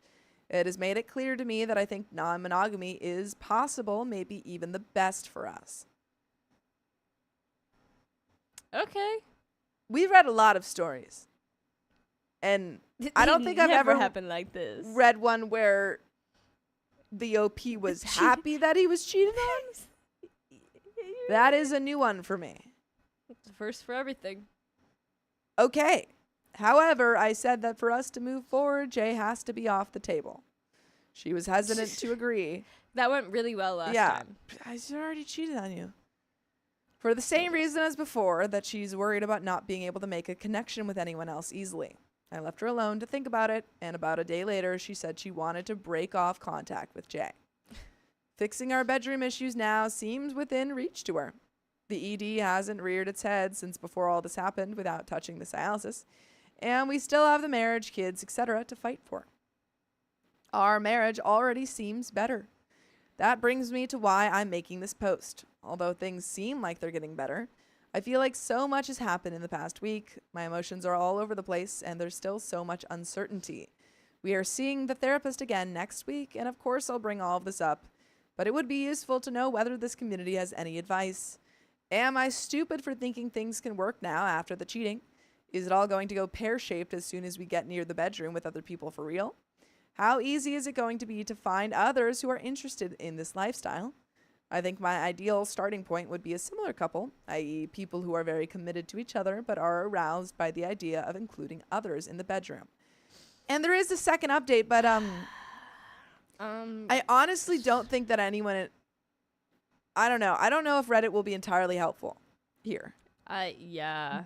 Because I think most of Reddit's advice would be that you should divorce because she cheated on you.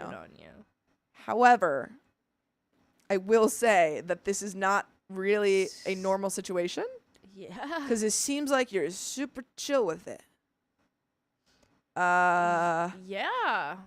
And I feel like if you are already kind of like chill with her having spicy sleep with another person and you guys have kids, like this is never my advice, but I think maybe you could work through it.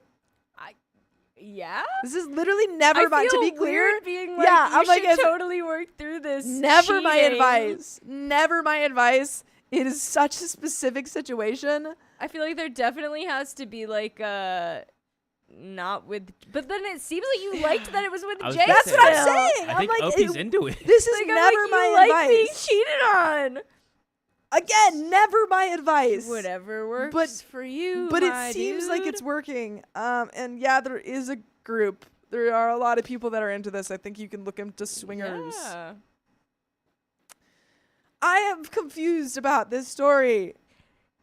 This is an okay story time first where This is OP gets cheated on, or And one is party gets into cheated it. on, and they're like, I'm kind of into it. Update 2. All right, we're not shaming. No, I'm trying glad to give that good one advice. Of these one of these open relationship stories is actually going well. Yeah. Is Voice Guy a voice actor? Rogan Paul says, "Is Voice Guy a voice actor?" I am. I want to be. I'm just a regular actor, though. Lilo Update and 2. Stitch. Well, we found a really good therapist who specializes in E&M, which is ethical non-monogamy. Although I did have in mind the advice that we shouldn't be thinking about E&M until we had sorted out the problems in the marriage. I honestly don't even know if that's the advice I would give, because it feels like the non-monogamy helped the problems in your marriage. I don't know how to help no you. advice. I don't know how to genuinely. help I'm like, you. This seems to work for you. Okay. The therapist didn't push it on us, and the first few sessions were focused on just fixing the underlying problems.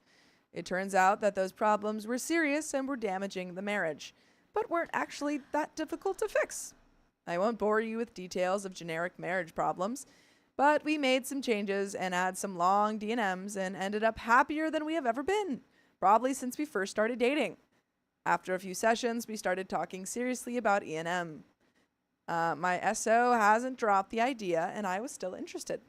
After some very careful boundary setting, including that Jay, the guy she had cheated with in the first place, was completely off the table, we decided to tentatively start dating other people. I think the story from here is probably similar to many other people exploring E&M, but I'll include it anyway. We used dating apps, found that SO was getting way more matches, as I understand is often the case with MF couples. However, I did get some matches and started chatting with a few people. We both went on a few dates, made a few mistakes here and there, and had some fun times.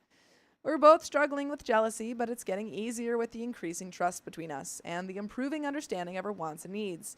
And my understanding is that you can listen to full episodes with stories just like this. Just go to Spotify, Apple Podcasts, or iHeartRadio and search up OK Storytime. There is a little bit left to this story, but Wow. This is like a happy story from cheating, and I'm like, yeah, I don't like being like, yay, I'm happy this worked for you, because it's like I'm so upset that she lied and cheated and deceived you, but and you're okay with it. You are really excited about it now? I really want everyone to realize and or to understand that this is not my advice for any other story Ever. But I think that you guys can work it out, as you have been. It looks like it has You been working have out. been, yeah. Insane. I think I OP would discovered prepare- something. OP I- discovered this. Like he OP likes that. discovered that he likes Yeah. this situation. I would prepare yourself for the fact that she'll probably maybe do it with someone that you don't want her to again. Yeah, but I mean, OP says they're figuring it out. But if you are also okay with that, then okay. I feel like OP would be like, hey, don't lie to me, but I'm kind of into it. He's like, don't lie to me, but like, I feel like he also liked the line. Yeah, that's what I'm saying. He's I like think into I it. think Opie's into like to the taboo thing of like, oh, I she's think gonna he cheat likes. on me. Yeah, I Like, think it he gets a likes rise for the him, which is the crazy. humiliation stuff. Yeah. It's, you know. You know what people? You know what Yeah, people are it's into like stuff as long the- as everybody's on board with it and okay Yeah. with it and communicates properly with it. And I'm glad that they communicate about it. All the power to you and your partner or partners. All the power to y'all as long as everyone's cool and on the Yeah. same table and on the same level. Cool. But again, this is not my advice for any other story. This is exclusive to this one. Exclusive advice, guys. He There's a loved little the bit way left. she lied. He loved the way she lied. Thanks, Sam Chan. As of now, I have someone I'm dating regularly, and there's a really good mutual attraction. She was specifically looking for someone practicing E&M after having some bad experiences with possessive and overbearing partners. My SO has had some bad luck in keeping partners interested after 1 or 2 dates. I wonder if that has something to do with how men behave in spicy-related relationships generally.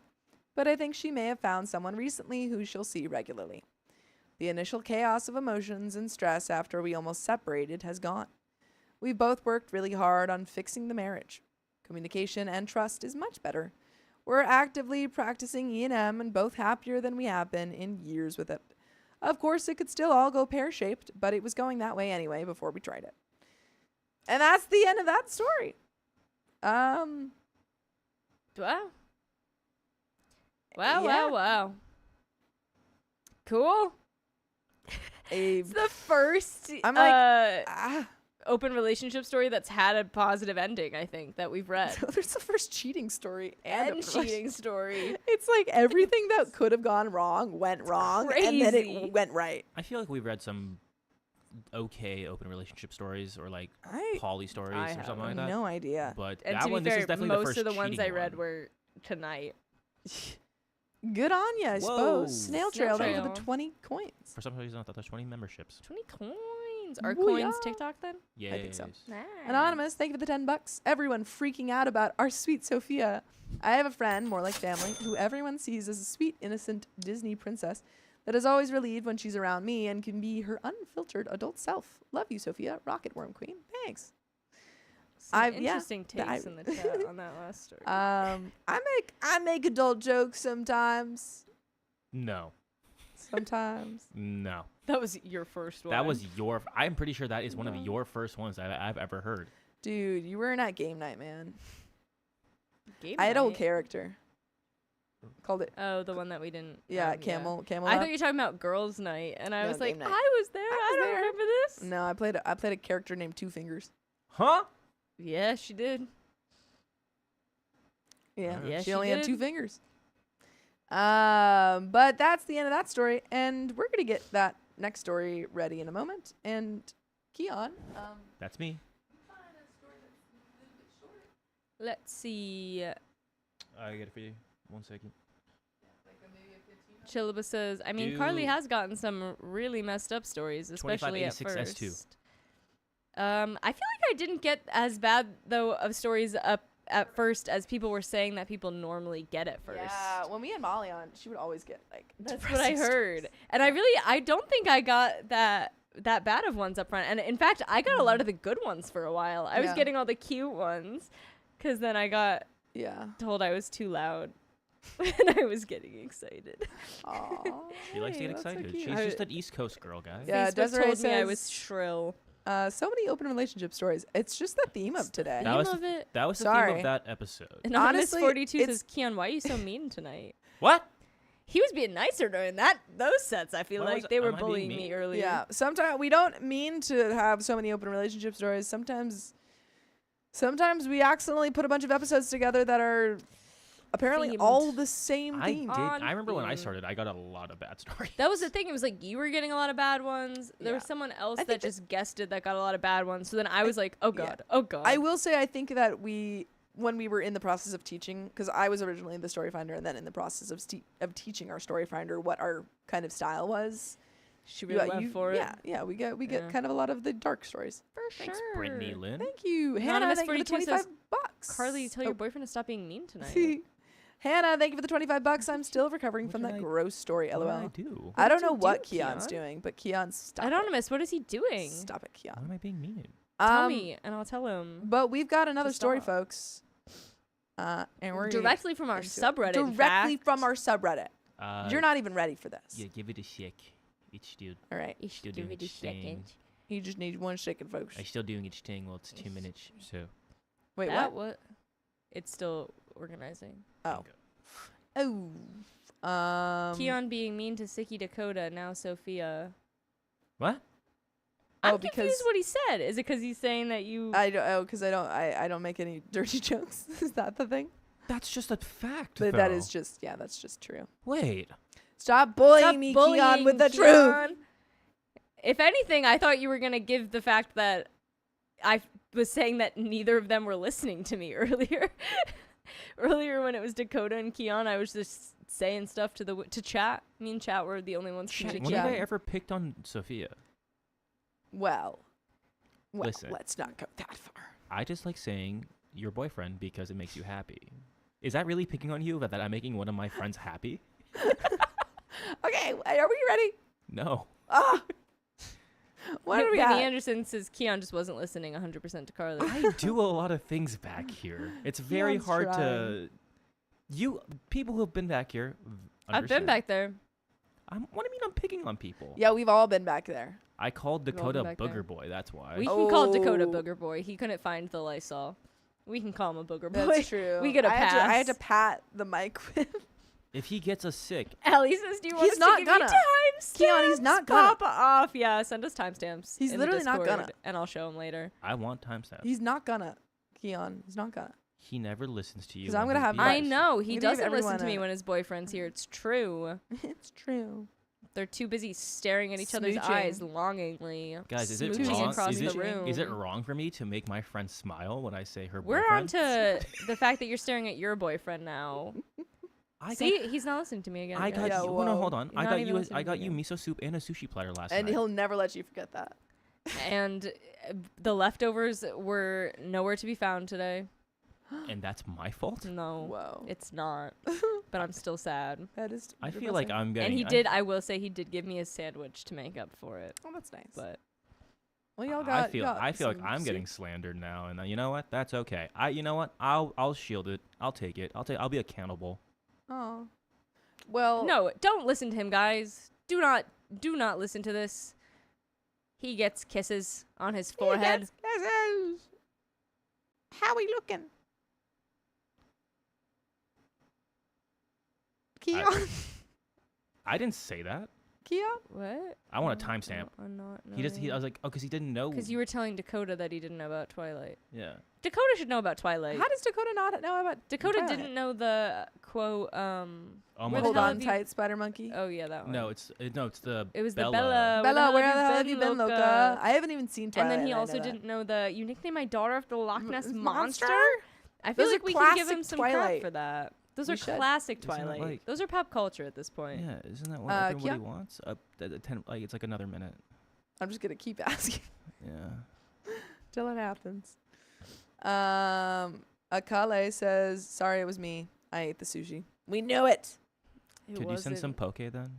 From Oh, Hawaii? Ooh, poke. send some I poke. had really good Wait, poke. when I was in Spain. In Malaga, Spain, had a really good poke that had like mango in it.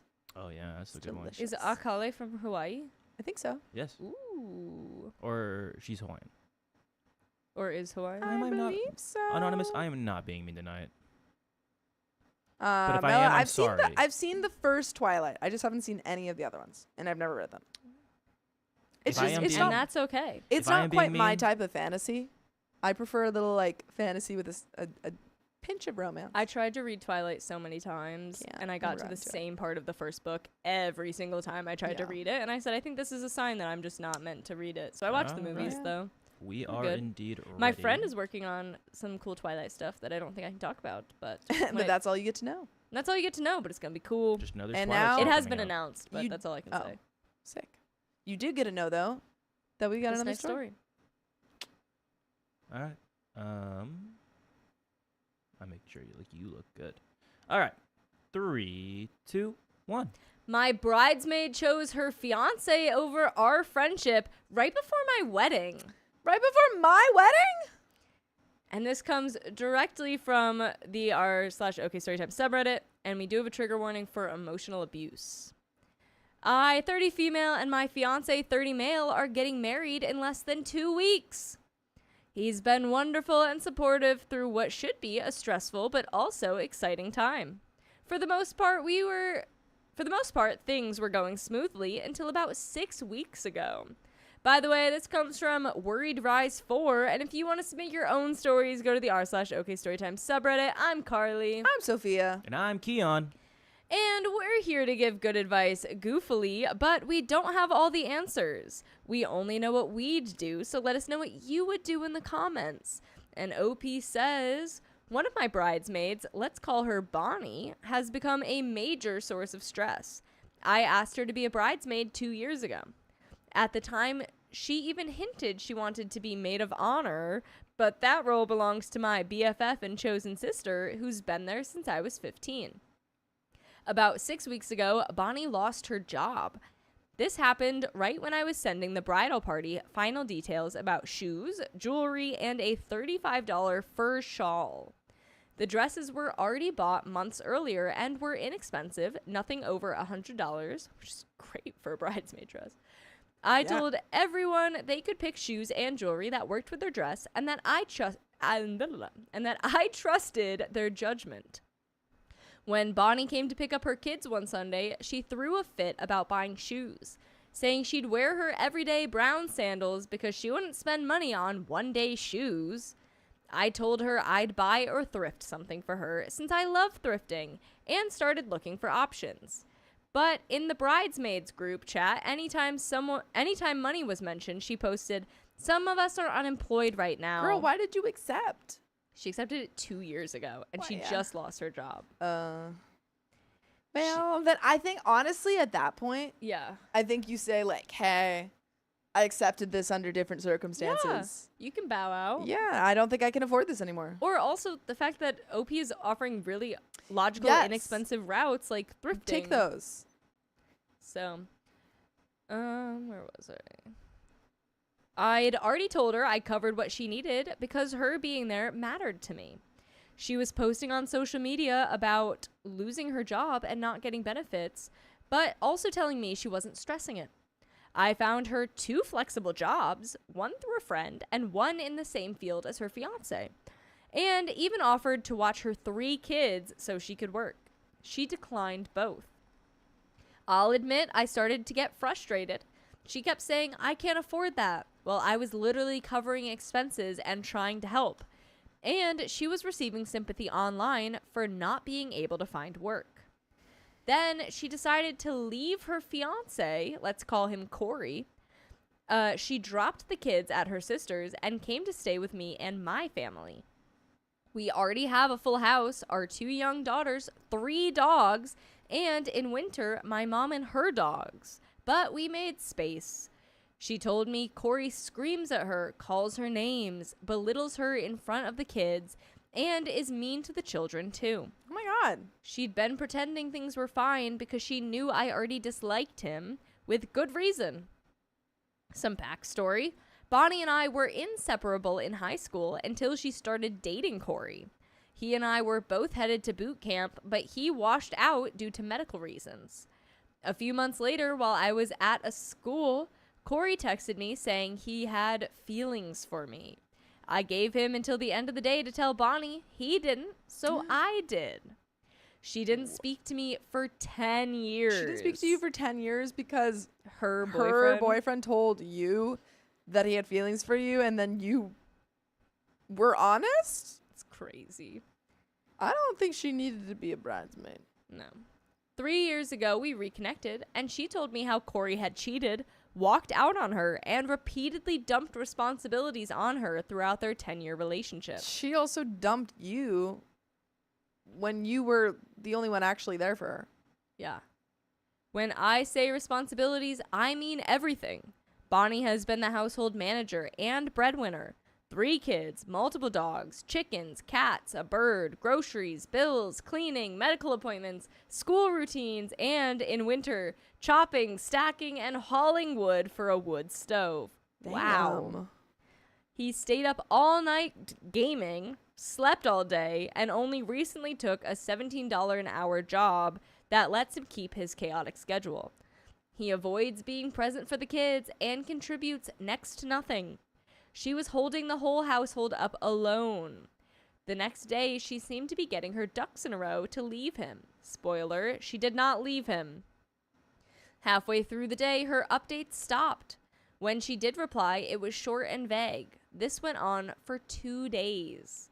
Even though Corey is manipulative, silence, especially after heavy things, makes me spiral because I grew up with silence used as a weapon. When we finally talked, she told me she decided to stay and work things out. I told her that was her choice, but made it clear Corey was not welcome at my wedding or at anything our family hosts. I love her too much to watch him disrespect her in front of me. Yeah. She said she understood and still wanted to be in the wedding. She apologized for going silent and said she'd communicate better. For about a week, things were okay. But a month from the wedding, when I asked about a hair and makeup trial, she was supposed to do my hair and makeup. She kept making excuses and finally told me I should find somebody else. I felt hurt, like she was stepping back from the wedding. Then my maid of honor told me Bonnie was trying to back out of the bachelorette weekend too. Again, at that point, I think you go to her and you say, hey, it seems like you're just not able to which you is know, fine. be a part of this in the way that I need you to be. Just okay. I still love you. Still want you to be my friend. Just if come that as a is true. guest. But come as a guest. Yeah. I'd already been crying to my maid of honor because Bonnie's messages felt like she was preparing to make excuses. Hearing the confirmation from my maid of honor crushed me. The Monday before my bachelorette, Bonnie sent this message. Here's the message. I've been thinking about this for a few weeks. I apologize for involving you in my personal vendettas. I am extremely grateful for how you supported me, but now I feel like because I didn't make the decision you thought was best, that you're upset with me. I can understand you being disappointed, but I also get the sense that you don't want me around right now. I wouldn't want you to feel uncomfortable because of me, so I think it's best if I'm not involved in your wedding because that's your day. I understand you don't like Corey, and that makes it extremely hard to be friends. That's the message. I called her within minutes because to me, that read like a goodbye to our friendship, not just the wedding. Whoa, so long, and thanks for all the fish. Thank you for the $200. Whoa. Jeez. And that's another 30 minutes. Yes, Because it I'm open is. for a wholesome story after all the ick from today. And we'll get to those 2 wheel spins after this story. Maybe we can get a wholesome one. Yeah. She didn't answer. An hour later, I tried again, and she replied, I can't call right now. I'm busy doing my online class. I asked if she would call when she was free. No response. Silence. She finally called the next morning at 8:30 and acted like nothing had happened. I jumped right in and told her how the message made me feel, how her silence had me spiraling, and that I couldn't be blamed for her choice to stay with someone who treats her badly. She backpedaled, saying I'd taken the message the wrong way and that she absolutely wanted to be in the wedding. Nothing felt genuine. I reminded her silence was torture for me and that we'd already talked about it, and she had chosen to disappear again. By the way, we'll never disappear on you because you can go listen to full episodes with stories just like this. Just go to Spotify, Apple Podcasts, iHeartRadio, search up OK Storytime. Do it. A lot of episodes. Whole lot. We got a little bit more, but yeah, I think you just need to tell her, hey. I mean, like, I guess at this point she's already kind of stepping down. yeah. Just let Which her is not your go. fault. She's kind of, I mean, this is the type of friend who left you for 10 years because you told her a truth that she didn't want to hear. And that's what happened here. Told her a truth that she didn't want to hear, and she reacted poorly to it. So there's not really much you can do if she's going to stay with Corey. Yeah. It's unfortunate, but I agree completely. Yeah. We got a little bit more. She kept saying this decision was all her, but from where I was standing, it looked like the same pattern. Corey manipulates, she wavers, and I get left holding guilt. We haven't spoken since that call. This is their cycle. Corey isolates her and drives people away. It's not just me, her mom. Oh, it's not just me. Her mom, her brother, her sister, his own mother, and her other best friend have all gone through this and ended up stepping back. I hate feeling helpless and useless. I want her kids, they call me aunt, back in my life. I want her to open her eyes and see what he's doing. I want her to be safe. So am I the a-hole for stepping away from this friendship? We have some comments. Comment 1, no, you're not the a-hole. You know that old saying, you can lead a horse to water, but you can't make it drink? You've given Bonnie more than enough grace. She's choosing to stay in what sounds like an incredibly toxic relationship with Corey. Unfortunately, you have to protect your peace, and you can't save her from her own choices. I feel very sorry for her kids being stuck in the situation that their parents are putting them in. Best of luck. Congratulations on your wedding. I hope it's a wonderful day. And OP says, her situation is almost exactly what my brother and sister and I went through growing up, so it is especially hard to see this cycle continue for them. Commenter 2, not the a-hole. You clearly care deeply for your friends, and in turn, wish for them to care deeply about you. This is just simply not the case. You are being caring and communicative, and she is choosing to make the same mistakes, expecting different results. She is trying to make her shite situation about you and your feelings, but it's not all that. But it's not at all. That's gaslighting. She has no interest in holding herself accountable for her own life, and that doesn't align with you or the people you want in your life. It sucks to lose touch with people's kids, but it's very hard to have a relationship with the kids and not their parents. It's been time to walk away. You're doing the right thing. And that's the end of that story. Yep. I Agreed. agree. Especially when she knows that, like, going radio silent on Yeah. you is, like, the thing that triggers you the most. Yes. And continues to do it. I Like, mean, she she did just it. She doesn't did it. care. Yeah. Yeah. And OP again was one of our own. Yeah. on that Yeah. one. No. So, OP, you are not the a-hole. Not Step back at for your own all. sake. yeah, if you're listening, Yeah. OP, or if you do listen, you already know. And You say already hi in the know. chat if you're here. Yeah. But we got another story. Should we just do S1? Yeah, just do S1. And then donut time. And wheel spins Two two. of 'em. Spoons. You want to pull them up? Kim Fine sent $5. Money because I'm not sure how to process what has happened here tonight. Just A lot another of crazy Tues- stories tonight. It's another Tuesday. Just another Tuesday. Thank you so long and for all of this. Thank Appreciate you. you. Yeah, it's not even a Manic Monday. It's a Ooh, ooh, ooh. The taco. And that's Tuesday. different. We've Oh. gotten so many 50 members. So many members You today. guys are killing it with members tonight. Again, for sorry, so I'm long and unaliving for all it. the fish. Akale says, "Y'all, if you don't know what a heated mattress pad, you're not living." No Dude, way. members What? again! I swear I'm not. Oh my I don't- god. So I- long and all the fish, you just got 100 That's members crazy. for people. That's Crazy. gonna take some time, I think. Well, we're gonna see. We I will will do work those on this. during the stories, guys. My mother is calling me. Do you want to pick it up? You want to put her on speakerphone and say hello? Say hello, Mom. I don't. That's not. we got a liar in the chat. What? We've got a liar. A liar. In the Someone made chats. themselves Yeah. named Sophia's boyfriend. Liars. Are you sure that's Yes. possibly Yes, not the because that boy? would be crazy. That I would be actually crazy. That would be crazy. I 'cause would he has crash passion. out. I would crash out. He has been in the chat before because I've been there when he's been in the chat. What? I've seen him in the chat. What? I think it was on the Shrek stream. Oh yeah, that's true. Because I was Yes, at home that's and the only one I he's was like, been, no yeah. way, the boy's here. But I couldn't say hi because then I was like, if I say hi, they'll know Yeah, it's the they'll boy. know. They can know. Yeah. was Thomas is Thomas. just kidding. That was a quick Short-lived. change. Yeah, and change short back. Yeah, it's quick. What did my mother say? What did Nothing. your mother say? She just called me. Okay. I'll make cinnamon But rolls. we've got another story. Yes, we do. Okay. Have a great story you should tell. Little T, you should Put put in it on our Put it in Reddit. Put it in our Okay, subreddit. story time. Put it there, We'll and read we'll it. read it. Probably. Not tonight, but after they check it. See, right, Thomas? Even your name made her blush. I am Look at her. just a girl. Her eyes are fluttering Just a too. girl. I'm just a girl trying to live. With her boyfriend. Whoa. Whoa. Wow. I can't. Is it getting hot in here? Or No. I've got another story.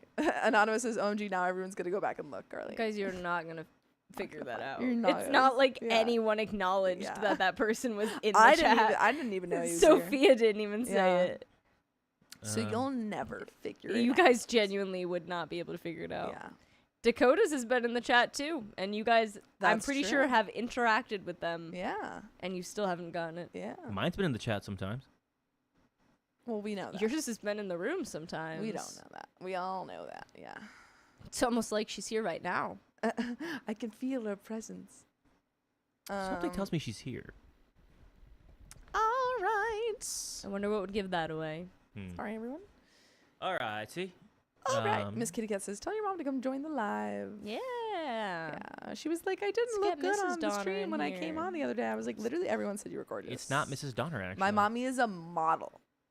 She's gorgeous. What is, if it's not Mrs. Donner, what is it? Oh, McFadden? Get Mrs. McFadden out Yeah. here. She kept her last name. I love that. Yeah. All right, we're going to go ahead and do 'Cause this. she's I did freaking give cool. 50 memberships already. I will have to get the other one. Oh my god, Keon's girlfriend's been in the chat. I know, No right? way. Guys, Keon's girlfriend has been so in the chat. What? She could get in the chat right now, even. That's if insane. Keon threw her phone. That's crazy. Um, You're crazy. I'll add the next 50 during the story. So, Right. alrighty, ready? All right. You have the kiss. The story. Yes. Yes. All right. 3, 2, 1. My friend kissed me at his bachelor party, and now I'm banned from their wedding. Wait, I'm she kissed you? I, 29 male, was supposed to be a groomsman for my best friend, 30 male, as we've been tight since we were kids. Whoa. This weekend, he's marrying his fiance, 28 female, who I've known since they were dating long distance in high school. By the way, this comes from Investigator OK 7152, and if you want to submit your own stories, go to the r/OK Storytime subreddit. I'm Sophia. I'm Carly. And I'm Keon. And we're here to give good advice goofily, but we don't have all the answers. We only know what we'd do, so let us know what you would do in the comments. And before I get into OP, it kind of makes sense why you'd be banned from the wedding. Not gonna lie. It depends what kind of kiss. At his bachelor party, yeah. What did I... Wait, what? That's because Keon's gonna be kissing everyone at the bachelor. What's your bachelor? What kind of bachelor party you want? I want every one of my groomsmen I to want kiss everyone me. to line up. No, he wouldn't be doing that. Also, if He Carly wouldn't was He okay would with it. be. It's because we know he would be. At his bachelor party last weekend, we started off at my place and transitioned to bar hopping. By the end, my best friend was wasted, and the guys, all of our mutual friends, and some of his cousins were egging him on to do a last kiss before marriage. Dare. For extra info, I'm not a fan of that custom at bachelors or bachelorettes. That's a custom? Where is that a custom? Well, I'm not accustomed to that. That's not... No, sir. No, sir, for Nope. me. I don't want that at my No, Bachelor- sorry. bachelorette party. Because it honestly makes it look like you're being held hostage to marry the love of your life. Plus, it's just disrespectful to your partner. That's just an opinion I have, but I knew my best friend shared it too. Still, I figured if it had to be, my best friend wouldn't do it because I know he loves his fiance very much. To my literal shock and horror, he turned around, grabbed, and kissed me. Not even a dumb peck, he actually dipped me and held it for a few seconds until everyone was laughing obnoxiously. I didn't kiss back. I just froze and laughed it off when it finished. Okay, one. Multiple things not okay here. One, he did it without your consent. Not cool. Not cool. Very not cool. Two, seems like his wife or his fiance would not be happy about this. So also not cool. I am wondering if he didn't think it was harmful because he's like straight or something. Right, because he's like, it's just my guy friend. Yeah, it's just my guy friend. But regardless, he did it without your consent, which is not okay. Not cool at all. Later, I realized I wasn't having much fun anymore and bailed early. Taking some of our drunker friends home with me. The next day, his fiance first texted me on Insta, then on WhatsApp asking to talk, and then calling me. She wasn't yelling or anything, but she was just kind of awkward. She said she knew about the kiss and that while she didn't love it, she was glad it was me and not some random girl. Wait. Sorry, is OP a woman? OP's a man. OP's a man. Yeah, okay, I got confused. I think she's just saying, like, I'm glad he didn't just go up to some random girl in the bar. Yeah. She said if he had kissed another woman, she would have taken it as cheating and dealt with it worse. I agreed and backed her point, saying I wouldn't have encouraged or allowed that. But at the same time, she admitted she didn't feel comfortable with me being at the wedding now either, because it would just be in the back of her head. I was admittedly stunned at first and then mad, then upset, but came to the conclusion that it was her wedding at the end of the day. That's really tough. I told her I got it and wouldn't go. She thanked me for understanding, but also asked me not to tell my best friend that she was the one who asked. People are saying that we've read this. I've never read this. I'm going to double check. Are you sure it wasn't done by a different person? We know that you listen to multiple Reddit readers. I have never read this. I've never read this. So unless Dakota or Riley read it, but usually one of us would be in the room. Yeah, I would remember this one too, because I'd be kissing. Yeah, this one's crazy. This is crazy. Even people on TikTok are saying this was read. I read this. Yeah. Did you guys just personally read this? You might have personally read it.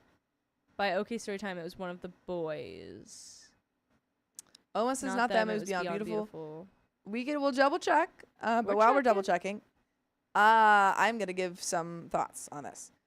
Go ahead. I think that it is reasonable for her to ask this. Mm-hmm.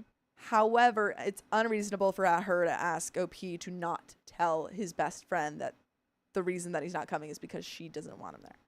That should be a her and her fiance conversation. Yes. Not a you can't come and you also can't tell your best friend why that you can't. Why you can't come. That's not fully fair. Agree. Yeah. Because ultimately, like, I would totally understand being like, I don't want to see this person that my soon-to-be husband just kissed when it wasn't something that apparently she was comfortable with or OP was comfortable with. Absolutely. Yeah. I'm gonna double check again, but apparently there might have been a similar one. Shauna says, "I'm here every day. You have not read this. I don't remember this." And yes, the 200 from So Long and Thanks for All the Fish Keon, did can get you tell me when this was posted? Yeah, let me double check. That would probably be helpful. Created or posted? Like the actual post? Sorry? The actual Reddit? The actual Reddit post. Okay, Billy Time says, maybe those two guys who used to work here before. The original. Sam and John. 8 or 9 days ago. Oh, that's when someone else read it? There's no way. If it was 8 or 9 days ago, then we have not read this. The original post is from the 22nd of September. I'm just double checking. Of this year? 9 days ago. Of this year. 10 days then ago. I doubt we've read this. There's no way. Update is from a week ago. So yeah, this is very yeah. fresh. If this was from this week, I don't think that. I don't think we read But then people are saying, "Oh yeah, OP is female. OP in this one's male. OP in this one is male." Maybe this. Anyway, I'm gonna keep reading this, and we'll have different thoughts. Yeah. I have already sent the text backing out, giving reasons regarding work. And my best friend was very upset and asked me if I could back out in any way. I freelance, by the way, and he knows this, so my lie wasn't a good one. He went from upset to straight up mad at me for bailing out on his wedding for work. All our mutuals have texted me in our share wedding group chat and have asked me to reconsider. See, this is why it's not fair. Right. This is why it should have been just like a fully, I don't like what you did from the wife, so I don't want him there. They told me there's no way I'm skipping his wedding for work I myself manage, some being harsher and some passive-aggressive. All very valid. Now I'm stuck looking like the a-hole when I was literally asked not to go, and also asked not to say that I was asked not to go. Everyone around me thinks I'm this a-hole for prioritizing work over my best friend's wedding, and I don't know how to navigate this without losing people.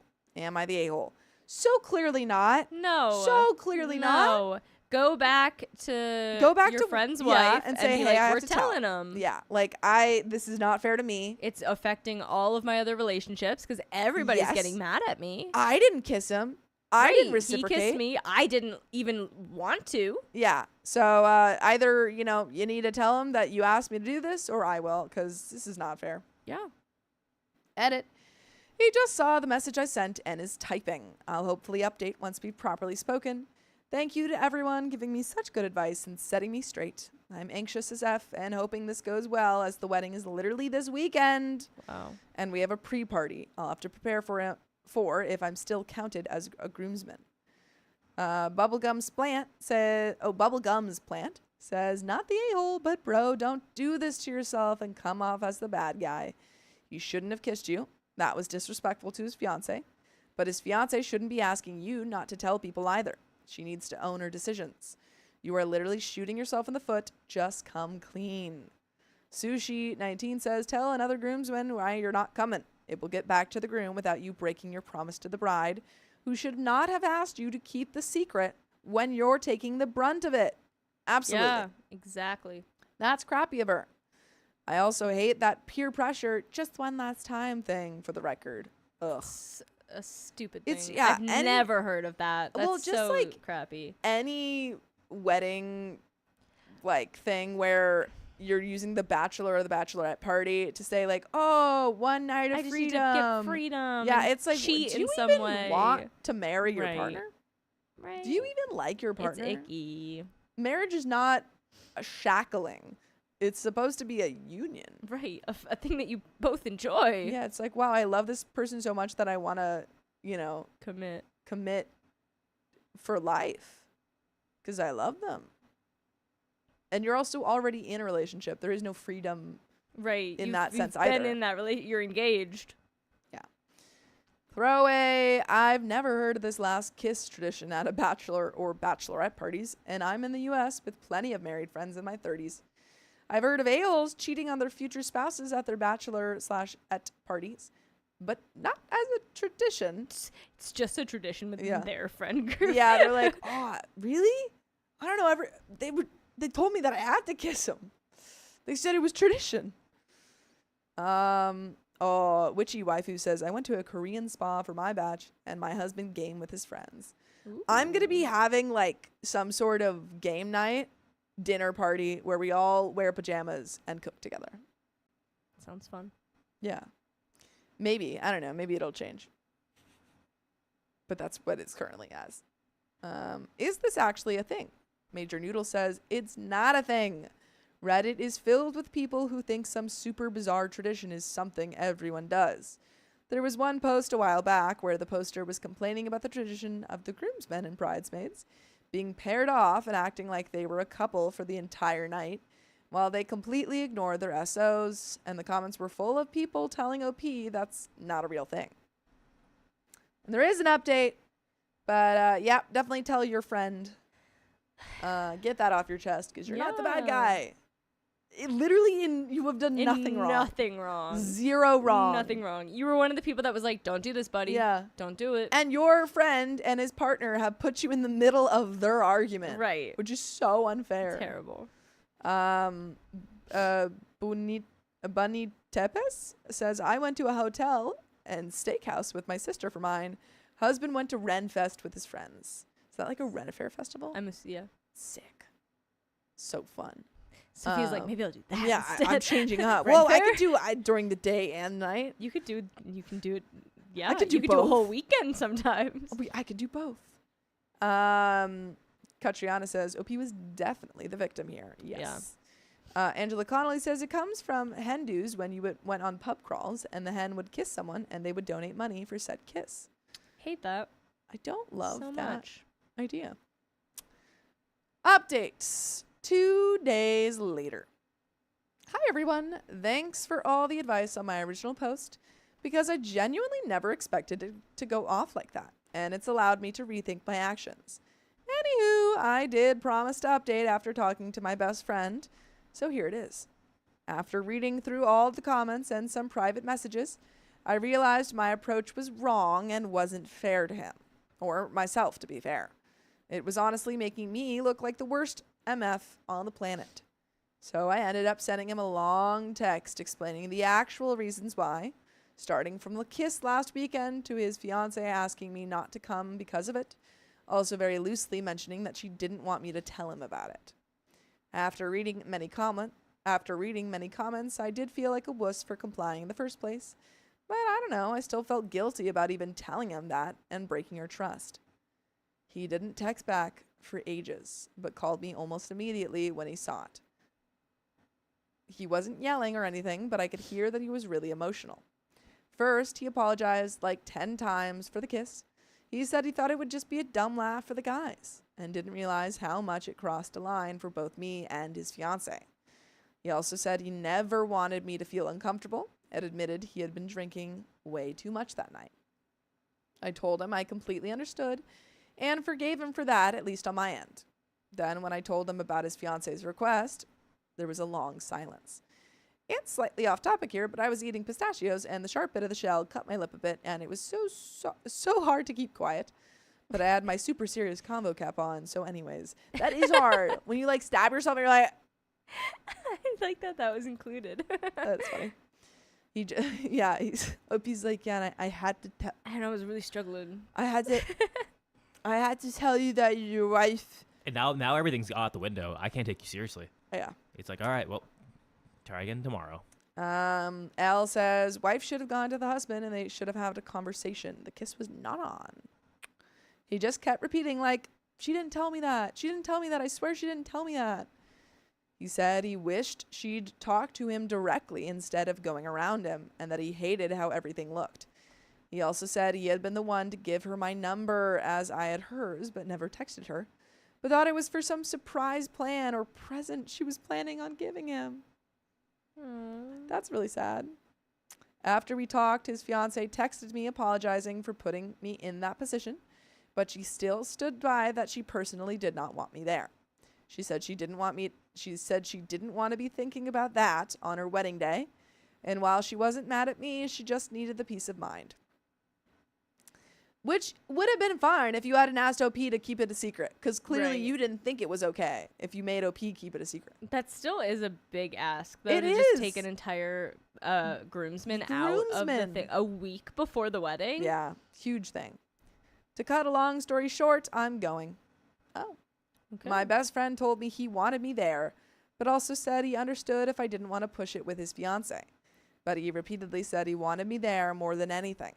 I told him I loved him and supported him and I'd go, and that I was sorry for ever considering not going. He cried. I cried, like effing babies, but it ended well enough. Our mutual friends and groomsmen, I'm guessing, are still kind of salty with me because they don't know the real story. That's so unfair. No, you should get to say the real You story should- now. That's ridiculous. Even, ugh. You don't even have to, like, blame it on the wife or something. Right. You could just say, hey, there's, you know. There was, like, something that came up when I was asked to step back. Yeah, but, like, it wasn't, you know. Miscommunication. Yeah, this is And so I'm going ridiculous. now. No. And I'm not about to spread it around as it's not my relationship and not my drama to share. But it is your best friend's, like, it is his responsibility to go back and say, hey, that was a thing, Right. not If OP's anything, fault. you don't even have to involve the wife No, being the you can one. just You say, can like, fully pin it on yeah. your friend Yeah. being like, I kissed him. he was we had a uncomfortable. little thing. I asked him not to come. Yes, it can be fully his fault if you want, Yeah. but someone needs to make sure that it's not put on OP. That's ridiculous. My best friend did tell me he'll clear the air as soon as possible prior to the wedding. Okay, good. But until then, I'm just going to take the L on looking like a flaky F and A-hole. Thank you very, very, very, very, very much. I lost my place when all those varies. Where'd they go? Very, very, very effing sincerely to everyone that helped me change my mind. And I'm honestly so effing glad I put it on here because I could have very well been an effing knob and missed my own best friend's wedding. It's this weekend and we have a pre-party which I'm officially involved with once more, which is great. Thanks so much again. And thank you for listening to full episodes of stories just like this. Just go to Spotify, Apple Podcasts, or iHeartRadio and search up OK Storytime. And there is a little bit left to this story. Man, oh man. Man, oh man. Yeah, I think that, I hope that, it seems like it's better. Seems like you had that conversation. Yeah. I think, the fact that you're going is great. Yeah. I hope he talked to his fiance about that before he just did it. Yeah. And because it seems like she's still not right. okay She's still with not it. comfortable with it, but he's just like, you're coming, which it's like, okay, that's their whole problem to figure out now. But it's kind of just like messy. It's really messy. Messy. And like, it's not like you're going anywhere. You're still going to be his best friend. Yeah. And I am wondering, like, again, to be clear, I'm not like saying that she's in the wrong for any of this, or well, for being uncomfortable specifically. Right. She is in the wrong for other things. But I am wondering why it affected her that deeply. I mean, like to the point where she's like, oh, I don't even, because it feels like she thinks that there's something going on there. I don't even think that. I think know. Maybe she just wasn't expecting him to want to kiss anybody. So then just the fact that he kissed someone, and maybe it was already beyond their bounds to even kiss a male friend. Yeah. And she was just kind of like, considering it, and rightfully so, like a form of cheating, and didn't really know how to take it out. And instead of going to her husband with it, was like, went around him. The easiest way out of this is he's the one that's upsetting me. I will uninvite him. Yeah. I guess the confusion for me is like, it doesn't even seem like he knew that she was uncomfortable. Cause it doesn't even seem like the husband or now husband knew that she was uncomfortable. That's why it's like, I don't think she ever talked to husband. He told her, he was like, oh yeah, I kissed, my buddy. And she was like, found out. Can you give me his number? I would love to text his him. Number. No reason. So that's why I'm like, it doesn't even seem like he thought she would have a big deal about it.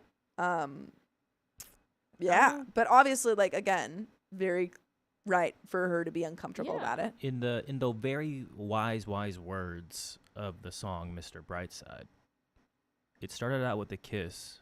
How did it end up like this? It was only a kiss. It was only a kiss. But there are some comments. Necessary Tap says, I think both you and your friend are delusional if you think this will end well for any of you in the future. Whoa. It doesn't matter who is wrong between the two of them. What matters is they are taking the most important step in a relationship at odds over who should or shouldn't be there. Whether she is obvious about it on the day of the wedding, she is going to eventually make him choose between his marriage or your friendship. Jess says, doesn't matter, but I'm so curious what the spicy identity of every person in this story is. Me too. I am also curious. That's why I'm wondering why that she could is, also, yes. like, in my mind, change some things. I Because if agree. it's two very straight men, then it would just be like the bros. Yeah. But if like one of them's bi or one of them's, this is why I'm wondering if that's is playing into this. Every time she sees you, knowing you're hanging out with him or looks at wedding photos, the wound will be reopened. You and your friendship with him are the victims of his stupidity and her reaction. Bonus points for him not knowing that disclosing the situation to your friends won't make the situation worse. There's nothing like humiliating the bride right before or after the wedding to kickstart a marriage. Again, he should, honestly, like, I know it sucks, but he should just be like, I didn't want him there. Yeah. Like, he should take should it. just do it. And then say, like, oh, we hashed it out. We made it up. Yeah. No, the groom should take the fall for that. If you think your friends are upset with you, just wait until their anger turns to her. He's going to be forced to choose between his friends and her. There's no way she's going to put up with him hanging out with people who hate her. Phoenix Reed says, you said everything I was thinking but couldn't find the words for. This situation is far from over, and it's just a matter of who's going to look like the bad guy and which relationship will suffer and burn, especially because the friends are also part of what's going on, even if they don't know the full story. So either OP will lose friends because they think he's flaky, or he'll tell the truth and they'll be mad with the wife. And the wife will never be friendly with you, OP. She was mad at you for the kiss situation, and I can assure you she's fuming and feeling humiliated that her fiancé overrode her and re-invited you to the wedding. And your friend is for sure feeling pressure from his fiancé, and it'll only get worse. This situation might have been better played out when it wasn't so close to the wedding, because then people could have had a chance to hash it out properly and figure out what to do. But so close to the wedding now, it'd be too much of a spectacle to try to sort all of the feelings. So pride is going to add another layer to the crap show of emotions. Professor Distinct says, also, you know what to do when the priest says, you may kiss the bride. Boogaloo Bandit says, whoa, now this my band name, says 10 out of 10 would watch this show. Polar Cat says, I read this to my fiancé, and he was wondering why she's mad at you and not the friends that pressured him to essentially cheat on his fiancé. Literally. Where is their invitation rejection? You're literally the victim in this situation, and she's taking it out on you. So true. So true. So true. I feel like there's a lot of what ifs too. Yeah. Like not what ifs, but like a lot of factors. Yeah, That could change situational. elements of this. 100%. For sure, 100%. Yeah. Like again, also the fact that the wedding is a week away, I guarantee you she's super stressed and like high emotions. Absolutely. Yeah. So that definitely plays into the factor there. Again, it's so weird that OP was like the fall guy. Yeah, literally. But I mean, Yeah. honestly, it's not like weird in the sense like that does happen a lot. Do you think the where wife? like the third party gets scapegoated. Do you even think the wife is like not necessarily looking for an out per se, but like No, I don't think she's I don't looking think for an so. out. I I don't think think she's she's reaching that genuinely just far. hurt. Yeah, I think she's Yeah. hurt and she doesn't want to blame it on her husband or fiance because she's And about to she's marry him. And Mad so she's that like, he kissed okay, someone. let's point it on him. Yeah. But there are some donos, folks. Jane, thank you for the $5. About to enjoy some devil's lettuce on my balcony with the book. First time caller, cute romance about a radio show, and the stream a perfect Tuesday evening. Sounds like Yeah, a good thank you so much for Tuesday. joining us. Are there any Nah. folks? Those are the donos. That was the story. Thank you all for joining us. What a lovely stream. Yeah, I had a blast. I had a blast. You had a I'm gonna pho? go. I had my pho. I haven't had my pho. You're about to yet. have your I'm pho. about to go have my pho. I'm gonna drink a I'm bunch excited. of vitamin C Me, because I'm not. maybe I'm me literally too. not getting sick. Could I it's have one? impossible. May Yeah, I absolutely. have I have one? so Can we many. both take Thank you. I've been offering them, and then I'm gonna go take a bath. Ooh, a Ooh. bubble bath. A bubble Yeah. A bath. bubble A bath. bubble Yeah. bath. I'm gonna go take a bubble Take bath. a bubble bath. Um, It's just fun when you say it like that. A bubble bath. But Bubble folks, bath. if you love us, make sure to subscribe. We love you. And see you tomorrow. We have another second. Okay, bye.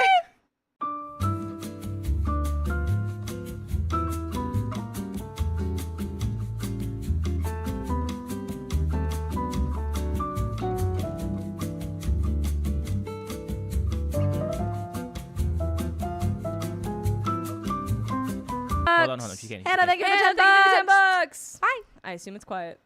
Bye. Bye. Bye, everybody. Prayers out to those in the Philippines being Bye. affected. Stay safe. Stay safe. See you tomorrow.